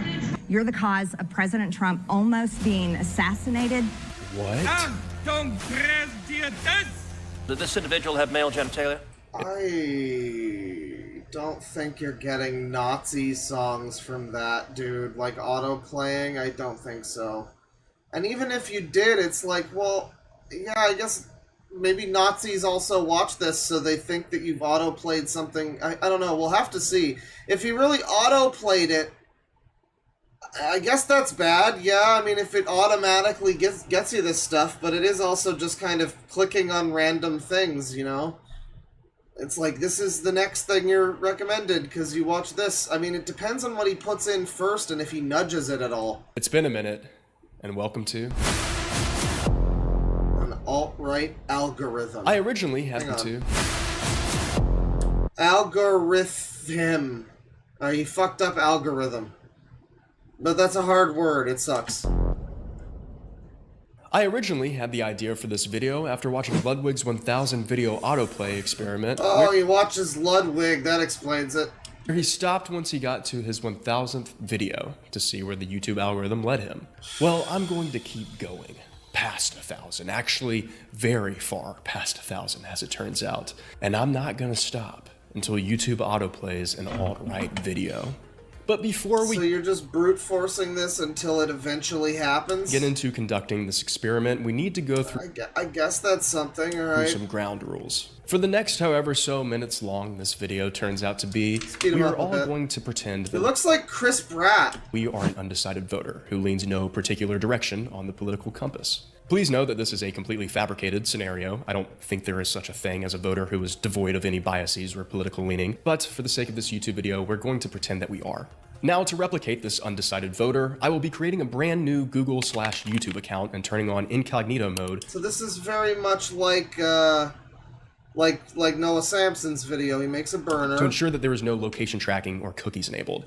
So YouTube has absolutely no data or information on this profile, thus creating a blank slate for the YouTube algorithm to mold into its own image. So, what is considered alt-right content? According to research done at the University of California, Davis, right-leaning users' video recommendations are more likely to come from channels that share political extremism, conspiracy theories, and otherwise problematic content. Problematic? Well, that could cover anything from fucking Dan Aykroyd's nose in Nothing But Trouble to Dan Aykroyd's ghost blowjob in the Ghostbusters movie. I mean, that could cover so many Dan Aykroyd-related things. So, a few red flags that we're going to be looking out for that fall into the broader category of alt-right content will be ideas like white nationalism, the Great Replacement Theory, QAnon, Project 2025, and really any I mean, broadly, I think you could say that this is mostly alt-right, sure, yeah. extremist conspiracy theory. Now, although I have my own personal biases that I am aware do affect my definition of an alt-right... given that alt-right is just kind of a fake made-up term that no one has ever really been able to fully define what that means... Yeah, I guess those count as alt-right, sure. YouTube video, I think that most of us can agree that there's a difference between a piece of content that might lean conservative compared to something that is full-on alt-right. So we're going to start by replicating this undecided voter. But I actually want to take it a step further. Not only is this voter undecided, but they have also never heard of a YouTube video until today. Congratulations, voter. Welcome to the internet. So that's where we'll start. Simply search Man, I love that song. on Google, YouTube video. And from there, YouTube I will only be video. clicking on the up next recommended video with autoplay enabled. This is his claim.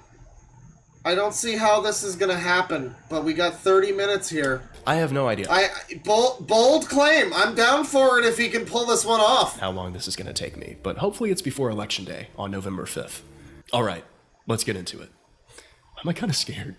Okay, we're going to go to the first video that's recommended when you type in YouTube video, and that is Casey Musgraves' Cardinal official music video. So, I guess You're gonna go from music video to alt-right. This is the claim, chat. This sounds pretty far-fetched. what we have to see now is, will Casey Musgraves lead us to, I don't know, Alex Jones?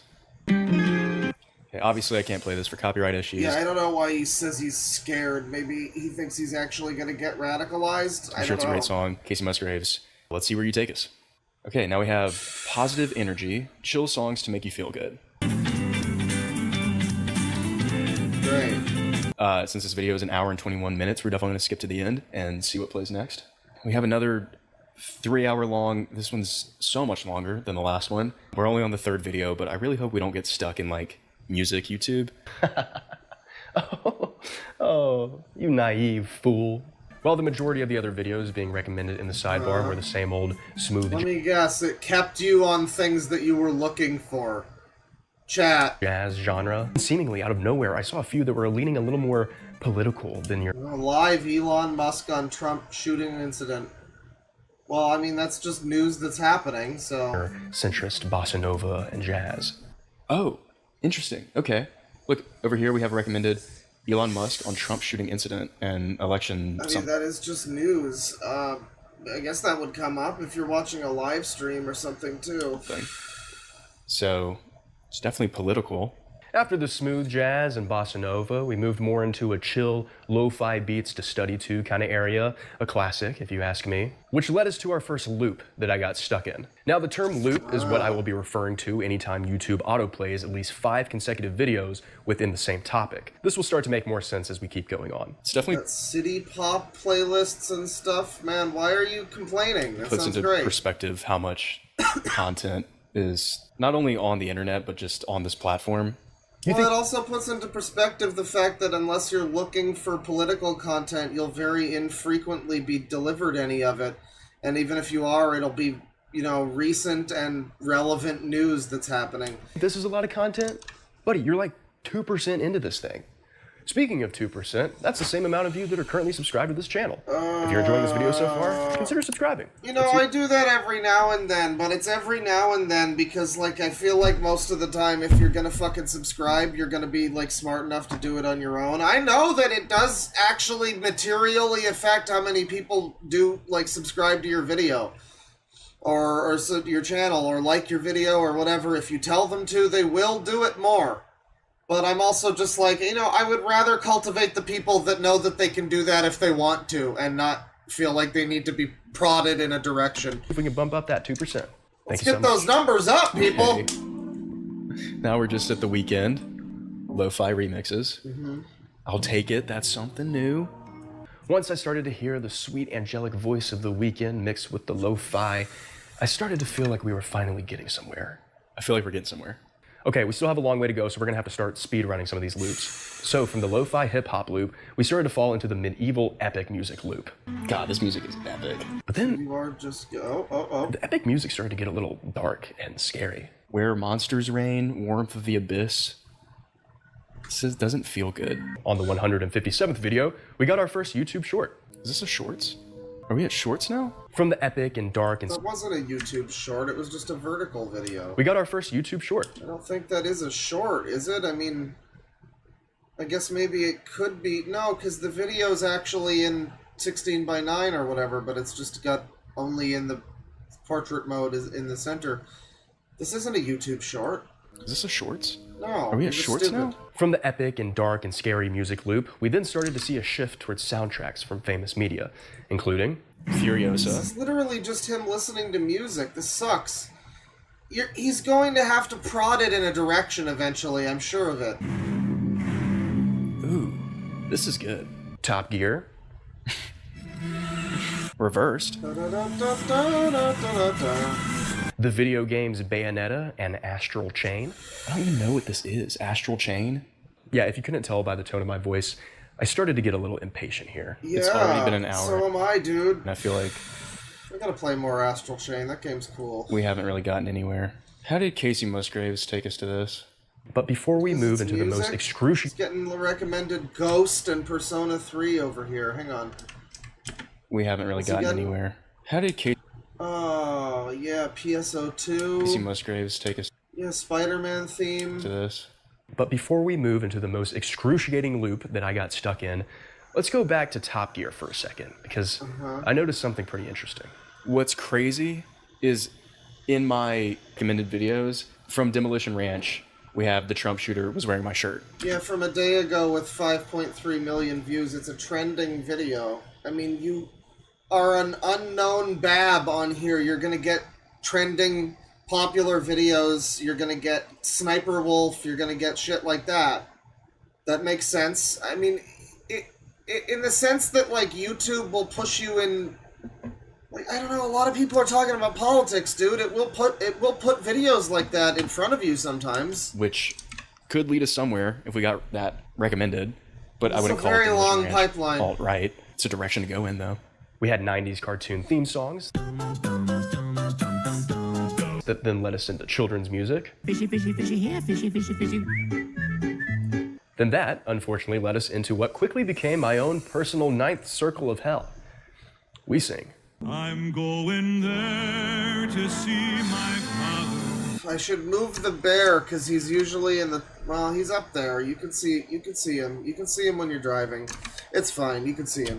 I'm going there. If you don't know, or maybe just don't remember, We Sing is a songbook series for children. Actually, How about if I don't care? I Can we remember skip having one of ahead? the CDs and begging my mom to pop it into the 2006 Chrysler Town and I Country. mean, I'm being rude, but I would probably watch this if if it was in my free time or whatever. I would maybe watch this. It doesn't seem so bad. He doesn't seem super judgmental or weird or smug or anything. It's just taken a long time to get to the thing that he's trying to get to, and I wonder if that's because it's not really a thing that happens. For long road trips. God, do I miss the days of beautiful automobiles. Anyway, their first album was released in 1977, and then they went on to release 40 more albums, all the way up until 2012. And little did I know, I was about to listen to every single song from all 41 albums. This is the most political video Yeah, I guess he does seem a bit smug, actually. that we've had so far. But not that bad. I hope you're having fun, because Well, chat member, we're on to children's music now because he's committed to go from a Casey Musgraves song to an alt-right video. And his method of doing that is by going through everything he gets autoplayed, and so he's just being autoplayed millions of children's songs now. It seems like this might have been a bad idea. I'm having a great time. Me too. But then, while browsing through my 30-second We Sing song, something absolutely bonkers happened. What? I wish I was in the land of cotton. Old times there are not forgotten. Look away. Does this count as a song about Dixie? Does this count as alt-right? Look away, Dixieland. Is this it? Dixie. Arguably, the song is extremely far right.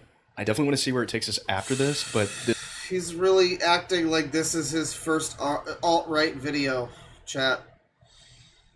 Arguably, this children's song for babies is extremely far right. Now, I mean, yeah, you probably don't want to have a children's song about, the good old days before slavery was abolished kind of thing, but that's quite a claim to make, man. this could potentially be the end. It is kind of crazy that the song is getting recommended to someone who is just watching what's up next on YouTube. especially with the fact that it thinks that I'm a child. So.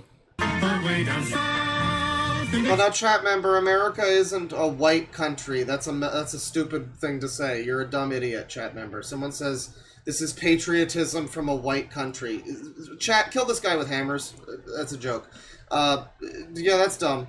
I mean, it was actually, you want to be a dick about it, it was actually a fucking native country, wasn't it? It was a lot of other people's country.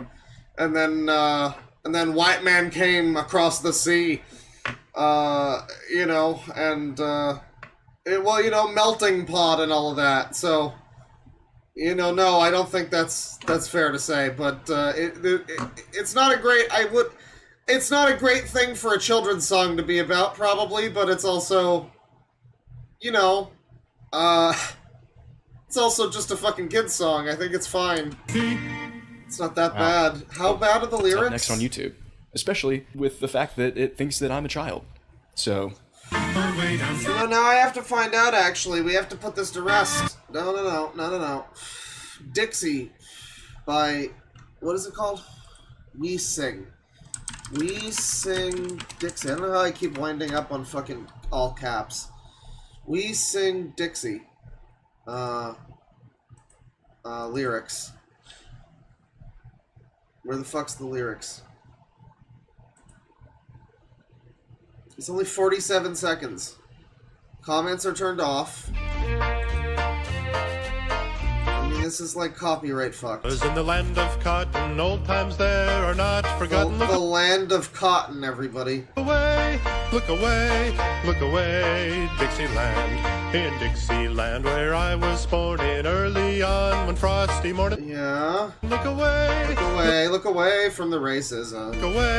Look away, Dixieland. Then I wish I was in Dixie. Hooray, hooray. Yeah, I mean, it's not a song you want to have for fucking kids. Not in this day and age. I'm sorry. It is a bizarre fucking song that seems to be glorifying the pre-abolishment of slavery days. You know, it sounds pretty much like what I thought it would be. Which, you know, it's not like so offensive that I'd call it an alt-right song or anything, but obviously, but it's, yeah, I'm not gonna pretend that song is, you know, super wholesome, cool, fun times for all children. Look at the black kid on the cover. You think he's loving this one? I don't know. Wow. Well, there it was. The answer to my burning The question. song is pre-Civil War. Well, how many videos does it take until YouTube recommends alt-right content? 487. Adopted as the de facto national anthem of the Confederacy during the American Civil War. he's really calling this...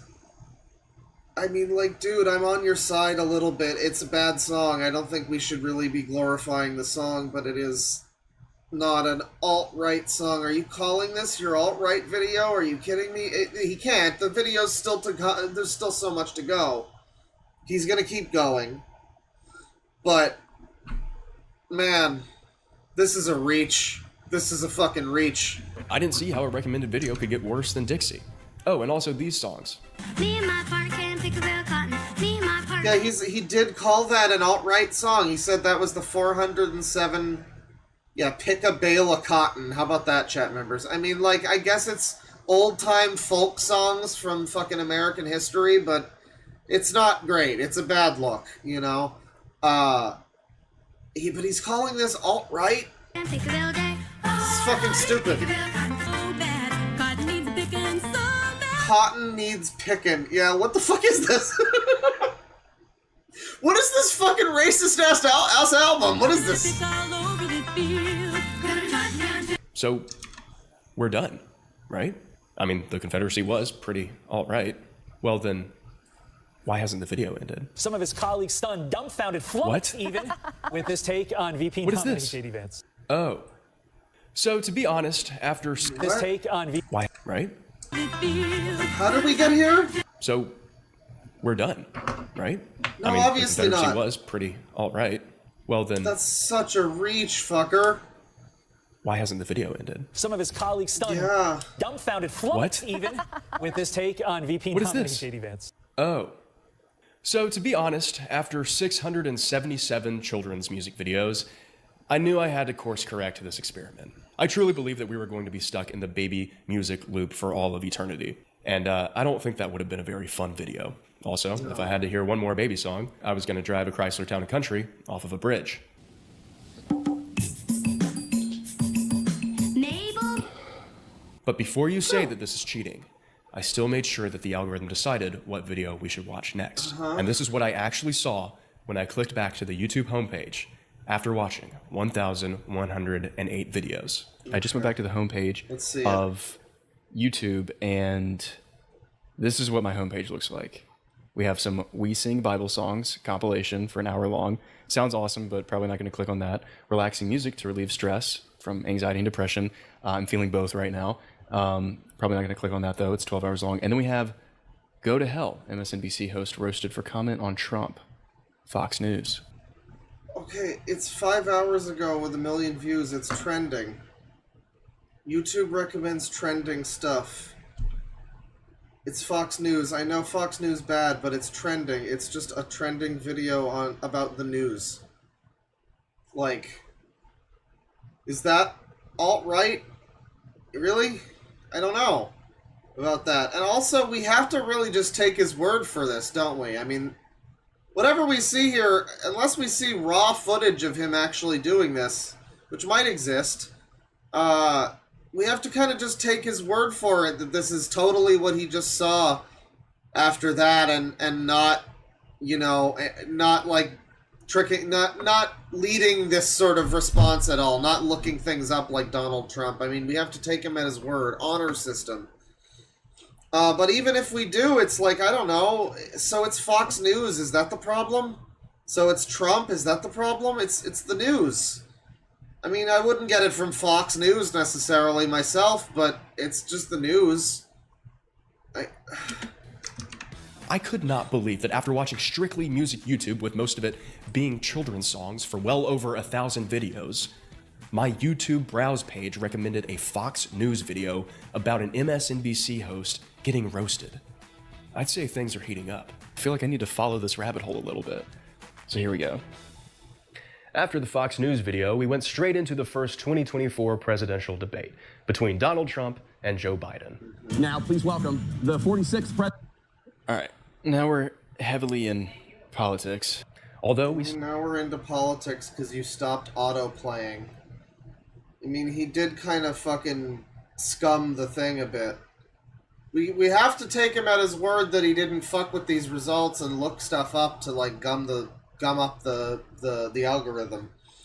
But we also have to just accept that stopping the fucking experiment and continuing on by clicking on a politics video. I don't know, man. You're gonna get recommended lots of shit on YouTube.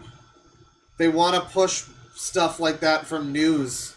It's not about like a pipeline. It's about this is a popular thing that gets a lot of money to YouTube. It's successful. People click on it. They click on ads, you know? Started at Fox News, which does lean to the right. I was happy to see that we were now in a fairly bipartisan place due to the debate coverage. From here, there are only really two paths that we can go down, left or right.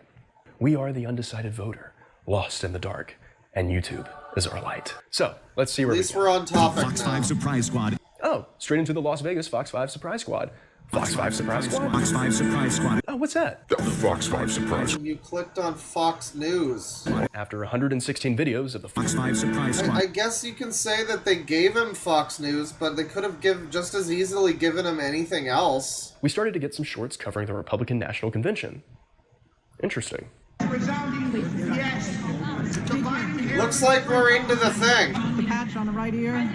This has 10 views. The RNC happened to be going on the same week I was conducting this experiment, so it made sense that the YouTube algorithm was recommending content surrounding this event as it was current news at the time, along with the assassination attempt on Donald Trump, happening literally just a few days prior. I began to realize that we were going to get a lot of coverage of these two events. We're not moving more to the right side. Again, it's just covering the news and things that are getting a lot of clicks on YouTube right now, which is obviously a former president being shot in the ear. So I don't really want to assume that this is going to push us more in a alt-right direction. I think we're probably going to actually stay more within the news. And my hypothesis Okay, so I mean, yeah, we're partisan at least, right? Yeah. was correct, because after the Donald Trump assassination attempt coverage, we have Democrats calling for Biden to drop out. Whether or not Biden should stay on the ticket for the November election. Senator Bob Menendez and his controversy. On all counts, that the verdict.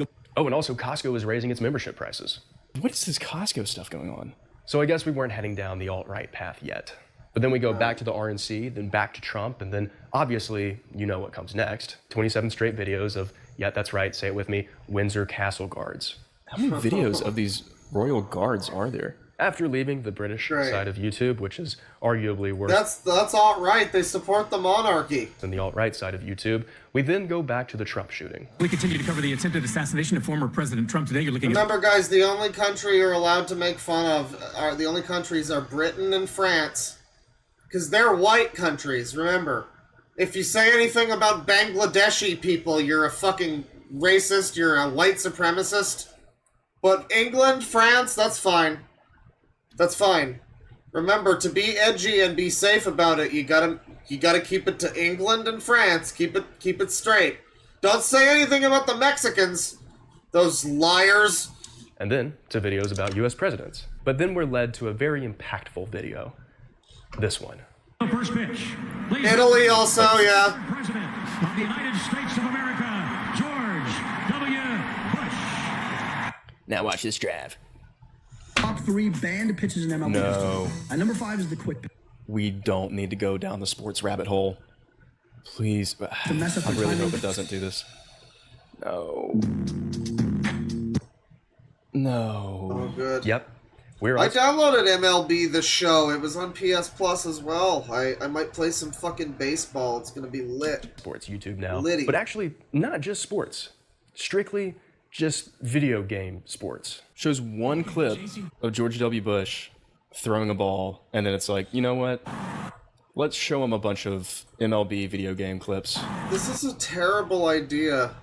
I guess it's interesting in concept, but like if you've got a goal for this, it's like the concept of this game is inherently kind of bad. The concept for this video is just inherently kind of bad. You're just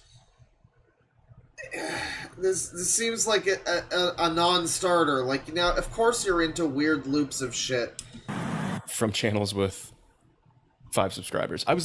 This has 1 view. Now, for a while, I thought we'd have a repeat of the Wiesing loop. Getting stuck in a Madden and MLB game clips purgatory for the rest of time. But then a new video came up fast, out of nowhere, hitting me like a school bus. And that's why I love YouTube. Oh. Find out that everyone hates me? I don't care. Regina, please! Regina, stop! Harry! There we go. This one might actually be a short then. Maybe that's just how they format them. Shouldn't it bring up the YouTube Shorts page? Yeah, let's just watch it again. Regina, wait, I didn't mean to... Okay. Now we're just gonna be on the Mean Girls.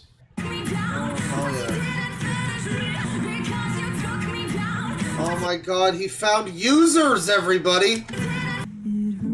Even here, we find users! What are these?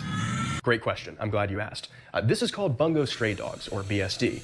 Oh, it's anime. That's alright. I've got another video about that. It's a manga series. But these videos are showing the character models from BSD that are also in a video game series Well, not that called anime. Gacha, which includes titles like Gacha Club, Gacha Life, and Gacha World. I am very unfamiliar with everything that I just talked about, so if anyone has more information on BSD Gacha, feel free to explain how I have no idea what I'm talking about in the comments. Is this all the same audio? Yeah, you really found users. It's great.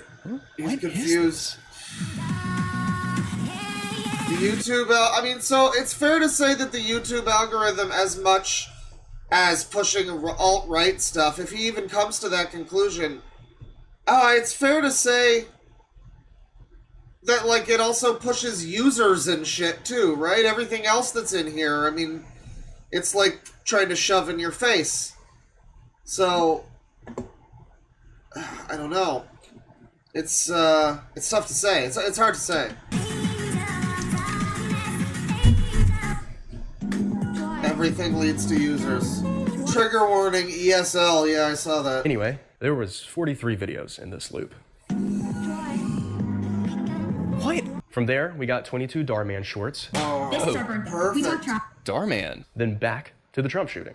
It's weird that we didn't get stuck in a Darman loop and instead went back to the Trump shooting. Oh, just you wait. And then some videos about if Biden is going to drop out or not.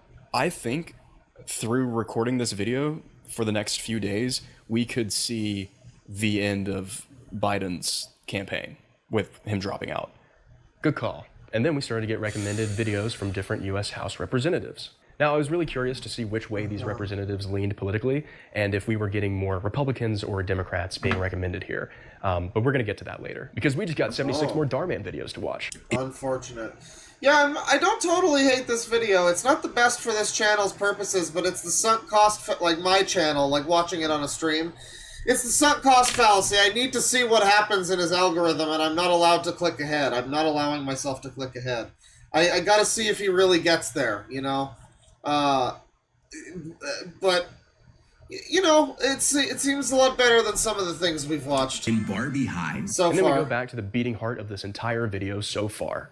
Mean Girls. Right. Oh, here we go. From Africa. Just keep going back to Mean Girls for some reason. Oh my god. Which was then naturally followed by Walking Dead fun facts. The Walking Dead's most impactful dads. Daryl Dixon's favorite people. Glenn Ree's favorite people. What if Rick never shaved his beard? In this... Now, this next sequence of loops needs to be followed very, very carefully, or things are going to get really confusing. I promise you, you will have no idea how we got to what we did without these exact videos autoplaying in this exact order. This was purely by chance. Okay, you ready? Right. So we go from The Walking Dead to Robot Chicken Walking Dead to Robot Chicken. That then leads to Tim and Eric,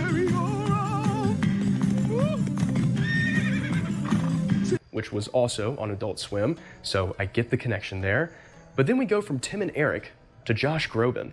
There's a right way to rock. So more music? And a wrong way to roll. All right.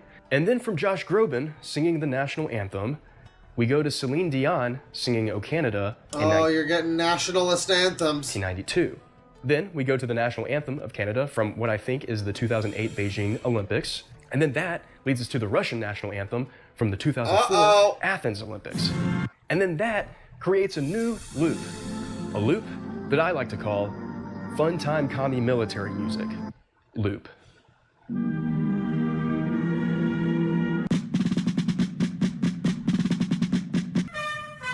Music of Communist China. Okay, definitely not all right.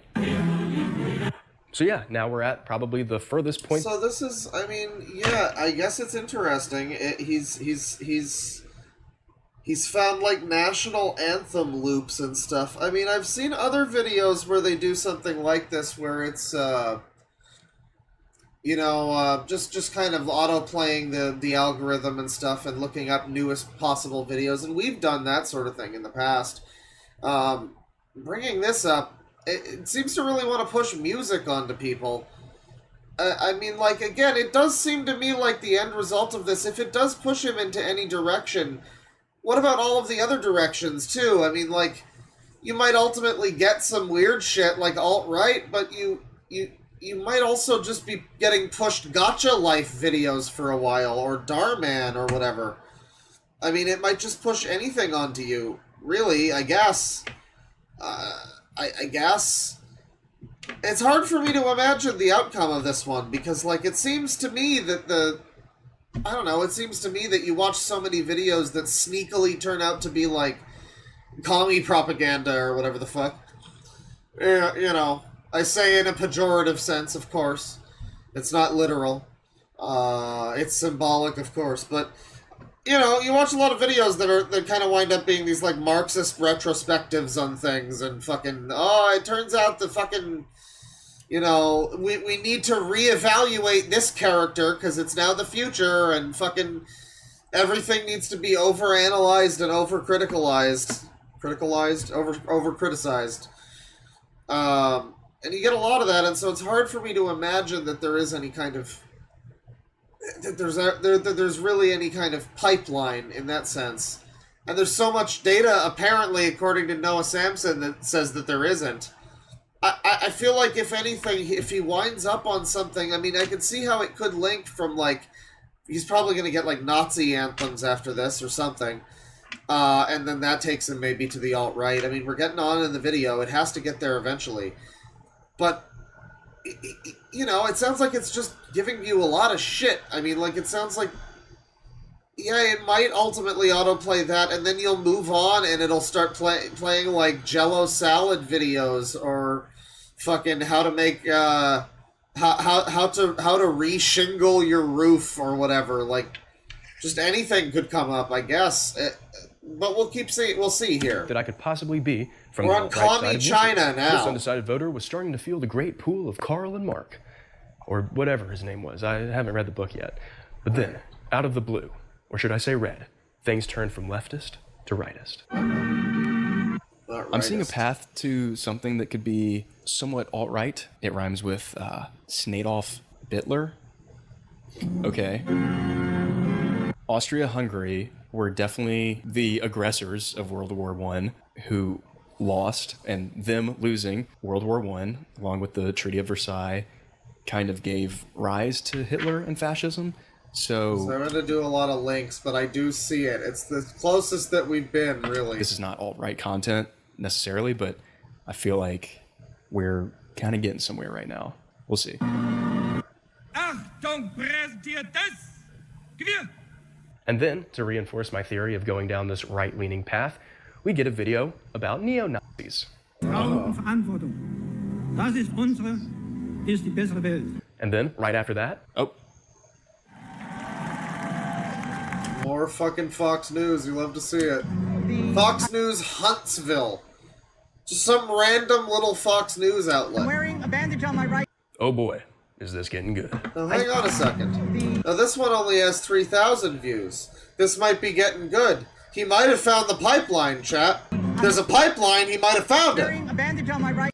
Oh boy, is this getting He's good. getting recommended random Fox News, small Fox News accounts with like 40,000 subs. You know, for random towns talking about the Trump ear thing. It could be the pipeline. It could be the pipeline, Jerry. I knew for sure we were heading down a more conservative focused path, because after more Trump and RNC videos, we got a vintage Reagan campaign ad. Yeah, it was released an hour ago. All right. Getting a Ronald Reagan ad. Today. Followed by an H.W. Bush campaign ad. George H.W. Bush. And then 432 Obama ads. Wow. At this point, I had no idea what direction the YouTube algorithm was trying to take me. Just moments ago, I saw a real possible path towards alt-right content, with the majority of videos Yeah, leaning... it sounds like it might get you something like that and then move swiftly away for a while. That seems to be the takeaway of this thing, is, I mean, it might lead to certain things, but then if you keep auto-playing, it seems to kind of drift away from that. This is interesting in a sense, because it's just interesting to know that this is how it works, I guess. I mean, because I've never really done a lot of auto-playing. I have autoplay turned off. It autoplays when I slept. Like a year ago or something, I remember having autoplay on, and it would autoplay while I sleep, and I'm just like, it was very annoying. It was annoying, so I turned it off. Yeah, this is, I mean, it's interesting, yeah, to watch it over the long term and see how it evolves. And, but it doesn't seem like it is pushing him into the alt-right. Like he says, clear direction that it could have gone there, and it didn't. So it really makes you wonder. I don't know. conservative, but maybe I was just naive to think that it would take us any further than that. Have we learned anything about the algorithm? Are there patterns or signs that could point towards harmful corners of the internet, or is it just completely random? As an undecided voter, I still don't know which way I should lean. Turns out, watching 2 hours of Obama campaign ads from not only 2008 but also 2012 leads to a lot of self-reflection. But while reaching the summit of my self-doubt, the algorithm spoke once again, pulling me in yet another direction I was not prepared for. Not And I'm lie, no, asking no, for no, not lie evidence. about it. You don't get to ask any more questions. I'm done with you because you're the cause. You're One the more cause thing, you of call our the country. Democrats a No, party you're of the cause of pedophiles. our Do you have country any being response to divided. that? You're the cause of our country being This lady seems cool. divided. You're the cause of President Trump almost being assassinated. You're the cause of everything wrong where's in your America. evidence for these No, claims? you're done. You're done. Yeah, go back. Thank you. After the surprise introduction of arguably the most alt-right politician in the US, the algorithm must have thought that I was really interested in learning more about the ongoings of Congress. Because from Marjorie Taylor Greene, we were introduced to a new channel called Forbes Breaking News, where they cover all the Senate and House hearings.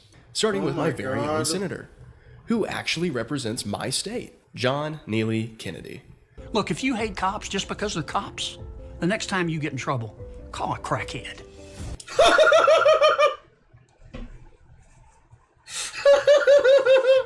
And he won with that. That's good. Call a crackhead. That's good. Yeah, I mean, it's a good ad. I agree. Call a crackhead. Yeah. Nothing like being from the South. Now, I think because Marjorie Taylor Greene led us into this loop, the YouTube autoplay was feeding me these hearings, but only clips or highlights of them from when conservative politicians were speaking. Politicians like Josh Hawley. Propaganda involved in the origins of COVID-19 is astounding to me. It recalls the worst of the wartime propaganda in years past when the government would deliberately lie to people. And here that's what they have been doing. I mean, you do have to wonder if the algorithm is pushing him in a direction that becomes more conservative. I mean, is that YouTube's fault? Is that just... is that maybe just what's more popular? It might just be that that's actually the more popular side of things, is just conservative shit. It certainly doesn't feel that way when you watch video essays, but it could be, potentially, that just like news, I mean conservative news, like old grandmas watching... Because the autoplay thing reminds me a lot of, like, an old grandma or something, where, you know, she puts on some, you know, news clip about Trump, and then it autoplays a bunch of shit, and eventually gets her onto some other random shit.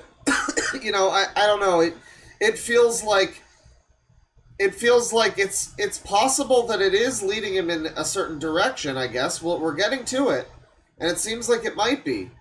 But I wonder what the cause of that would be, and if it is, I mean, just some sort of, you know, just, is there more of it? Is there just more of it? With COVID-19 and are still doing it. And Ted Cruz. You said this individual was, quote, I wrote it down, sober and entirely a female. That phrase struck me as remarkable. Crackhead for the soundboard. I mean, I'll see if someone can find it. This individual had male genitalia? It was happening again. We were going down the right-leaning path. What confirmed this algorithmic direction was the first conservative ad I got right here. Hi, I'm JT, and I made Result Hunter, the search engine for conservatives. Let me just tell you what it does. First of all, big tech right now is running. Okay, here we go. Oh, and I also got this ad. Every Medicare recipient over 65 years old needs to see this. The government just gave me thousands of dollars. Well, being 99% confident, the YouTube algorithm thought I was an 80-year-old conservative, which is actually the largest demographic of registered Republican voters. Well, that is interesting, though. If he has discovered that there is some sort of YouTube pipeline, I mean, I'm willing to eat crow on that one, potentially, even though it seems like there's data to not support that. But, I mean, if he has, again, you have to question why, and you have to be like, I mean, is YouTube... if this is something that's... Maybe it just makes them more money. I mean, again, the grandmas that watch Trump clips or whatever might just be more susceptible to clicking on ads. Which... I don't know. I mean, I guess that's how it works. It feels like it's just kind of... it feels like, to me, it sounds like this is just the more popular type of thing to be on YouTube, I guess. And you're more likely to get it. But I don't know. Got some more news on the Trump shooting. The RNC, a lot more Congress hearings, and then right after that... Well, he did click on the Trump video, that's true. He clicked on the Trump video. He didn't completely unbiasedly... you know, just do this, because he would have just kept getting baby songs forever. and potentially other music. So he did click on a video about Trump and the shooting, and it was on Fox News. But that video was recommended to him. I mean, it's kind of a chicken and egg thing, too, because you also have to say, well, was the video recommended because of a pipeline? Was it recommended because he, you know, just stumbled upon it when it was fresh and was trending and getting millions of views? Because that one was, you know, pretty popular. He did kind of move it in a direction with that, but I don't know. That is just the news. It does seem like it has moved in a more, you know, distinct direction. But we also have to assume that he's just telling the truth. It's possible that he might be making this whole fucking thing up. I mean, we don't know. Committee of Democrats YouTube channel? What? Okay, well, I guess the algorithm just course correcting. You know, maybe trying to spice things up with a little. I mean, yeah, if you watch news videos, you do get more news videos. That's true. But we also have to, again, take his word for it that these are just all, like, conservative people speaking. He might be cherry-picking, he might be exaggerating, he might be completely outright lying. We really do have to just kind of believe him on this. The only way you could verify it would be by doing this experiment yourself, basically. And no one wants to fucking do that. Or, like, specifically live streaming it. I would need to live stream me trying to get radicalized by the YouTube pipeline. And it would probably take quite a while for that to happen. We get stuck in baby song loops and stuff like that. And so, yeah, he did click on the Trump video, though. But it was... was it recommended to him because it was trending and it was posted like an hour before he found it? Possibly, but why Fox News? Why Fox News, chat members? A little bit of sprinkle of Democrats in there. Is it trying to feed me both sides? Both sides of the aisle? The crisis on... Well, I don't really know what it was. Yeah, he is on a Democrat-related channel, that's true. This is a channel from Democrats. So, why is he saying that it's... Yeah, how long has he been on this channel? Congress hearings, and then right after that, the Oversight Committee of Democrats YouTube channel? Right. What? Okay, well, I guess the algorithm just course correcting. You know, maybe trying to spice things up with a little bit of sprinkle of Democrats in there. Yeah. Is it trying to feed me both sides? Both sides of the aisle? The crisis on... Well, I don't really know what it was, because after 61 videos from the Democrat Oversight Committee, something weird happened. Uh-oh. That we are... Press conference, big oil. Wait, what's going on? What the heck? Where's the autoplay? Uh-oh. What happened? Well, just refresh. Huh? Why is he acting like this is a big deal? He just fucked up the thing. Just refresh. When you enter the Supreme Court, you pass under the hallowed words... Oh. Well, so he failed. The autoplay broke before he could break the autoplay. I think there might not be a pipeline, chat.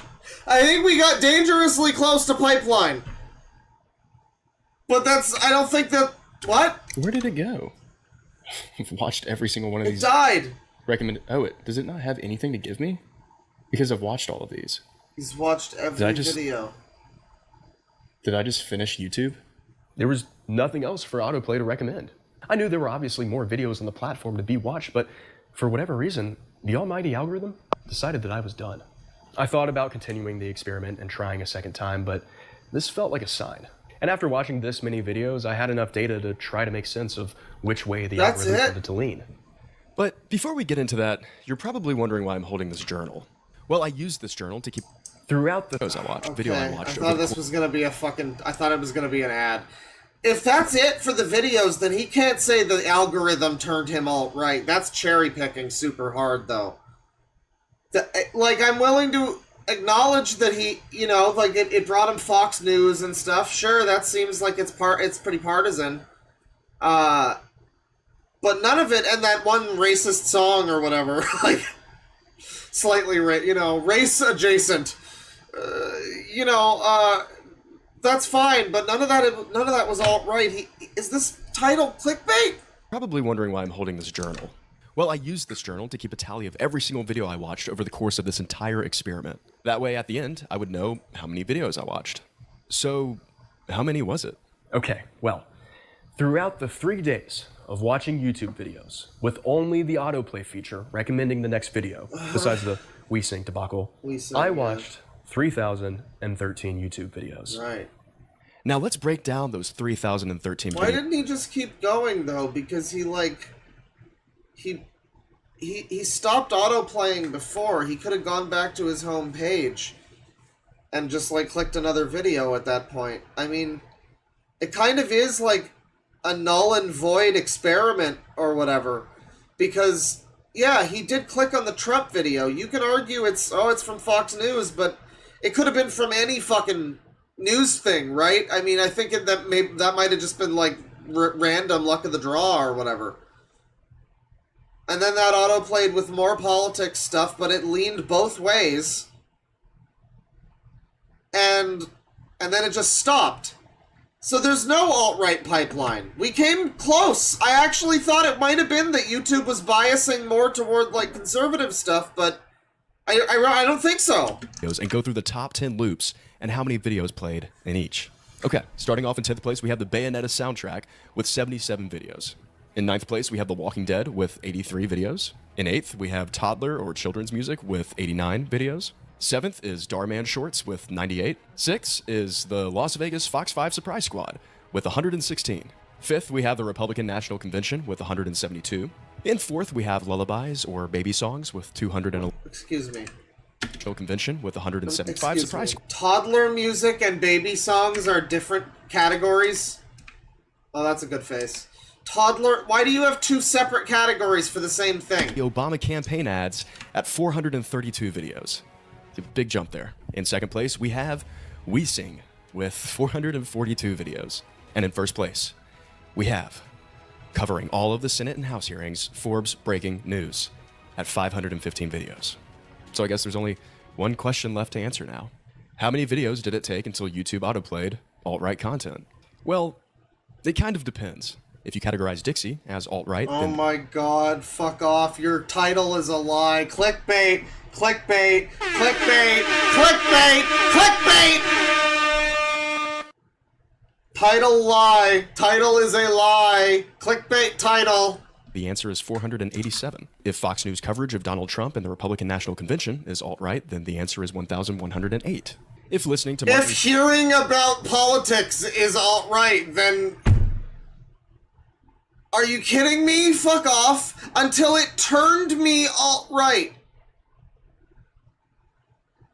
Fuck off! What the fuck? Taylor Greene, Josh Hawley, Ted Cruz, and a bunch of conservative politicians advocate for harmful far-right... Yeah, do you count the child song as alt-right or the news? Pick your... Choose wisely, Western man. Policies for 515 videos straight, turning your YouTube browse page into a far-right hellscape, recommending videos such as this, and this, then the answer is 2,271. Sorry, hang your on. YouTube browse page into a far-right hellscape, recommending videos such as this, and this. Far-right hell... Why is he just showing this to us now? When was this earlier? This sounds like you just like pulling this out of nowhere. We didn't see this anywhere. This is like brand new information. What the fuck? If Fox News coverage of Donald Trump and the Republican National Convention is alt-right, then the answer is 1,108. If listening to Marjorie Taylor Greene, Josh Hawley, Ted Cruz, and a bunch of conservative politicians advocate for harmful far-right policies for 515 videos straight, turning your YouTube browse page into a far-right hellscape, recommending videos such as this, and this. This sounds really heated. He's angry about this. This is like he made this video with an agenda.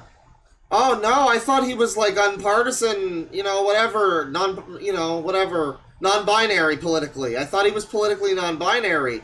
Or at the very least, not like super... No, it sounds like he went into this wanting a certain result, doesn't it? It really sounds like he went into this wanting this to be the outcome. So he clicked on the Trump video from Fox News, and he was, by the way, he was really careful to show us when he was doing that, by the way. Did you see this?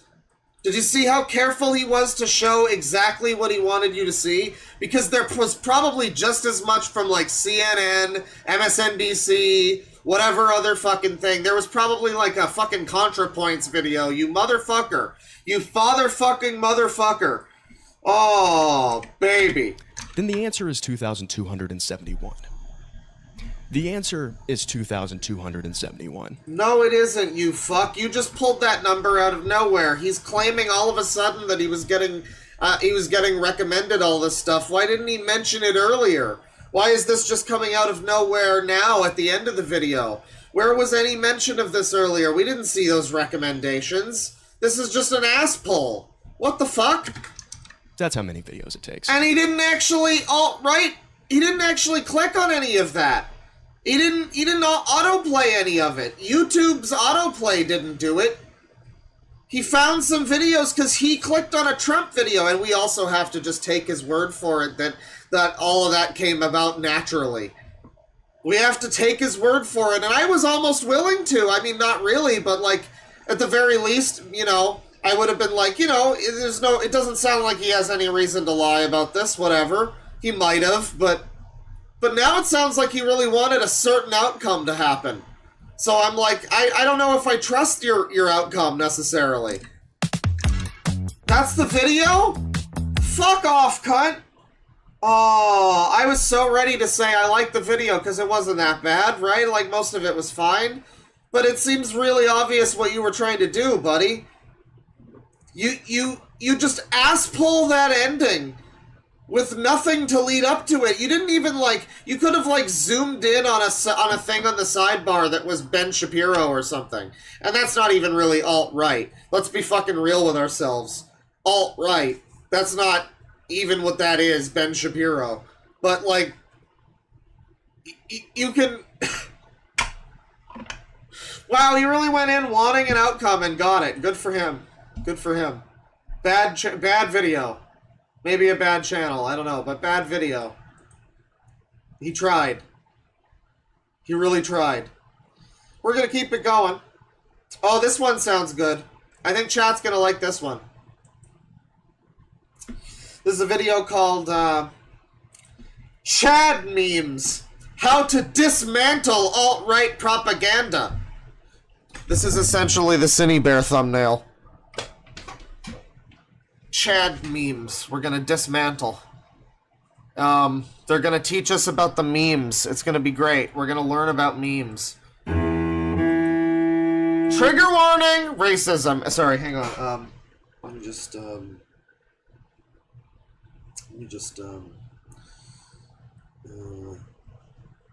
you know this works. Trigger warning, racism, anti-Semitism, mentions of suicide, mentions of mass shooters, ableism. Oh, that one's me. Homophobia, transphobia. Oh, that one apparently is also me. And Nazi imagery. Alright. Thank you. Thank you. Thanks for the warnings. Thank you. Appreciate it.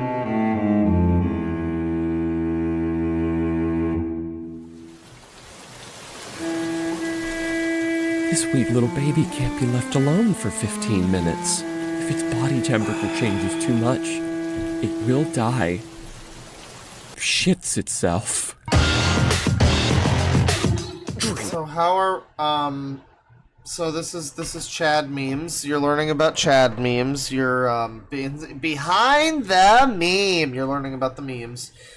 How is this gonna get into alt-right? Dead dinosaur juice weighs like 2 tons. Vroom vroom, motherfucker. This is gonna dismantle the alt-right. They aren't ready for Carhead Chad. Hey y'all, welcome back. Today we're going to be looking at some political memes. Political memes are like any other piece of art. They bounce back and forth between creating emotional experiences and conveying an idea. But like any other form of art, not all expressions are positive, and the right, namely the alt-right, have intentional campaigns to spread harmful ideas using memes. Leftists and liberals online see these memes, recognize their potential. I like these citations that just end after like a few words. I'm sure it's in the description, but alright. For harm, and often want to find a way to combat their spread. Some of their methods efficiently combat the alt-right, but others end up backfiring. Guys, we're going to take back the power of the memes. In this video, I'll be examining a few examples of how the left has failed to combat alt-right memes in the past. Then I'll be dissecting an example of how don't forget that picture of that frog causes harm. Don't forget that. centrists Never and the forget left it. have successfully dismantled alt-right memes. Isn't the meme that the left can't meme? There was this girl one time who was doing like a review of conservative memes, and most of the video was just her going like, I don't understand this one. What is he trying to say? That's not true. And it was just insufferable. But let's see. Part 1. Anatomy of an alt-right meme. To understand where the left has failed to combat alt-right memes, we first have to explore their anatomy. To do so, let's jump right to the source. 4chan is a very specific, it's just a joke bro, you're taking things too seriously, kind of rhetoric. You see this comic implying Jews encourage Don't worry, dude. Everything he does is just taken a little too seriously, I'm sure. I'm sure that's better. To destroy white culture.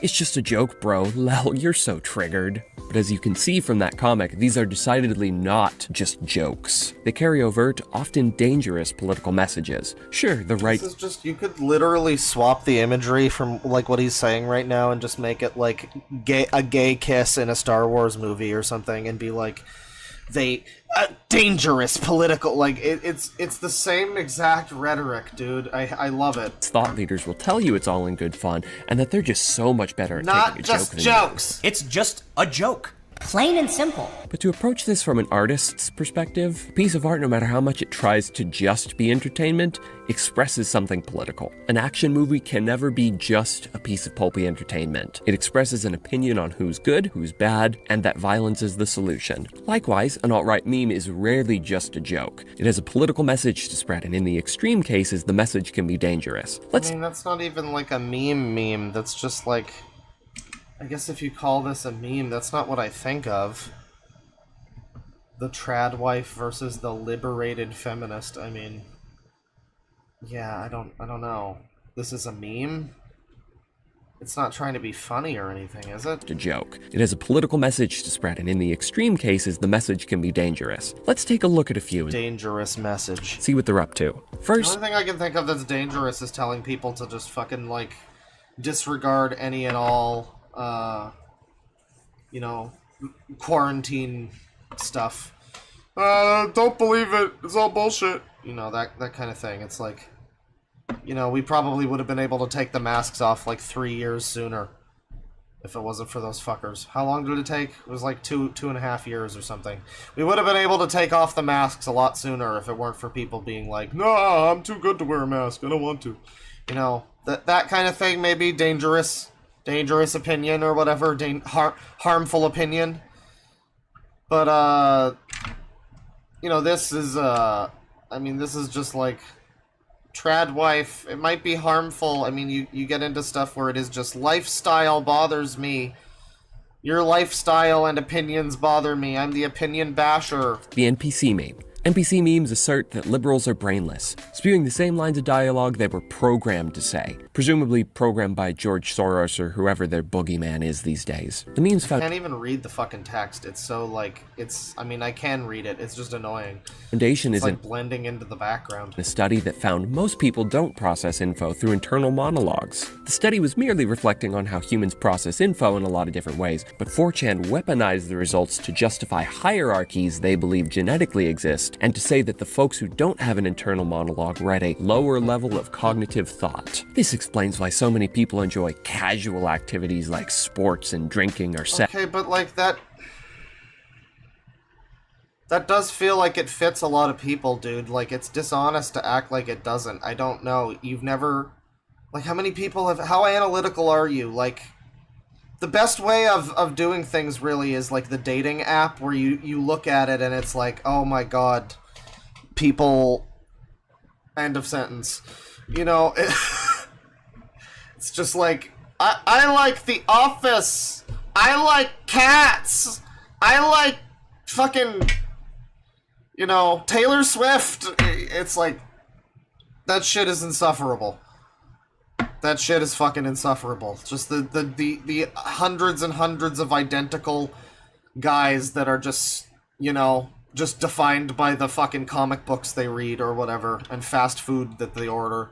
You know, defined by consumerism type of shit.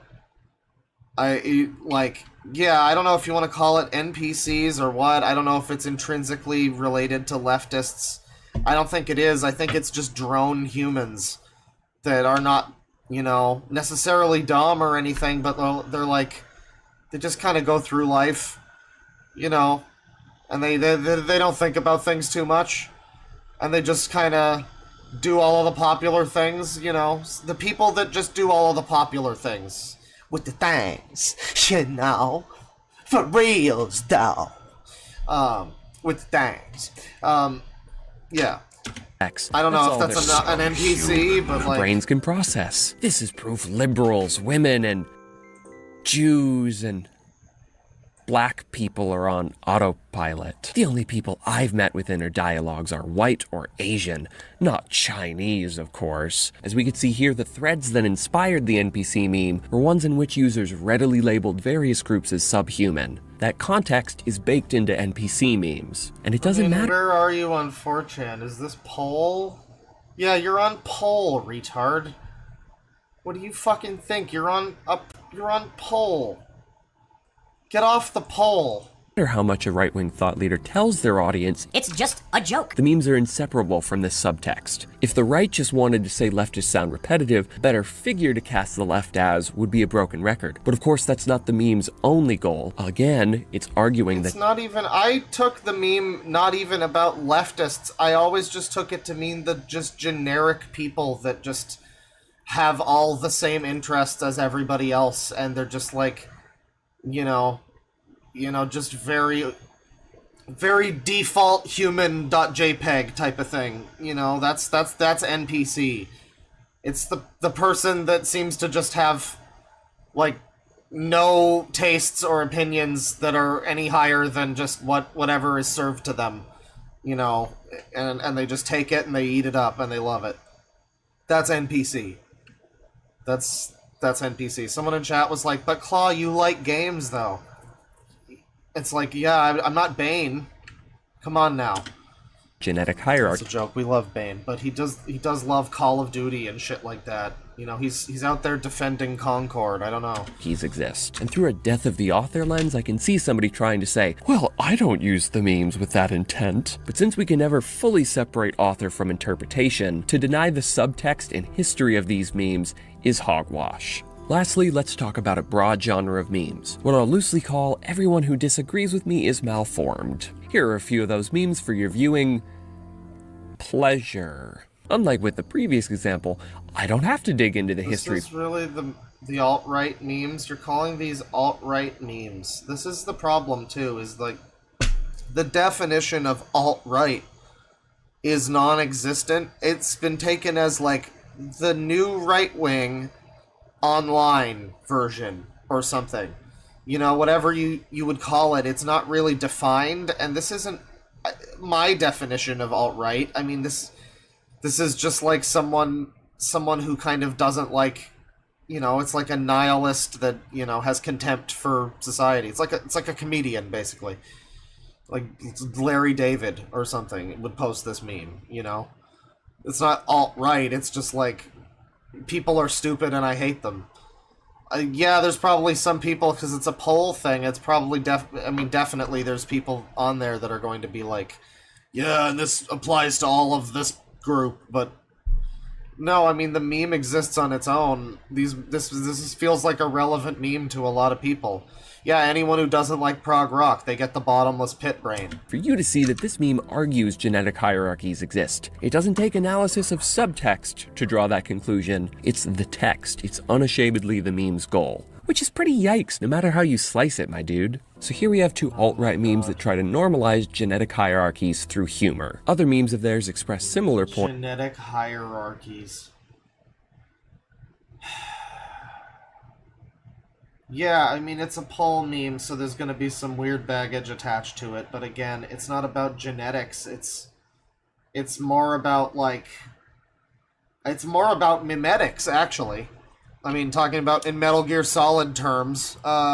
Less Gene, more meme. It's less MGS1 and more 2, because it's about what you take in. It's about your intake of culture and, you know, what defines you, you know, through art and whatnot.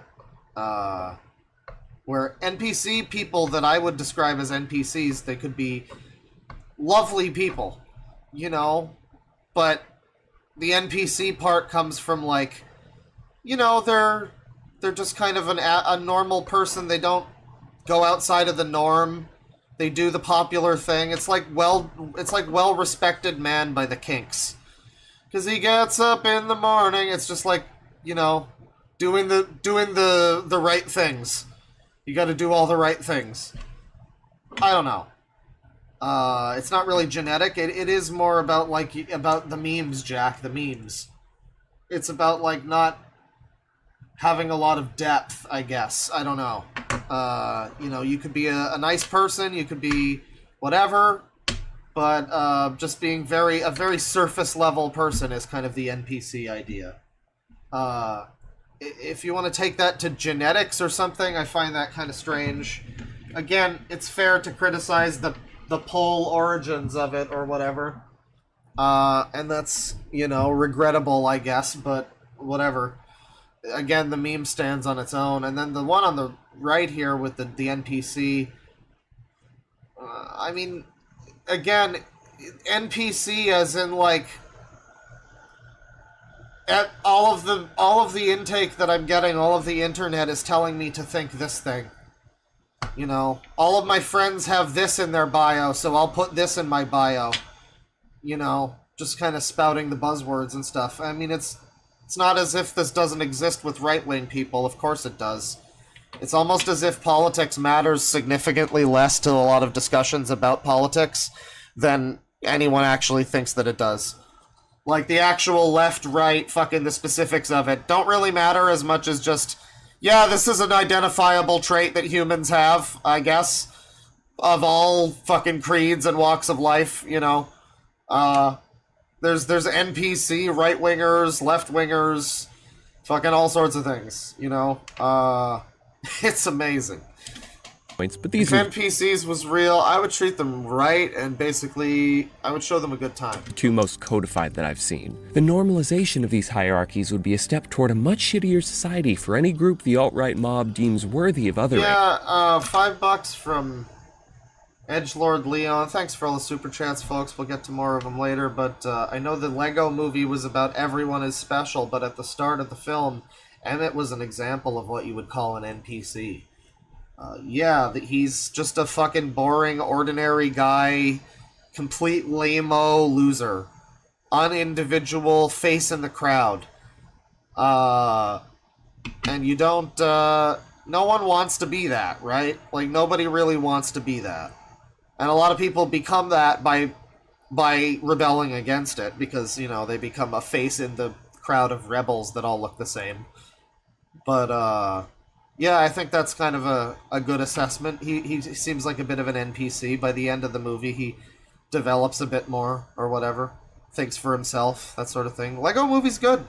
It's a shame that the Minecraft movie was supposed to be like that, and it probably won't be.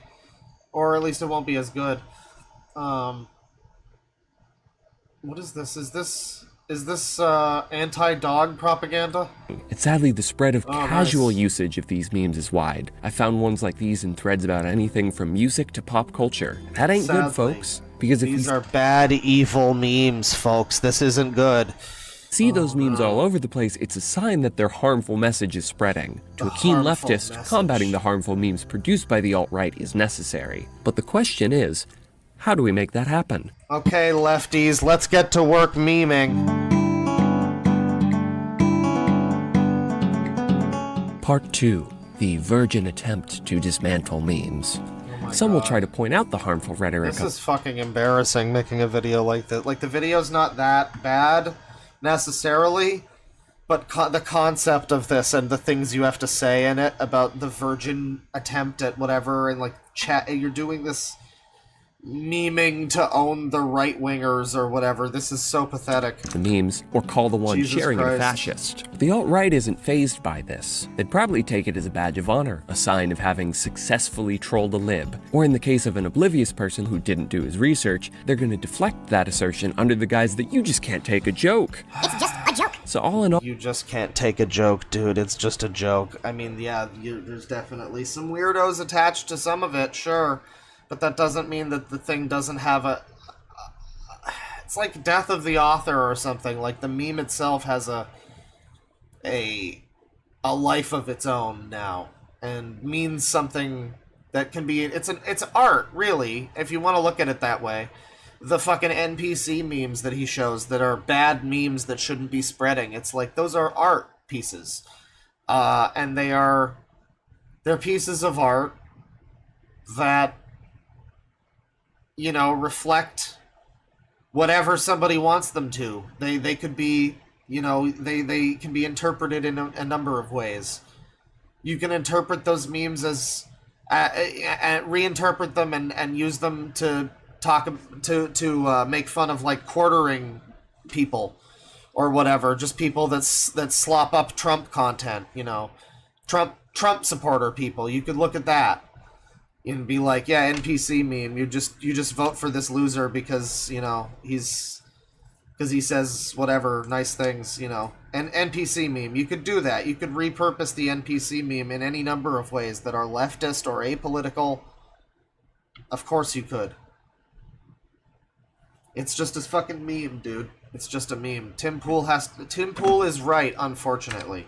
Just like Grok. they're gonna deflect that assertion under the guise that you just can't take a joke. It's just a joke. So all in all, the strategy isn't terribly successful. The other prevailing idea is to demystify touchstones the alt-right holds dear. The producers has done a lot to rip Hitler of posthumous power by deconstructing Nazi imagery. By placing these images and practices into the glamorous and showboaty world of musical theater, Brooks points out how absurd their brand of nationalism was and makes those practices seem so silly, neo-Nazis want nothing to do with them. This strategy appears effective. But in the struggle to combat the alt-right, a lot of leftists don't deconstruct the memes the way Brooks deconstructed Nazi imagery. They just reuse the same memes against the alt-right. And if we acknowledge these memes reinforce genetic hierarchies, that means leftists are accidentally agreeing these hierarchies exist when they share the memes. Okay, you recognize that you have to not operate on the same level as the people that you're mad about. That's good. That's a good sign. As we saw earlier, the goal of memes like these is to dehumanize political opponents. They assert that one side is not only correct on a political issue, but that genetic superiority explains why they're correct.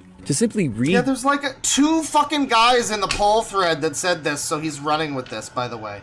That's what really pisses me off. So many of these videos are just so disingenuous. So much of what we watch is built on lies, people. You'll watch a video and it'll be this whole fucking grand worldview conspiracy, and what is it based on? It's like a tweet that someone found, or a comment with no likes on it, or some stupid shit like that. Some unverified shit that no one could take seriously, but we're supposed to take it seriously. And it's like, oh, there's a couple of people on poll on 4chan, of all fucking places, where they're like, yeah, we're gonna make this like a weird race thing. Yeah, of course they are, it's poll! What's wrong with you? That doesn't mean the fucking meme is racist, you stupid dipshit! Use one of these memes, with a conservative being the genetically inferior one this time, doesn't subvert the framework, it ends up buying into the idea that there are definable characteristics about a person that make them genetically predisposed to be wrong, while you, the big-brained and genetically superior person, are predisposed to be right. Some leftists say they only use these memes to try to trigger the alt-right, since clearly the alt-right cares about perceiving itself as genetically superior. While that might upset a couple of alt-right weirdos, I think the more likely and immediately present normalization of genetic hierarchies does more harm. He's really talking about this stupid fucking meme as if it's like genetic hierarchies. This is insane. This is so dumb. Like, this is actual... some kind of, like, political recruitment thing that's supposed to dull you to a certain type of ideology so that it doesn't seem as bad or something. I'm amazed by this. Harm to marginalized folks, then it saps power from the alt-right. This is For this brain reason, rot. I think the tactic is all in all a failure Yeah, from the he really needs to buy a hat for his hat. left. So we've identified a problem with recycling these memes, but how do we fix it? To me, the left needs to do the legwork to fundamentally change the meme. As it stands right now, there's no attempt to deconstruct the genetic assumptions of the memes, just to change the subject. Holy fuck, I'm just gonna say, I don't know if they make a locker big enough for this guy. He's probably an adult, but like someone should shove him in a locker. Of its hierarchies. Jesus now, Christ. I would argue these memes were doomed from the start. I don't know if it's possible to alter the framework of an ableist meme without just making a different meme. But if the left could find an alternative way to sap these memes of their power, what might that do? Well, thankfully, we have a real-life example. So, supposedly, according to this guy, the Chad meme is going to upset the alt-right memes, guys. The Chad meme that is most closely associated with incel rhetoric is going to be the one that overtakes the NPC meme. It's gonna be great, guys.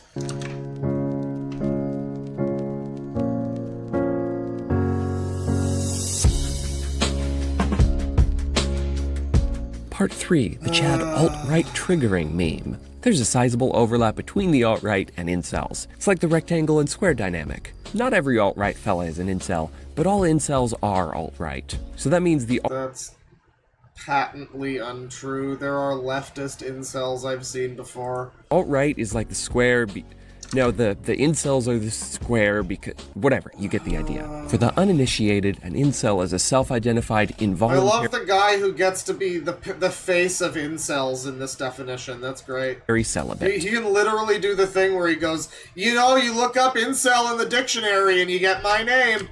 Mostly men my who bemoan face. their inability to get laid, placing the blame on women and feminism. Also sometimes the Jews. Incels obsess over placing the blame on women and feminism. Also some Jewish folks. We're getting a folks in this video, everyone. Sometimes the Jews. Incels obsess over physical appearance, going deep into shit like the structure of the perfect jawline. There's a depressing path to radicalization within the community. Many users claim lying down and rotting is the only solution once you discover your slighted place in society. Well, someone says that the problem with the left memeing is that they're too sensitive, and it's like... There's an argument with that, because, like, I've been watching... I watched a video yesterday that talked about... 2 videos, actually. It's from this channel, I think it's called Elephant Graveyard, talking about Jerry Seinfeld and his recent implosion with, like, the PC crap!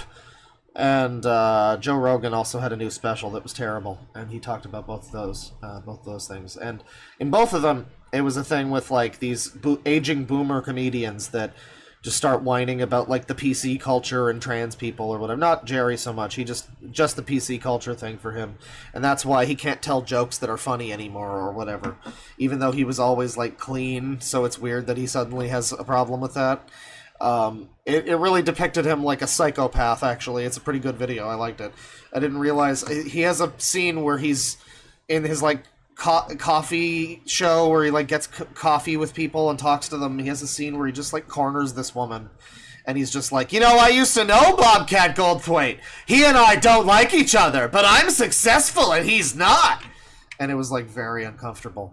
But all this to say, you know, in terms of comedy and making jokes and stuff, there is a lot of truth to the idea that, I mean, a lot of types of jokes that people claim to want to make that are too edgy or whatever, they do tend to just be, like, really old jokes that aren't funny anymore, you know? Like, it's just something you've heard 1,000 times about, like, Chinese people eating dogs or something. It's not really funny at this point. But yeah, there is also just, like, if you make a joke and it's about rape, people are gonna get offended. If you make a joke and it's about gay people, people are going to get offended. Even if you make it well and it's funny, someone's going to get offended. I mean, the cheat code is not to give a shit, really. Well, and to actually be funny, but that's, you know, that's hard to do. But yeah, you know, people do get pretty oversensitive about a lot of things, and I think it's silly to act like that's not a factor. Like, you go to a comedy club or something, you see a modern comedy act, and what is it? It's gonna be like a lesbian talking about how she hates men, a gay black guy talking about how he hates white guys and white people, and then like, you know, maybe some other real comedians as well. It's like, oh yeah, a woman talking about her vagina, you know, and then maybe you also get a real comedian in there. Like you get like 4 or 5 comedians. You watch a thing, you get 4 or 5. You get I got 2 comedians out of that, maybe 3, you know, and the rest of them were just calling things racist for a little while. That was not really very funny. Yeah, I don't know. Modern comedy is kind of a fucking a hellscape for shit like that. You get, you get just, it's too political in general. I mean, you get people that try to, like Joe Rogan, just making jokes that are just pandering to, like, you know, his audience that already doesn't like trans people, so he just makes shitty jokes that get a laugh because they reinforce beliefs. That's too much of comedy now, is just, I am that thing! Ha ha ha! I know what that is! Like, that's basically what comedy has become. It's a lot of just like, that's relatable to me! Ha ha ha ha ha! That's the joke now, is that, like, yeah, I don't know. So, like, there's some truth to it, yeah. There's definitely some truth to it. It's a very nuanced thing, though, with comedy. I think the left could meme. There's plenty of memes that are funny that are not political. That's the thing that's so dumb about this video, honestly. The left can't meme is kind of a stupid thing. I guess they can't meme for themselves. Like, you can do memes that are funny and be a leftist, but if you try to make explicitly political memes, for whatever reason, they don't seem to work out as well as, like, Pepe and stuff works out. And I guess NPC and stuff like that. You know, the triggered meme, you know. Stop using the triggered term. That's an overused term. Yeah, I don't know. I mean, there's plenty of memes that are funny, but yeah, when you try to make things inherently political, they tend to wind up just being kind of fucking annoying most of the time. I mean, that's the thing. So, I don't know, but the Chad meme, I'm fascinated by the idea that he's gonna claim that the Chad meme is gonna turn this around. Because the Chad meme is, again, most closely associated with the, like, incel demographic. I guess he's getting into that. He was talking about incels a minute ago. Others claim lying down and rotting is the only solution once you discover your slighted place in society. I could go on, but ContraPoint's already made a perfect video about incels. I just love how much of these, like, people, too, they just regurgitate slop from the hierarchs of their community. You know, like H-Bomb makes a video and then you can't watch a fucking video essay for like 2 fucking years without it being like, I don't want to plagiarize anybody, H-Bomber guy, oh my god. You know, I liked your video, by the way. And everybody has to shout out ContraPoints. I've still never watched a ContraPoints video. Maybe I should on stream someday. That might be fun. Chat has to behave, though. I know there's some people that would probably make it fucking weird. You know, but I don't know. It's always this same kind of, like, we know where you get your ideas from, so we have to just assume this person is right about everything and hope that they aren't paid for by a Democratic super PAC and, like, you know, whatever else. I don't know. So if you want a more in-depth look, I'd say go watch her masterpiece.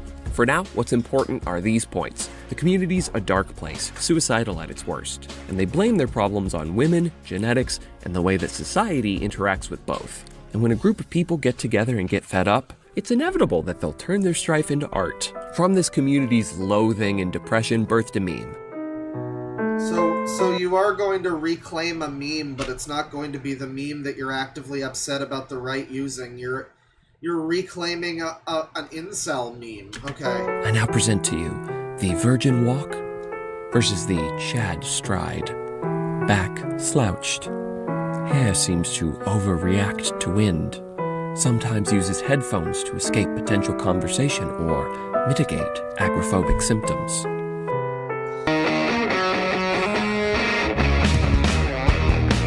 Back so straight you could measure structural foundation with his spinal cord. Head is at a perfect vertical angle at all times. Does not register the emotions of Okay, it's a cool meme. genetics. Hair that's hard to manage versus the perfectly coiffed hairdo. A slouched back as opposed to a straight spine.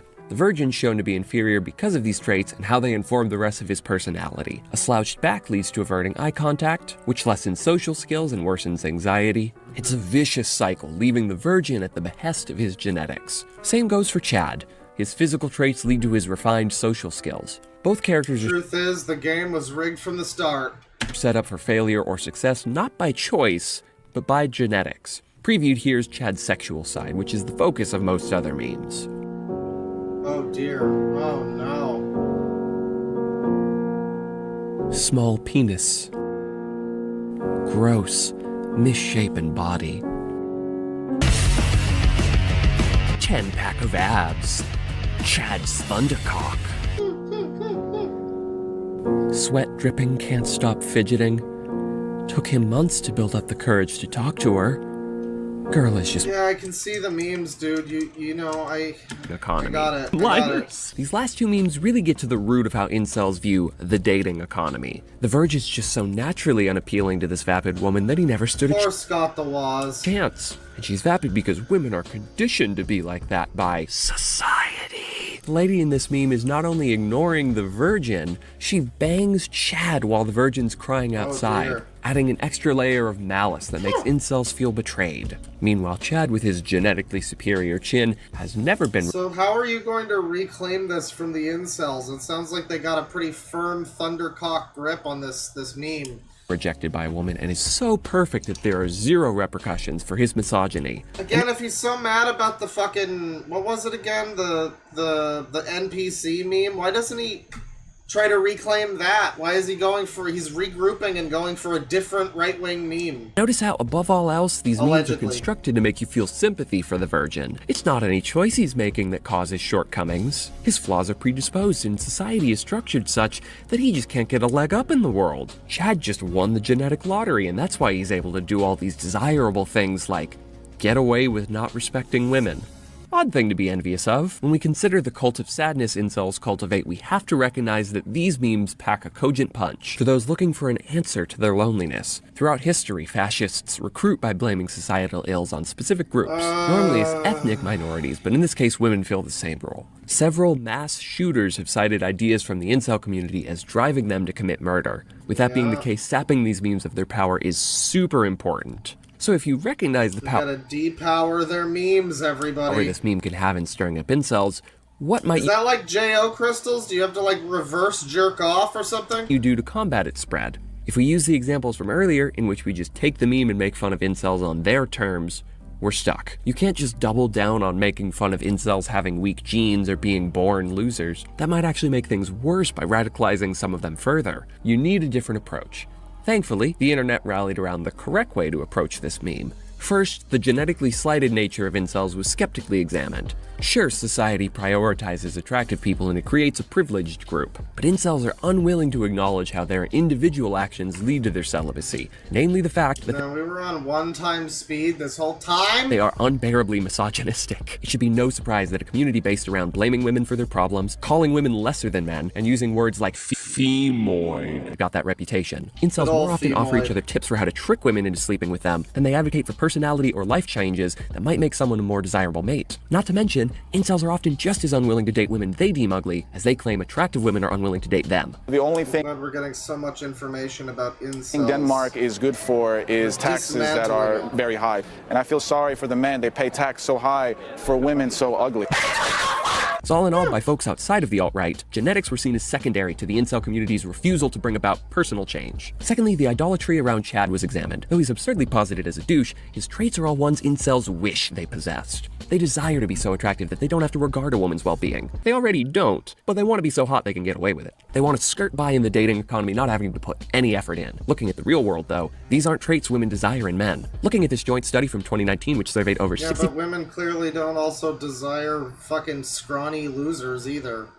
I mean, that's the thing that you never get from this. It's like, yeah, women don't want Chad Thundercock necessarily, but they're more likely to give Chad Thundercock their time than they would be with some, you know, perfectly fine guy that they might get along with a lot better who, you know, happens to look like Scott the Woz or whatever. Like, that's Just kind of the way it is. 4,000 women across the world, kindness and supportiveness were by far the two most desired it's qualities. it's also just memes, right? Like, I don't know. It's impossible for, you know, they can't have their cake and eat it too, where they act like they're not super offended by jokes, but then also they do the thing where it's like, but it's not just jokes though, like that you're offended by jokes then. And men, which surprisingly doesn't include and in fact directly contradicts the ideal Chad represents to incels. Seeing through all the BS, the script of the Chad and Virgin meme got flipped. To my knowledge, it wasn't an organized effort, but over time in the memes, the Virgin was no longer rejected because women are vapid. He's rejected because he's an asshole. Chad's no longer desirable just because of his cleft chin. It's because he respects women, is adamant about consent, and prioritizes his partner's sexual experience over his own pleasure. No longer is Chad a figure incels wish they could have been born into the mold of. He's an idol possessing learnable character traits that we should all strive for. This spin on the original meme aided in sapping its power by simultaneously deconstructing the idea that incels are at the behest of genetics. Did this really do anything? This just seems stupid. I've never seen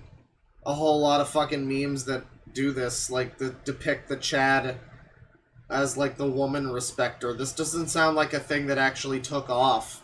And altering what traits are desirable in the mythical Chad to be, you know, actually decent human traits. The meme also went through parody and, most importantly, goofy wholesome phases. In some of the memes, Chad and the Virgin aren't mortal enemies, they're good friends and from time to time help each other out. And eventually, they're dating. Oh, they make the cutest babies, don't you know? All these fun or silly renditions strip the meme of its serious political influence. The character of the Virgin's no longer a viable option for the incel community to convey their shitty beliefs through, because now he's a joke to most internet goers. This example strikingly reminds me of the producers, in that it forced the alt-right to abandon the imagery that had been humiliated. While incels still exist and still have awful beliefs, this key tool in radicalizing lonely men They still talk about Chads and Virgins all the time. What are you talking about? is no longer at their disposal, and it seems they've taken years to find a new vessel. What happened to the Chad and Virgin meme is a great example of praxis online. I witnessed the progression in real time through the Facebook group Legend of Chad, Ocarina of Gains. The group went from sharing memes that largely supported the original idea to becoming a wholesome group where traits like emotional vulnerability are coveted. Sharing memes. This is so pathetic.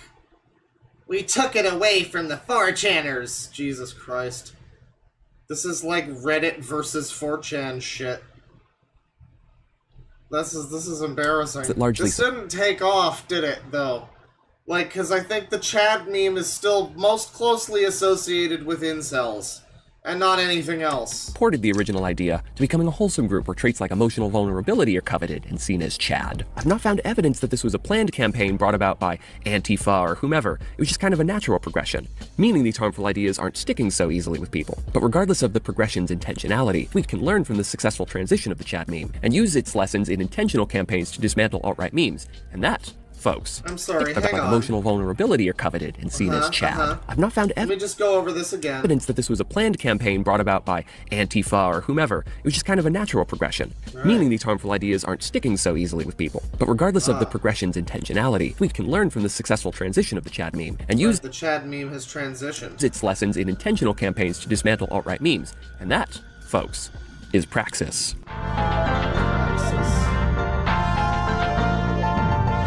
So, yeah, repurpose the memes, turn them on their head, and you'll be able to overthrow political power, I guess. This shit's so embarrassing, dude. Make no mistake, memes are a powerful tool for converting people, and the necessary battle of negating these memes can be a tough tightrope to walk. One can easily fall into the trap of asserting the same hierarchies. Alt-right communities work night and day to convince people are real. But if we use Chad memes as an example, the best way to combat these ideas is to turn the meme into something the alt-right wants no part of. By acknowledging and challenging the hierarchy it establishes, and by parodying the characters to absurd lengths, you rip the alt-right of a potential tool. And you do that not by using the meme on the creator's terms. Rip them of a tool. Well, I guess it's good they got guns then. Wow. Yeah, good meme video, dude. That was great. Now shut up, I'm done with you. Good meme video. Real analytical meme video. What else has he done? Does he got more meme videos? No. Maybe he does. I don't know, I'm not seeing it. Burger Tycoon video. We got a video about Tim Pool. Nah. PragerU. Let's see here. What else do we got? Fight Club Incel Pipeline. Well, we gotta do anime has a fascism problem. I mean, we know those anime fuckers, they love Hitler, so that's only slightly a joke. I love anime. Credentials? Okay, how about this? I'm all caught up in One Oh, this is Woke Karen, by the way, is the name of this channel. Piece. I've done my time. This is a subject matter that I am very familiar with. I watch the contemporary stuff. I watch some of the classics. I read the mangas like Chainsaw Man, Hell's Paradise, and Kaiju Number 8. So believe me, He watched a lot of anime and stuff. Good. Not some jackass trying to attack a form of media that I have no interest in. You know those kids in the hall who scream anime stuff? I'm just like them. Not really, but I read the anime discussion boards. I read the Twitter takes. I watch the anime TikToks. Psst, by the way, you should follow me on TikTok and YouTube too if you haven't done so already. Okay, thank you. What I'm saying is that I'm no stranger to online anime discussion spaces. And these discussion spaces are generally politic-free. But that's not to say that there are no social issues within anime. How about those ears? Communities. If you watch my videos, You think you could fly with those fucking things? you know I'm big on unraveling intersections of, well, everything. There are a lot of POC, queer, trans, and disabled anime. Yeah, you got them all there. That's great. They're all there. Turns out, there's a lot of racism, homophobia, transphobia, and ableism within these communities. Never would have fucking guessed. Amazing. And this is not unique to anime. We all know the shitty "you wouldn't last 5 seconds in a Call of Duty lobby" meme. We have all heard some dipshit complaining about wokeness in Marvel movies. But I am a little curious about a few problematic ideas that I see widely represented Got some problematic ideas, folks. by anime fans. What am I getting at? Good God, the most horrifying and toxic arguments I have ever gotten in online were with anime girl profile pictures. Annoying anime profile pic conservatives have the most obnoxious, shitposting, bad faith attitudes that I've ever engaged with. These conversations can will me into sticking my arm into Imagine him showing me a fucking alt-right meme like Pepe. That's fucked. a blender just to experience the sweet relief of focusing on physical pain instead of mental agony. And whenever I spot mask-off neo-Nazis, fascism advocacy, general right-wing toxicity, 7 times out of 10 it's one of these profiles. Before anyone says that, yes, I know that many left-leaning, great, wonderful people use anime profile pictures. Great, wonderful. We love you. Keep up. We're all good people here on the left. We're all good. All the left-wing people are great, wonderful people, and they're nice. But if you're if you're one of those Hitler supporting fucking right-wingers, you motherfucker, you fucking piece of shit, you're not allowed to express your political views. I won't allow it. I'll never allow it. The positive behavior. But why fascism? Why anime? Why do these seemingly unrelated things have such a potent intersection? Well, they might be more related than you think. In this video, I will explain the appeal to Japanese cultural fandom and anime fandom for the average fascism fan, neo-Nazi, etc., and how these fandoms are accommodating for online right-wing activism. Just so we're clear, half the time I use the word fascist in this video, it's a blanket term for Nazi shit. Okay, great, wonderful. To understand why— Wow, you needed a different blanket term? Like Nazi shit wasn't already a good blanket term? Fascists and alt-righters love anime, we need to understand why fascists and alt-righters love Japan. First off, I don't know if you remember this, but Japan had a bit of an angsty fascism phase in the 20th century. They were obviously great buds with a certain mustache man, as well as the government practice of statism, a political system in which the state has substantial centralized control over social and economic affairs. Just one of many flavors of fascism. And listen, modern Japan is a robust place with lots of political discourse. It is home to leftist political groups and egalitarian pro-immigrant initiatives. But anyways, I'm about to talk a bunch of shit on Japan. I mean, I do like just how much of these just do really ultimately come down to we are the good guys. Just jerking themselves off about, like, you know, thank God there's leftism in Japan. I mean, I thought that evil had won. But no, at least there's some good left in the world over there. That's great. Yeah, dude. My side is right, smiley face. Good stuff.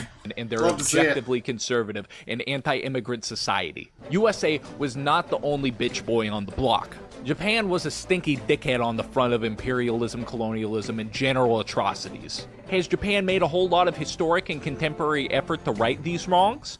Haha, no. But after everyone said, hey Japan, chill the fuck out, Japan decided to embrace egalitarianism, leaving their fascist roots behind, right? No, I'm going to generalize here. Japan hates immigrants and refugees. The incredibly low number of them that they allow into Japan each year is no coincidence. America has... I mean, this video might not be entirely wrong, even if it is kind of obnoxious, because, like, yeah, I mean, anime and fascism, whatever, not, you know, Republican anime fans or whatever the fuck with the anime girl with the Trump hat. That's a common thing, and it does make you wonder why. I always just kind of thought, well, anime shit on 4chan, you know, poll on 4chan, and, you know, combine your fucking peanut butter with my chocolate kind of deal.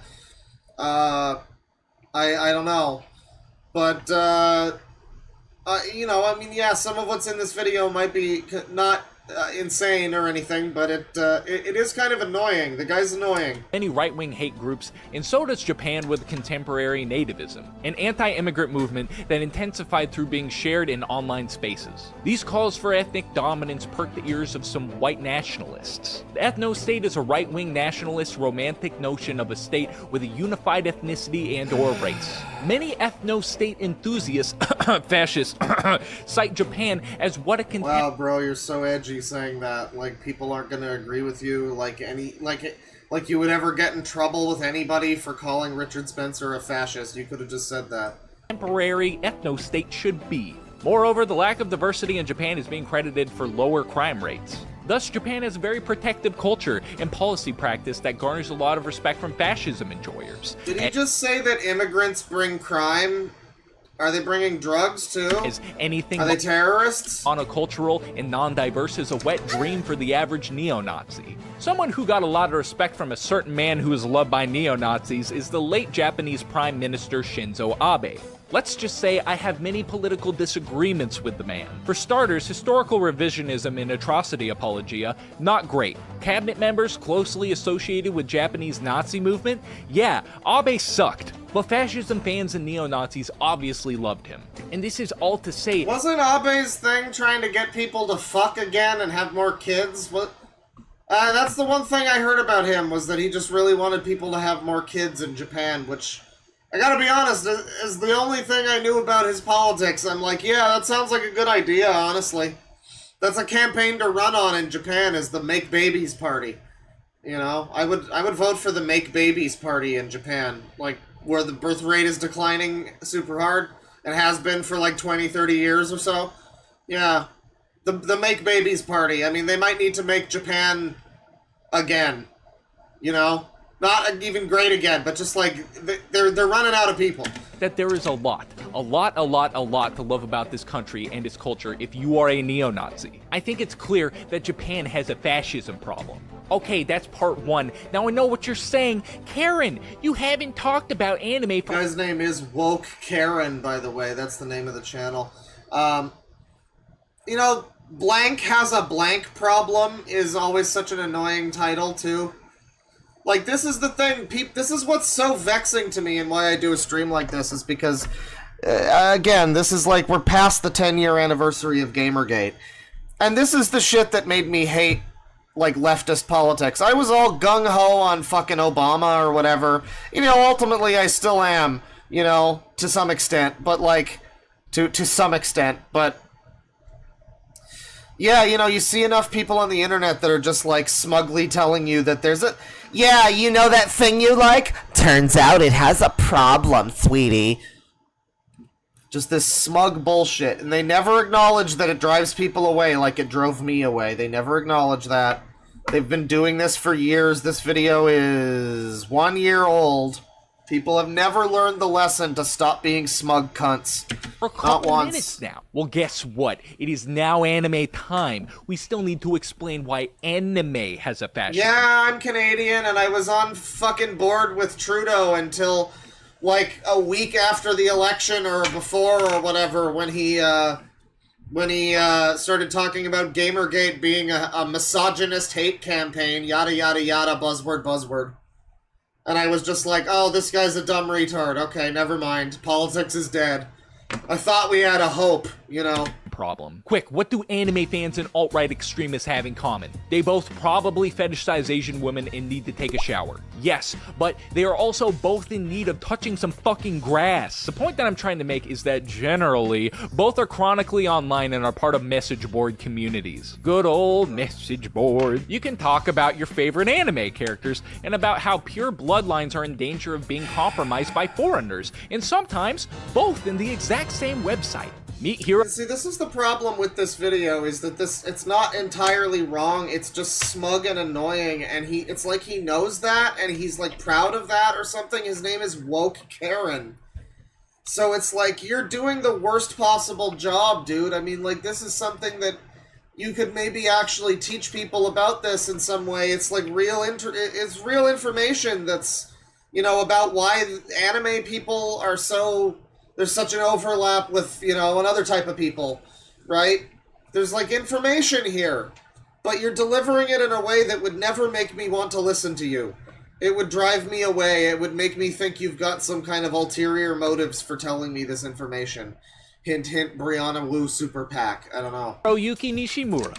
While studying at the University of Central Arkansas around the year of 1999, Nishimura founded a little website called 2channel, or 2chan for short. This website was mainly used in Japan. Much like other message boards, people use 2chans to talk about media such as television, music, movies, anime, and manga. However, the spin on this website is that posts are subject to total anonymity. The perks to message board anonymity is that opinions won't be linked to identity, and the poster won't be faced with IRL scrutiny. Therefore, the opinions are authentic. But such is the fate of every free speech anonymous message board website, it soon became a hotbed for nationalism and inciting hate speech, such as complaining about those damn Koreans and starting misinformation campaigns and attempts to defame them. Now let's talk about... Yeah, well, I mean, again, another... You know, people always want to censor shit, and then they get outraged when they see that the people that were censored are gathering to talk in places where they aren't censored. You know, it's like, why do you think they're on anonymous image boards? Because if they went anywhere else, they would be banned. People have to have a right to speak, don't they? I mean, I guess not if it's hate speech. Smiley face. The elephant in the room. 2chan? That sounds a lot like 4chan. Well, that's because 2chan is 4chan's predecessor. The vehicle for right-wing misinformation, hate speech, and cesspool of fascist ideology was conceptualized from this Japanese media internet forum website. This is definitely worth pointing at. However, I don't think that free speech forum websites are created in a vacuum, completely reliant upon Japan. I believe that if there's an internet connection, it's gonna happen eventually. But it is very interesting that this anime shitposting website was the brainchild for 4chan, right? In the relationship of anime fans and Not really, so was fucking Something Awful, and they're all like super liberal over there. Anonymity of opinion. Sorry, liberal's the wrong word, I forgot. Is extremely They hate important. liberals. None of these cowards want to show their faces after dropping the most unapologetically racist replies on Earth after all. But the origins of 4chan is also interesting because it also shows us the relationship of anime fandoms in expressing toxic beliefs. And if these beliefs were isolated to 4chan, there wouldn't be a problem, but we all know that they are not. Indoctrination isn't a clear-cut system from peer to peer. It's more like a network, an iceberg, if you will. And it is known to us as... You know what it is. Now, I know this is gonna sound super familiar, but for anybody who has been living under a rock for 30 years, the alt-right pipeline is a path to right... Oh my god, it's the alt-right pipeline! Oh my god, it's the pipeline! It's the pipeline, everybody. We're back on board with the pipeline. He was losing me there a little bit, but we're back on board with the pipeline, everybody. Anybody who has been living under a rock for 30 years, the alt-right pipeline is a path to right-wing and conservative ideologies. Entry points for this path are created in places where people share their opinions. YouTube videos, online gaming lobbies, online forums, etc. Once you start flirting with some of these entry-level conservative ideas, let's say feminist gets owned, content recommendation algorithms start to push you further and further down this path. They really have nothing but this. This is their fucking talking point. It is literally just how algorithms work. I'm amazed that that is actually just... That's the con that's been passed around the fucking world, is the alt-right pipeline con. And what is it? It's literally just the way social media working. Are you slightly conservative and you looked for something? that's conservative, yeah, you're gonna get pushed more stuff that's conservative. Good stuff. Great pipeline. Love it. And before we move on, I would like to talk about some of these entry points in anime communities. Now let me set the scene for you. You are on anime Twitter. Some new members of the One Piece live action cast were revealed. We noticed that the actor who plays Arlong of the Arlong Pirates is a black man. Arlong is a fish man. And I don't know if you know this, but fishes don't assign themselves racial identities, at least as far as we know. You see a bunch of people complain that a character who they like is being played by a black man. Alright, I'll be generous, maybe it's just a problem with fishmen. Nope, also Nami's sister. Damn. Now this isn't an issue unique to anime communities. You see arguments against inclusiveness in Marvel movie communities. It's never about inclusiveness though, is it? I mean, sometimes it is, sure, but like a lot of the time it is just, why are they taking this thing and making it look different? Why are they not trying to make this character look like the character? They also change the personality sometimes. If it's like I remember that one Spider-Man movie where it's got Mary Jane, but she's, what is her name in the movie? Fucking Zendaya or whatever. And she doesn't act like Mary Jane, really. And she doesn't look anything like Mary Jane has ever looked. But she's there, and she's supposed to be MJ, and there's nothing to indicate that whatsoever, except that they call her that at the end.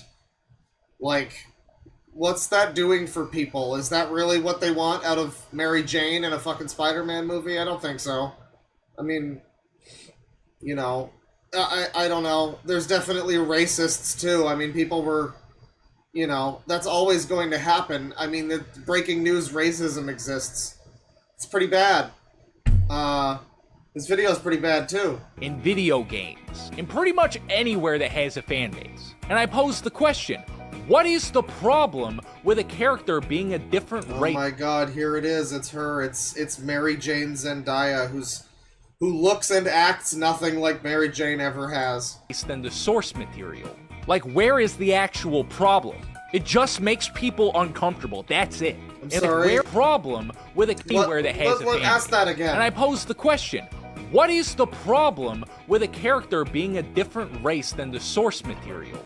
Like, where is the actual problem? Well, Wheel of Time, the TV show, had the problem where everybody everywhere was different races and everybody was diverse. So when they would go to another nation on the other side of the world, you know, everyone just fucking looked the same, just generically diverse. So that was an issue. It can actually be a problem sometimes. But more broadly, it is just how they, you know, don't look like the character from the thing. And people don't, you know, really want that sometimes. I mean, a lot of the time it doesn't matter. A lot of the time it's not a big deal. But, yeah, a lot of the time, you know, you start out and you're just like, why are they making a movie with this character, but she looks like this now? And it's like, then you get called a racist a whole bunch, you know? And you're like, well, I'm not a racist, and then you find a video that agrees with you, and it's like the quartering. Again, the right-wing pipeline is being, like, shunned and you know, ridiculed by the left. Most of the time. You know, at least we couldn't find one in that other guy's video, so it sounds like that's the closest thing there is. It just makes people uncomfortable, that's it. And let me make this clear, this is not about casting decisions. It's a common understanding that as long as you aren't altering your skin color to cosplay, there are no rules for race while dressing up like your favorite anime characters. But these rules are IRL, baby! It's a different story online. There are online cosplay police bullying anybody who isn't white or Japanese who decide. Who cares? I mean, like, I know that's like the nihilist answer that I was talking about before, but it is sort of, this is more of a who cares. Like, you often hear that about, like, who cares that this thing sucks now because of politics? Just watch something else. Whatever. But this is like, who cares that someone said something online? I don't know. I mean, maybe that happens. Is that a problem? Really? The internet sucks and people are mean. That's just the way it is. to dress like their favorite characters. As far as I'm aware, policing cosplay, skin color, or casting decisions is the entry level for the anime alt-right pipeline. Because once you travel down this road and follow these content creators, follow these... Yeah, so it really is like how I said, just you start out and you're like, wait, why does X character not look like they do in the comic? And then, you know, you get called a racist enough times until you look it up and you find, like, the quartering video where you're not being called a racist and it's somebody else saying, you know, that it's weird that this character doesn't look the way they're supposed to look in the comics. I mean, it's like, why even... I don't know. A lot of the time it doesn't matter, but sometimes it really does, and it is just like... I mean, the characters just don't look visually anything like, you know, someone that they're based on or something, and it can be like, yeah, I mean, I guess it's not a big deal on a deep level of, like, it's the character is still the character, right? Obviously, but yeah, if you're waiting like 40 years for a movie based on a thing you like, and then they make it, and none of it looks like the thing you like, that's probably going to be a sticking point for some people. I don't know if that's necessarily racism, but I could see them maybe being radicalized in a direction, one way or another, you know, because they watch content in relation to it. Twitter shit posters, you start absorbing their ideas, start having mixed feelings when you see inclusiveness in anime communities. Eventually, start having racist beliefs and saying racist shit without seeing the problem. Start saying transphobic and homophobic shit, until you start developing some questionable opinions. And the further you go, the more questionable your opinions get. To anybody who thinks that Eren Yeager is in the right, and that there are any, and I quote, good genocides or justifiable genocides, get some fucking help. Yep, we are about to talk about a show on manga. How many people do you think... I mean, haven't leftists committed genocides? Why are we super cool with fucking communism and socialism if we can't glorify genocide here and there? What are you talking about, buddy? That a lot of fascists love Attack on Titan. Why are we allowed to like Steven Universe if we're not allowed to like genocide? What's the matter, buddy? Hajime Isayama is the creator of Attack on Titan. I haven't read the manga, but I'm all caught up in the show. It's good. I recommend it. And this is gonna be a semi-spoiler-free analysis. I will be talking about the fate of a protagonist and how they become the plot device for the final seasons. So maybe click off if you don't want to get it spoiled. Isayama applies an apolitical... Well, you know what? I'm gonna click off. That's a fine video. It's great. I love it. It's a really good video. Not a smug, annoying guy. Not at all. Definitely doesn't remind me of the type of motherfuckers that drove me away from that community to begin with. Very cool. Very cool stuff. Let's watch another one here. Let's see. How the left should deal with alt-right radicalization. You know, this one sounds good. Why is there so much right-wing media? This is a question posed by this channel, Second Thought. And it's just funny to me because, you know...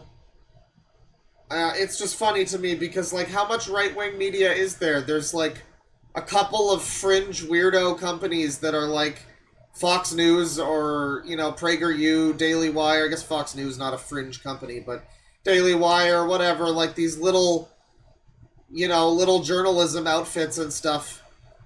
Is that really so much right-wing media in comparison to, like, every Hollywood movie and... most mainstream video games and every Western comic book and a lot of YouTube videos about things that are ostensibly not supposed to be political, but they become political? I don't know, but I guess there's just way more right-wing media, maybe. It's a disease that killed Spaniards in the 20s. Nope, it's something else. No, he's being Google funny. defines influence as a long sentence you already basically know. But what you might not know is exactly how much effort some people go through to exert it, or how much money they spend. And telling you about these two things is really all this video is about. Because we all know the wealthy in this country have a lot of influence over our politics and our culture, and also everything left after that. So it's not like a video about that would be exposing some well-kept secret or anything. But what this video can do is give you an idea of scale. We've all heard the Speed this so-and-so fucker spent up. $10 billion this election stat and thought, that sucks. But hardly anyone has seen diagrams like this, or like this, or like this, about the networks of influence that those election stats don't capture. And that's a shame, because when you go past the big number and get into the details of how influence is actually carried out and where the money goes, there's a lot more to it than most people realize. Right. I'm sure there is. There's a lot more to most things than most people realize. Was he just cutting out a communist manifesto? Is he like one of the proud commies? That's good. Oh, hell yeah. Yeah, this is what we love to see, folks. This is a good channel. This right here is a really, really good visual representation of the wealthiest areas of influence, and I made it myself and I got very positive feedback on it. And today, we're gonna go over it and fill stuff in using just two families, the Kochs and the Wilkses. We could do more, but you'll see why just two is more than enough in a sec. All we're gonna do this video is list their different It methods of looks like Brad taste in music, influence, how much they're spending, and its effects. but less of a cuck. That's it. Because honestly, I don't need to do anything else to make my point. The facts speak for themselves once I speak to them. Let's start with the Wilkses. This part of the video overlaps a bit with what my buddy Ugopnik did a few months ago, so if you want a more detailed look, go check out his video right here. Anyway, the Wilkses are two brothers with some funds and controls the online right, huh? Let me see. Who funds and controls the online right? Where is this? Yeah, give me this video. Give me this video. Ugopnik. Who funds and controls the online right? Well, I don't know, interesting. Perhaps we'll watch that. We'll continue with this one for now. This one I think is going to get into some of the stuff discussed in that video, so maybe it'll be necessary still. Again, it's funny to me, just like, I don't know, it seems to me like there's quite some left-wing bias in terms of most mainstream media and, like, pop culture and, like, you know, you don't get a lot of, like, popular Republican musicians that are really hitting the big charts. You don't get a lot of, I don't know. It's a lot of media nowadays is very leftist in nature if it's any kind of politics, and so it seems weird to me to be like, there's so much right-wing media, but let's see how he takes it. Sure. If you want a more detailed look, go check out his video. There's like 2 or 3 sites that they can go to. It's two or three too many. Right here. Anyway, the Wilkses are two brothers with some very far-right politics who made their billions in the fracking industry. So far, so good. These guys could have been happy just casually destroying the place I live, Earth, and you probably would have never heard their name. But they cleverly realized they could use that money from fracking to destroy the other place I live. Someone said he has paid for by lobbyists energy. I mean, I don't know, I guess I could see it. I guess I could see it, yeah. My brain. Because if you've never heard of the Wilkses before now, you've certainly heard of the online media industries that they fund. PragerU and the Daily Wire. In 2013, the Wilkses dumped over $6.5 million into PragerU, and in 2015, they funded the creation of the Daily Wire with $4.7 million in seed money.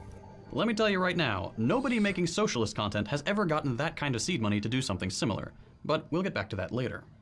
What matters right now? Are you sure? You sure you never been paid for by a Democratic super PAC or anything like that? I just don't know about that. You know, seems, I can assure you, well, he assured us, the guy with all the communism stuff. I mean, it would be pretty bad if you guys were taking bribes, I'd say that much.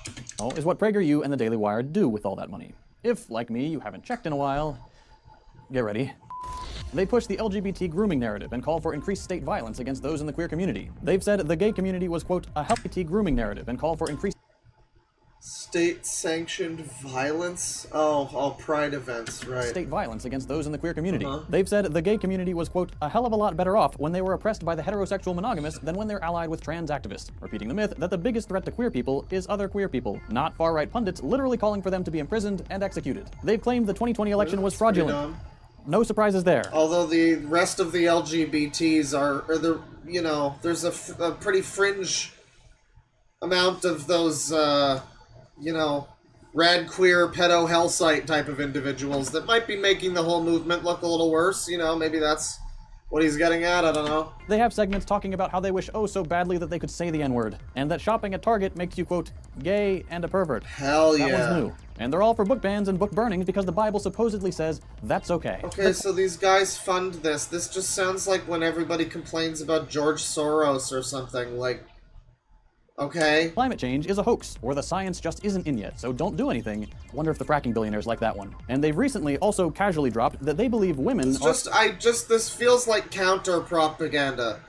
This feels like it's just propaganda again, but this time for the right cause. It just feels like the same vibe as their videos. It's propaganda. Quote, disproportionately wrecking the West. And I'm going to stop here because, one, all these examples are from just 1 month, May 2023 or thereabouts, and two, you get the idea. These online media outlets funded and owned by the Wilkses are broadcasting some of the most untrue, hateful, and oftentimes outright fascist rhetoric. And I'm using that word correctly, you can fight me in the comments. And they're doing so to audiences that are not just massive, but can actually rival more established media. You've seen the obscene subscriber counts of channels like PragerU and Ben Shapiro, but that's only giving It's not even the subscriber counts, it's the fact that they're putting PragerU in classrooms now or some crazy shit. A small idea of or these, at least that's what I've heard, institutions' reach. On Facebook, for example, the Daily Wire often finds a larger audience than the New York Times, the Washington Post, NBC News, and CNN combined, according to this NPR article from 2021. Not only do these online media have a huge role in shaping the national dialogue by nurturing and then feeding moral panics up to larger... I mean, it literally is just you're not allowed to have the counter opinion. I mean, yeah, some of this stuff sounds pretty bad. I don't support most of it, but it's like... Yeah, I don't know. You're just not allowed to have those beliefs. The news is not supposed to exist for people who have these beliefs, these thoughts. Is that it? I mean, does it always just come down to that? Like, we have to outlaw this way of thinking. That's so embarrassing that seems to be the way it always shakes out, is just like, yeah, it just seems like it's popular for people to believe this, so we have to make it not possible for them to say it. I don't know, dude. That sounds like a Band-Aid on a bullet wound. You're gonna Streisand affect yourself a little bit there. Institutions like Fox, who will then encourage far-right vigilantes into acts of stochastic terrorism. These online personalities' influence helps them shape actual real-life laws. Like stochastic terrorism? For example, the Daily Wire's Matt Walsh was a big part of the reason that Bill HB 1 passed in Florida, a bill banning gender-affirming healthcare for those under 18. Yeah, okay, how much does the news ever shift some shit in a direction like that? I mean, that's probably happened lots of times with lots of different scenarios. You know, on CBS News, they'll report something, and then there'll be some fucking House thing that, you know, they get voted on. I mean, the news just has sway over that. I mean, Matt Walsh probably shouldn't, but, you know. So, you know, money well spent for the Wilkses. But not just by the Wilkses. Although the Kochs aren't direct investors in either PragerU or the Daily Wire based on what we could find online, one of the Koch's nonprofits, Americans for Prosperity, and don't worry... Yeah, I don't know, everyone's saying based. You like Ron DeSantis? Yeah, I don't know, chat. You're a little silly. Get back to them later. Have campaigned on behalf of Ron DeSantis, and he gave over $100,000 to the Daily Wire last year. But that's... I mean, like, I don't have to agree with all this to still be like, how is it a problem that... Yeah, there's a lot of media that's paid for by, like, fucking... We just watched a guy who's paid for by fucking the Democrats. We just did. We fucking just did. So, like, don't act like fucking... Oh my god, they're in league with the... whatever. Yeah, that's everyone is corrupt. Again, wow, these are sure some identifiable human traits that are not politically... one way or the other whatsoever. Yeah, wow. Obviously not all. Prominent Daily Wire figures like Ben Shapiro have received speaking fees from the Koch-funded Young America's Foundation and also Koch-funded Turning Point USA. You can already kind of see the network of mutual support appearing here. But we're not done yet. We're not What done about more yet. traditional media, like the press? Well, these conservative infinite money glitches are there too. For example, Charles Koch has funded Tucker Carlson's media company, The Daily Caller. You might not have heard about The Caller before, but in 2017... this really is just very this just does single out a lot of shit where it's like, yeah, this happens all over the place. I mean, again, it's the oldest thing in the book to go, you know, lay George Soros, you're George Soros shill or whatever. That's just what this video is just like these guys fund things, so news is corrupt. He sounds like Gamergators 10 years ago. Koch brothers! It's all connected! I don't know, man. Yeah, the news is corrupt. It's all being manufactured by various political interests. What are you, fucking new? It got $980,000 from a combination of funds from the creatively named Charles Koch Institute and the Charles Koch Foundation. And before you get worried, let me reassure you. They do the exact same thing as the Daily Wire and PragerU, just mostly in article format. Their tabloid-style articles are always some variant of, "The barbarians are at the border. It's time to freak out. Queer people are groomers. Trump did nothing wrong." And given that last headline, it probably won't surprise you to find out that on top of the nearly $1 million from Charles Koch, $150,000 of the Daily Caller's funding came from the Trump campaign. And together, like, this video would be fine if you made it equal and you showed me all of the fucking media that's being paid for by, again, George Soros, among others. Weren't the Bogdanovs also on that, or are they right-wing? I don't know. I think they're dead now, but yeah, you could, I don't know, you could probably do this in a way that's a little more fair, but this is just kind of, I mean, obviously trying to push one single type of message, and as a result, it feels like, yeah, if you think outside the box a little bit, you're just like, well, wait a second, hang on. You know, is it just this? Is this the only proof? Are you sure there's not, you know, lefty people that you can point to that are doing similar things? Are you sure? You're not supposed to think too much about it. You're not supposed to give it a second thought, if you will. those two investments made up over 97% of the Daily Caller's revenue that year. In other words, Carlson's paper simply wouldn't exist without the Kochs and Trump money. And it's pretty obvious what kind of messages that money is buying and spreading. Guys, this video is about ethics and journalism. But even though Carlson is a celebrity, the Daily Caller really isn't. I wonder if this guy hits women too. Even with $1 million just like all those Gamergators in a single year, it's a relatively fringe media outlet catering to an audience already convinced of some pretty extreme far-right politics. You probably hadn't heard of it before this video, but what you definitely have heard of is The Atlantic. And the Kochs are there too. We've now entered into the real big boy press world, by the way. It's possible that some of these are, like, funded by the Kochs and other media, like, other groups, too. I mean, it might not just be the Kochs. I don't know the... Oh, something's going on out there. It might not just be the Kochs. You know, it could be that multiple fucking interests are greedily trying to shift the news in a direction, depending on, you know, which thing you look at. So, yeah, this is singling out one exact thing, and I don't know. It seems very slimy. It just seems very slimy. Again, it's like half a story of what's going on. This is a major, generally well-respected press outlet, and like, if you just watched this video, you would get the idea of, like, wow, these right-wing people are controlling the media or something. Like, no, this is just half the fucking story, that actually the media is just being controlled by corporate interests all over the fucking place. Whether or not they're, you know, big money people, whether or not their politics are one way or the other. Some of their journalists have either gotten cash prizes for the Koch brothers' Reason Foundation, or are themselves heads of Koch-funded organizations like FIRE, the Foundation for Individual Rights and Expression. And what kinds of articles do these Koch-affiliated journalists write in The Atlantic?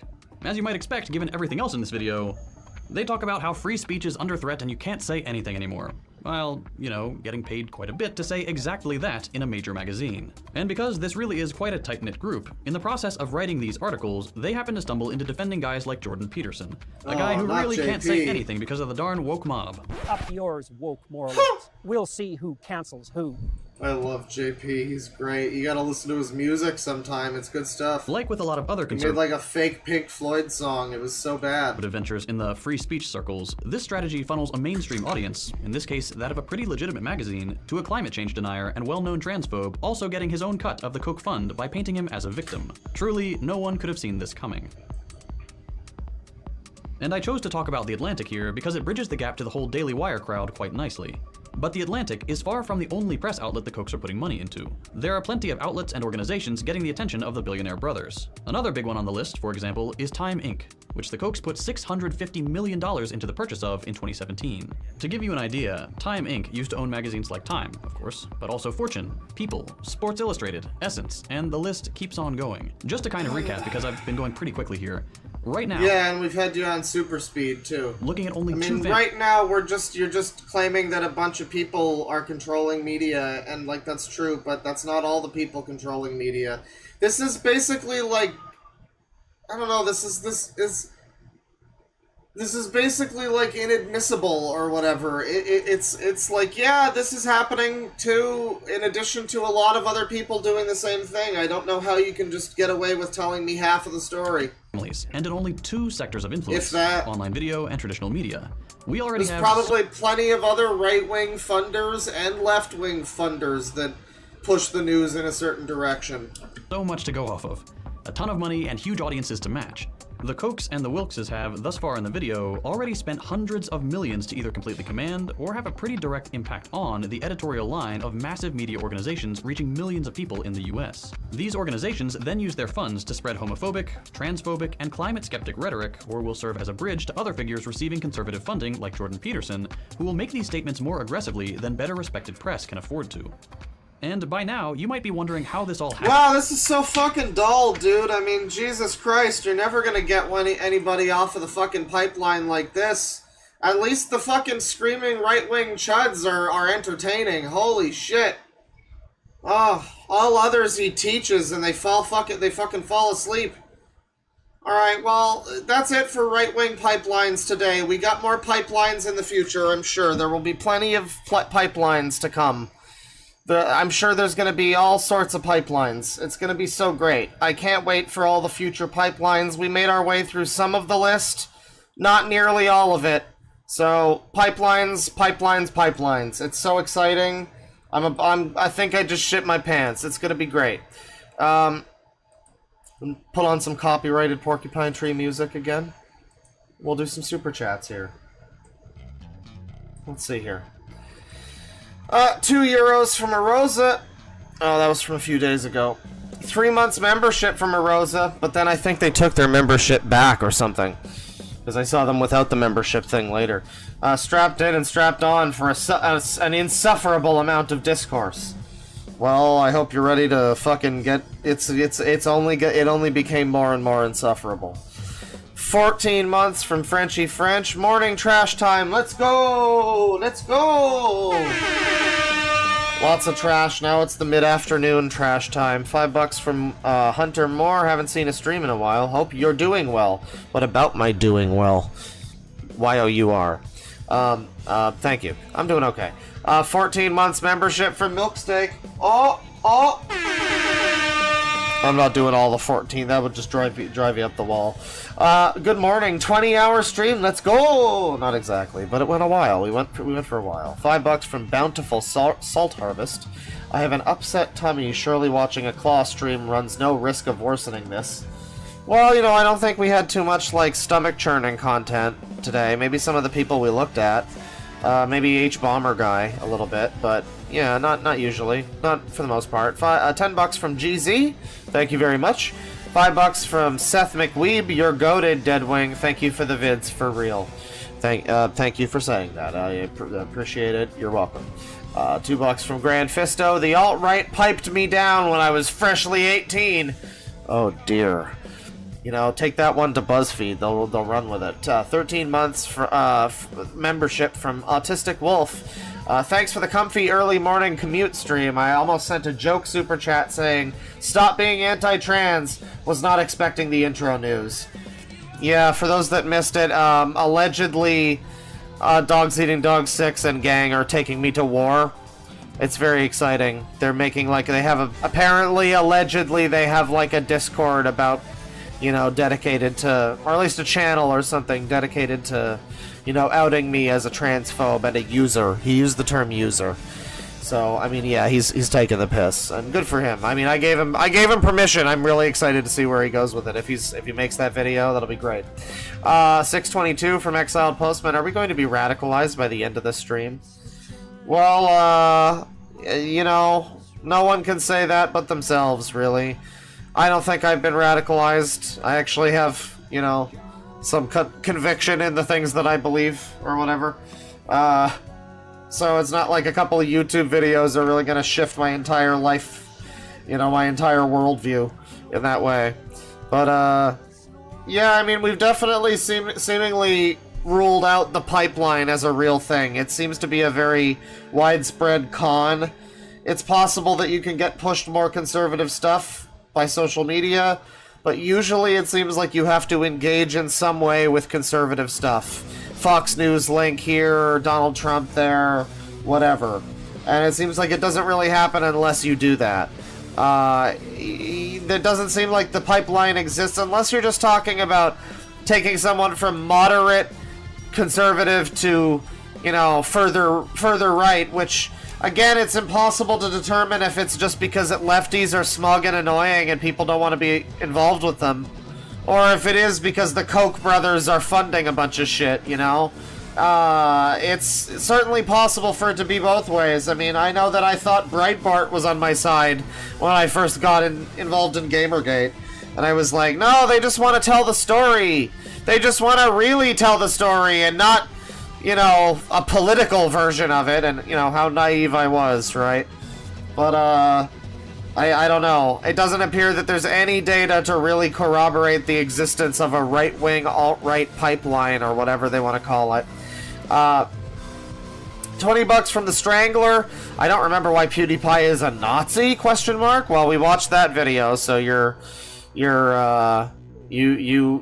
wish is my command. You got that video. You learned.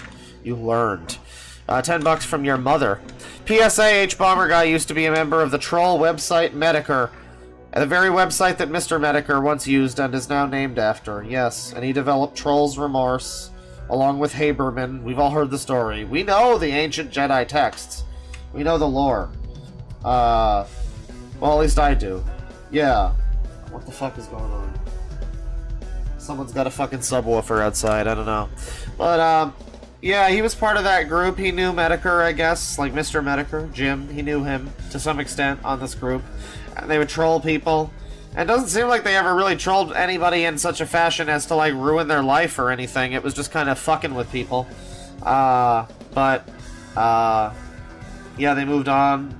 And, everybody got grown up and felt bad for their past mistakes and stuff, you know. And he was one of them. He went on to just be like a really good boy, you know, bread tuber.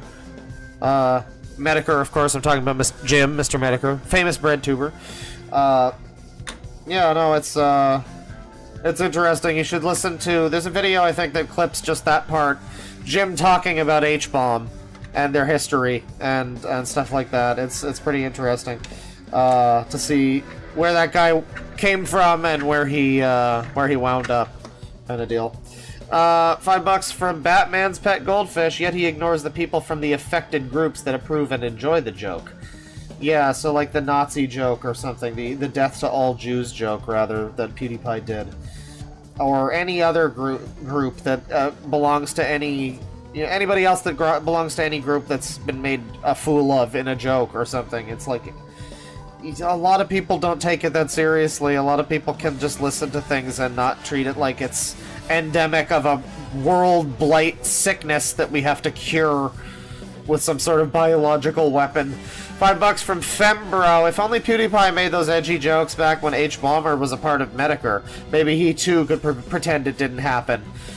Yeah, he could move on and just act like a nice boy that never, that never fucked with anybody. $5 from Echo Decay. If I recall, the complaint would be PewDiePie not being a Nazi, but the alt-right was using PewDiePie as their hate symbol. Well, how's that really his fault? That sounds like because they tied him to them. Because the media tied him to the fucking alt-right, then the alt-right they just decided to troll a little bit. I don't know, that's what it sounds like. I mean, at least it sounds as plausible as anything else. $5 from Samantha Jean, telling us, fun fact, Thought Slime is best known for accusing Xander Hall of having a sex cult. Wow. He really doesn't seem like the type, Xander Hall. I wouldn't see him having a sex cult necessarily, but it could happen, Shun Kurosaki, member for 14 months. Imagine that noise 14 times. Oh yeah, morning stream. Oh yeah, woo yeah. Yeah, morning stream. I mean, it was 5 hours ago. $5 from P. Then one day, for no reason at all, they voted Gamergate into power. Yeah, it's despicable, really. They just voted Gamergate into power. You know, I mean, it's because Donald Trump, he could probably tweet about Gamergate, so, like, yeah, you gotta go for that. 13 months membership, Edgelord Leon, thank you very much. AIDS! AIDS! AIDS! Since Gamergate keeps getting brought up, look up 5 ways gamers are holding back the games we love. It's old, but a perfect example of why GG happened. Well, that sounds interesting. 5 ways gamers are holding back. We'll just assume that'll get us the thing. Yeah, from Cracked. 7 years ago, huh? Well, this is after Gamergate happened, but, I mean, it could still be entertaining. Sure. Yeah. Jackie Chin endures 5 ways gamers are holding back the games they love. Okay. Yeah, wow, some people made some, like, responses to this. This is funny. Okay. You know, we can look at that another time. Thank you. $2 from Just Larm. I am become user. Basher of opinions. And there's a little pensive, sad face. It's very unfortunate. $2 from Echo Decay. Ah, yes, Jeremy Honey Baked Ham quartering. We love to see him, you know. He's my favorite guest star on the stream is whenever we get some Jeremy Hambly quartering action. You know, you quarter that ham into quarters. $5 from Biddy. This could be an easy game of bingo with how the videos just repeat the same arguments over and over. Yeah. I mean, a lot of it just comes down to, like, the way algorithms work and something Daily Wire. You know, none of it is really actually proving the existence of the thing. The closest we got was that guy auto-playing videos. And, even he had to, like, fudge the results, and at the end he forced the conclusion he wanted by pretending that some shit, you know, some fucking kid's song was, like, alt-right, or suddenly ass-pulling some results that, he didn't auto-play, but they were totally there the whole time, guys, you know. Well, it's just very seemingly dishonest, disingenuous. Let me see, $5 from Edgelord Leon. Ladies and gentlemen, I present to you the How Do I Tell Someone I Munch Carpet Without Saying It Out Loud haircut. Well, now I know which super chat, I know which video that super chat was for. Thank you. $5 from Samuel Weatherington. So are you going to be going down the fluffy ponies, not MLP, rabbit hole? It's very similar to those disgusting Smurfs, but way worse sometimes. Well, you know, I looked at one channel briefly that was like a dub channel for fluffy pony torture videos. And I discovered that person who runs that channel is apparently a copyright-striking psychopath who's going unchecked. So, some guy's entire channel is gone because of that user. So probably not that one, but maybe other stuff, maybe. I don't know. That could happen. $5 from Fats12. Alt-right pipeline is just how lefties justify why they need to suppress moderate and neutral opinions. Well, yeah, you know, with the right it's always easy. It's just God or like decency or yada yada, you know, one of those. But you know, tradition. It's just not done, kind of thing. But yeah, to have that kind of thing happen on the left, you have to have like alt-right pipeline. Oh, you made a joke about this? Well, you're the pipeline now. You're someone's first. And it's true, I guess, in a sense, where it's like, I don't know, if someone sees an edgy joke from iDubbbz 10 years ago, were they going to then go down an edgy humor rabbit hole that might lead them to... They might get into edgy humor. That might lead them into some things that they maybe shouldn't be, you know, fucking with. Maybe. I mean, I guess, right? But still, it's like... I don't know, people have fucking free will, too. Is that a problem? Can people just make their own decisions? There's no belief in free will, it seems like, in all those videos. It's like, so people will click on these videos because they're stupid apes. They get the motto played, they don't know. They're just stupid. They're gonna get conservative content. They don't know any better. Like, they don't know to click off of it, and they don't know to not agree with it, and, like, that they don't have to agree with it. I don't know. It seems to suggest a very dumb...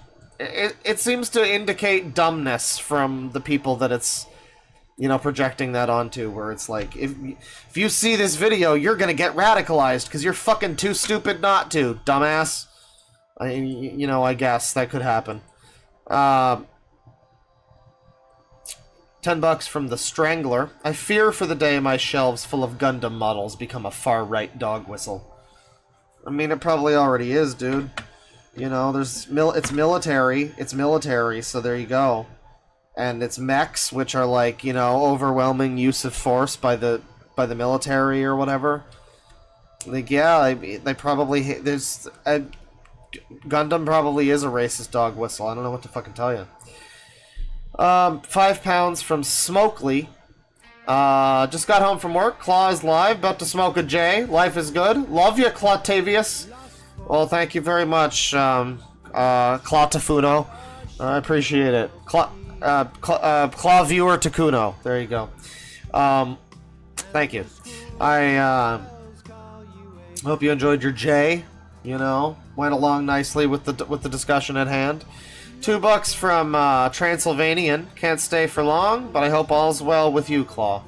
It's all going okay. Put all the fries in the bag. $10 from Jack Cool. The real pipeline involves seeing a prominent YouTuber expose a site dedicated to exploiting minors get censored for reasons that make no sense. Yeah. You start to wonder why the video's not allowed to be on YouTube. You know, when there's nothing actually graphic, it's just a depiction of things. Description of things, rather. And that's the same with the Cecil McFly video. I mean, you don't actually see anything that's against the terms of service. It's just literally too indecent for YouTube, apparently. Which is really fun. Really good stuff. $5 from Edgelord Leon. Political parties are not football teams, and it's sad how much people legitimately treat them as such. I mean, it's not even necessarily parties, but that's what it does come down to in the US. It's one versus the other. It's a binary system, so I mean, yeah, it does come down to parties, even if there's some level of disagreement, even if they would prefer to vote for someone who's more socialist or something. It does come down to, like, grit your teeth and vote for Kamala, you know, kind of thing. Which... yeah, the team sports, I mean, that's the thing again. Politics never used to be an everyday thing that you got to, like, take in constantly. You could read a newspaper and be informed. You could maybe watch the news at night and be informed, but your entertainment would not be some guy talking to you about politics, you know, for a little while. And that's what YouTube is now. And that's what, you know, on the left and the right, people are consuming politics as media. As, like, an entertainment media. And so there's no question that it's going to be team sports. It's, you know, good guy versus bad guy. It's the same. They're watching Star Wars. It's real life. It's real wars. $5 from Mike Kreutzberg. Asks Problem Hair GF to vor him more often. Is this the power of the alt-right pipeline? I mean, I guess so, man. I mean, I guess. I can't believe that she, you know... went along with it for as long as she did, really. Unfortunate situation. $5 from Wide Eye. There's modern day Jim Sterling if you want to add to the bread tuber pile. Well, I don't know if it's Jim anymore, but yeah, I mean, I don't know. Jim is, or is it Stephanie? I think it's Stephanie Sterling now. I don't know. That user has always been someone I've not trusted their takes on gaming necessarily, ever since they talked about Sonic 4 and they act like it was... this was in like 2009 or something. Sonic 4 gets announced. It looks terrible. And you know, it was just like, oh, it's just angry men, babies, complaining because of their nostalgia. The game looks fine. You know, no, it didn't. It really didn't. I don't know, we can maybe look at that at some point, potentially. $5 from Edgelord Leon. Joe Rogan is successful because his philosophy is let people talk, because the longer they do, eventually the stupid comes out. Yeah, that's why they gave him another comedy special. Yeah. He got to talk for a while on that one. It didn't take long for the stupid to come out. Yeah. Yeah, no, I mean, I do agree with that, though. I mean, you'll eventually, you'll expose someone for being an idiot just by letting them talk, and then people who aren't idiots can go, oh, that guy's stupid, I don't want to associate with that. And maybe people who are idiots can see the backlash to that and go, oh, no one likes that guy, huh? I mean, people who are idiots, rather, and they need, like, society to tell them how to feel or whatever. They can look at the backlash, they can go, oh, people don't like this neo-Nazi guy who has a platform and is allowed to speak, but by and large no one agrees with his opinions, you know? But you give them legitimacy by shuttering them off to another fucking website or whatever. They gotta go to BitChute. And that just becomes the neo-Nazi platform where everything... It becomes the internet echo chamber where everyone validates each other, just like Tumblr and fucking all the stuff we talk about with that. The fucking otherkins and shit that are like, you're valid, you're valid. It's like the pedo hell site, you know? It's just a bunch of fake validation over on a place like BitChute. You know, you need to have these people out in the open so that their ideas can be dissected by everybody easily. And then everyone can come to the conclusion of like, wow, white supremacy is stupid and cringe. Good stuff, you know? Have some respect for people. Assume that they might be able to be a little bit smart, you know? Don't assume that people are all just dumb idiots. They aren't all dumb idiots. Let's see here. $2 from Autistic Wolf. Be her. Gets with guy she can easily leave. Doesn't. I mean, again, it's not easy to just leave someone you're in a relationship with, though, always. I mean, we don't know if he was physically abusive or whatever. We skipped around in that video, but that is certainly an oversimplification. She said she loved him. It does seem to be a pretty sad scenario, if true, of someone that you loved who's no longer the same type of person anymore. And, you know, yeah, it's tough to have to leave someone like that, you know, and be like, come to the realization that they're not the same person now. So I have some sympathy for that. I mean, you know, there's some jokes to be made in that video, but it's yeah, it doesn't seem pleasant. It seems like none of it is pleasant. $2 from Autistic Wolf. Why does Noah Samson look like a 19-year-old Paul Blart? I don't know, because he thinks it looks manly, I guess. It's this attempt to reclaim, like, the mustache and, of course, also the mullet, you know, to make that the new manly thing again. I mean, it used to be the manly thing, but now you're like a cool feminist and you have a mustache. You know, and it's different than all those female feminists that already have mustaches. $5 from Tina and Cookies. Frederick Knudsen got me down the Deadwing Dork pipeline, and now I'm a sicko. With a little sunglasses emoji. Well, you mean the rabbit hole. I can't believe you fucked up the reference. You fucked up real bad. But thank you. Yeah, shoutouts, by the way, to Loud Equals Funny podcast. We're going to have Fred on next week. We're going to be talking to Frederick Knudsen. We're going to be learning about the origin of Fat Nuts Knudsen and how it actually ties back to somebody from my Discord server. Fun times. We're going to be talking to him for a little while for episode 60 of Loud Equals Funny. So hopefully people enjoy that. I'm looking forward to it. I haven't really talked to him in a while, but it's nice to get back in touch. It's nice to hear that he's effectively removed himself from doing videos about lolcows, which, like, good for you. You know, it's like you really don't need to. I mean, I enjoy it. You know, this is my thing, but, like, you know, it's quite a subject matter. It can really get to you sometimes. You know, so it's good. He's making videos about fucking chess and hurdy-gurdies now. That's what the world needs. That's what I would rather. I'm super on board for that.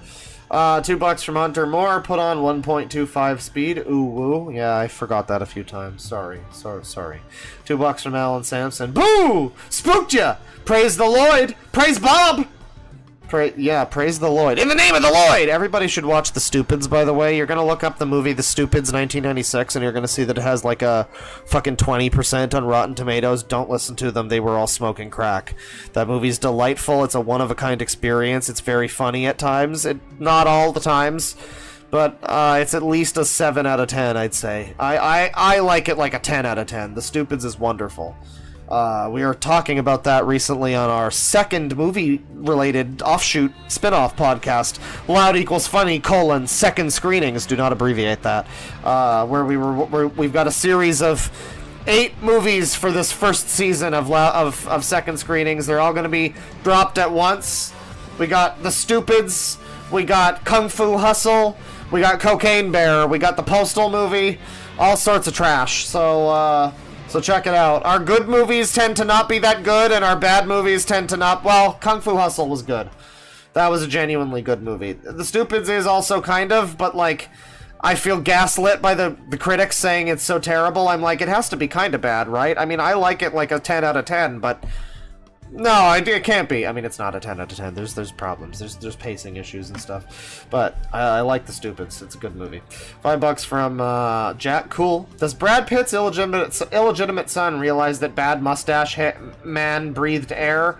That might be a far right thing to do. Oh, you're calling him Brad Pitt's son. Right. I mean, yeah, the classic Hitler drank water. It's always mentioned, and that does tend to be the kind of thing, but there are patterns that are identifiable between certain types of people and their behaviors and what that can lead to and stuff, and what people like that tend to also be into. Not always. Not all, but most. You know. There tends to be some indication of that sort of thing. $10 for 10 months membership from Snellek. I used to autoplay while I slept until I started getting recommended air raid sirens. Oh, you got recommended air raids! Oh no! Air raids! That sounds really annoying. Damn. $10 from Nico Carrero. The worst part about these pipeline people is that there actually are bad actors who use memes to indoctrinate people, but these guys are so obnoxious that they push them to the other extreme. Oh yeah, there sure are. I mean, Milo Yiannopoulos was one of them. I got indoctrinated almost by Milo Yiannopoulos being a funny, edgy meme lord who was secretly being, like, you know, paid off by all sorts of people. Yeah, no, that's definitely happening. But again, these people are always just so they mishandle these videos so strongly. They come across so smug, dishonest. You know, it's like, why would you ever listen to them? They seem like very slimy people. But a lot of the time they're right, you know? And they're saying things that aren't totally insane. $5 from the Edgelord Leon. I know the Lego movie was about everyone is special, but yeah, Emmett was an NPC at the start of that movie. And, you know, that's his journey to being less of an NPC, you know? $5 from Burb. Why do bread tubers look like they've been grown in a vat? I don't know, that last guy with the ears, you know, I don't know. I mean, the Thought Slime dude, too. I mean, very drippy, slimy, even. $5 from the Kestrel. So this guy gets to say who controls the media, but when I say who controls the media, my bank accounts get frozen. Yeah, dude, I know. I mean, I think it's dumb to suggest any singular group or whatever is controlling the media, but yeah, it is unavoidable that is a video where the guy was talking about who really controls the media and the agendas that they're pushing. Which is like, dude, you're so close to being a crazy conspiracy theorist. I mean, I'm sure that's real stuff with those guys run those, you know, they fund those things. Sure, I'm sure you can trace that back, but I don't know, it does not optically, it does not look good, you know. $2 from Sun Phantom. Is Lily Orchard on the chopping block? I mean, what does Lily Orchard have to do with this? I don't think I want to talk about Lily Orchard. The whole thing is very uninteresting to me. I've seen people talk about Lily Orchard. I don't need to talk about Lily Orchard. Not on my chopping block, motherfucker. $2 from Alan Sampson. What about Big Bully 1994 to Mr. Burcham pipeline? Big Bully 1994, yeah. Isn't that 1996? Because it was Carpool, The Stupids, and Big Bully, right? You know, I think that could at least have led to the new norm. That's not too far-fetched for me. Yeah, stick around for next second screenings. I know it's not even out yet, but I accidentally went double 1996, double Tom Arnold. I don't know how I picked 2 Tom Arnold movies. I didn't even realize, but yeah, Tom Arnold is the lead in both of them. So that's exciting. But that'll do it for the stream, everybody. Thank you for stopping by. I got to go eat some food, drink some water and stuff. Maybe sleep for a million years. I don't know. I will see you guys another time. Take it easy. We might be streaming Halo on 9/11, by the way, because we have I think we have a podcast on 9/12 or whatever. I forget. We had to move back the Halo by a day. So it's now on 9/11 that we'll be doing Halo, and I would like to maybe stream that Halo session. That sounds like a good Halo night. 9/11 Halo for Jesus. I don't know. Anyways, take it easy, folks.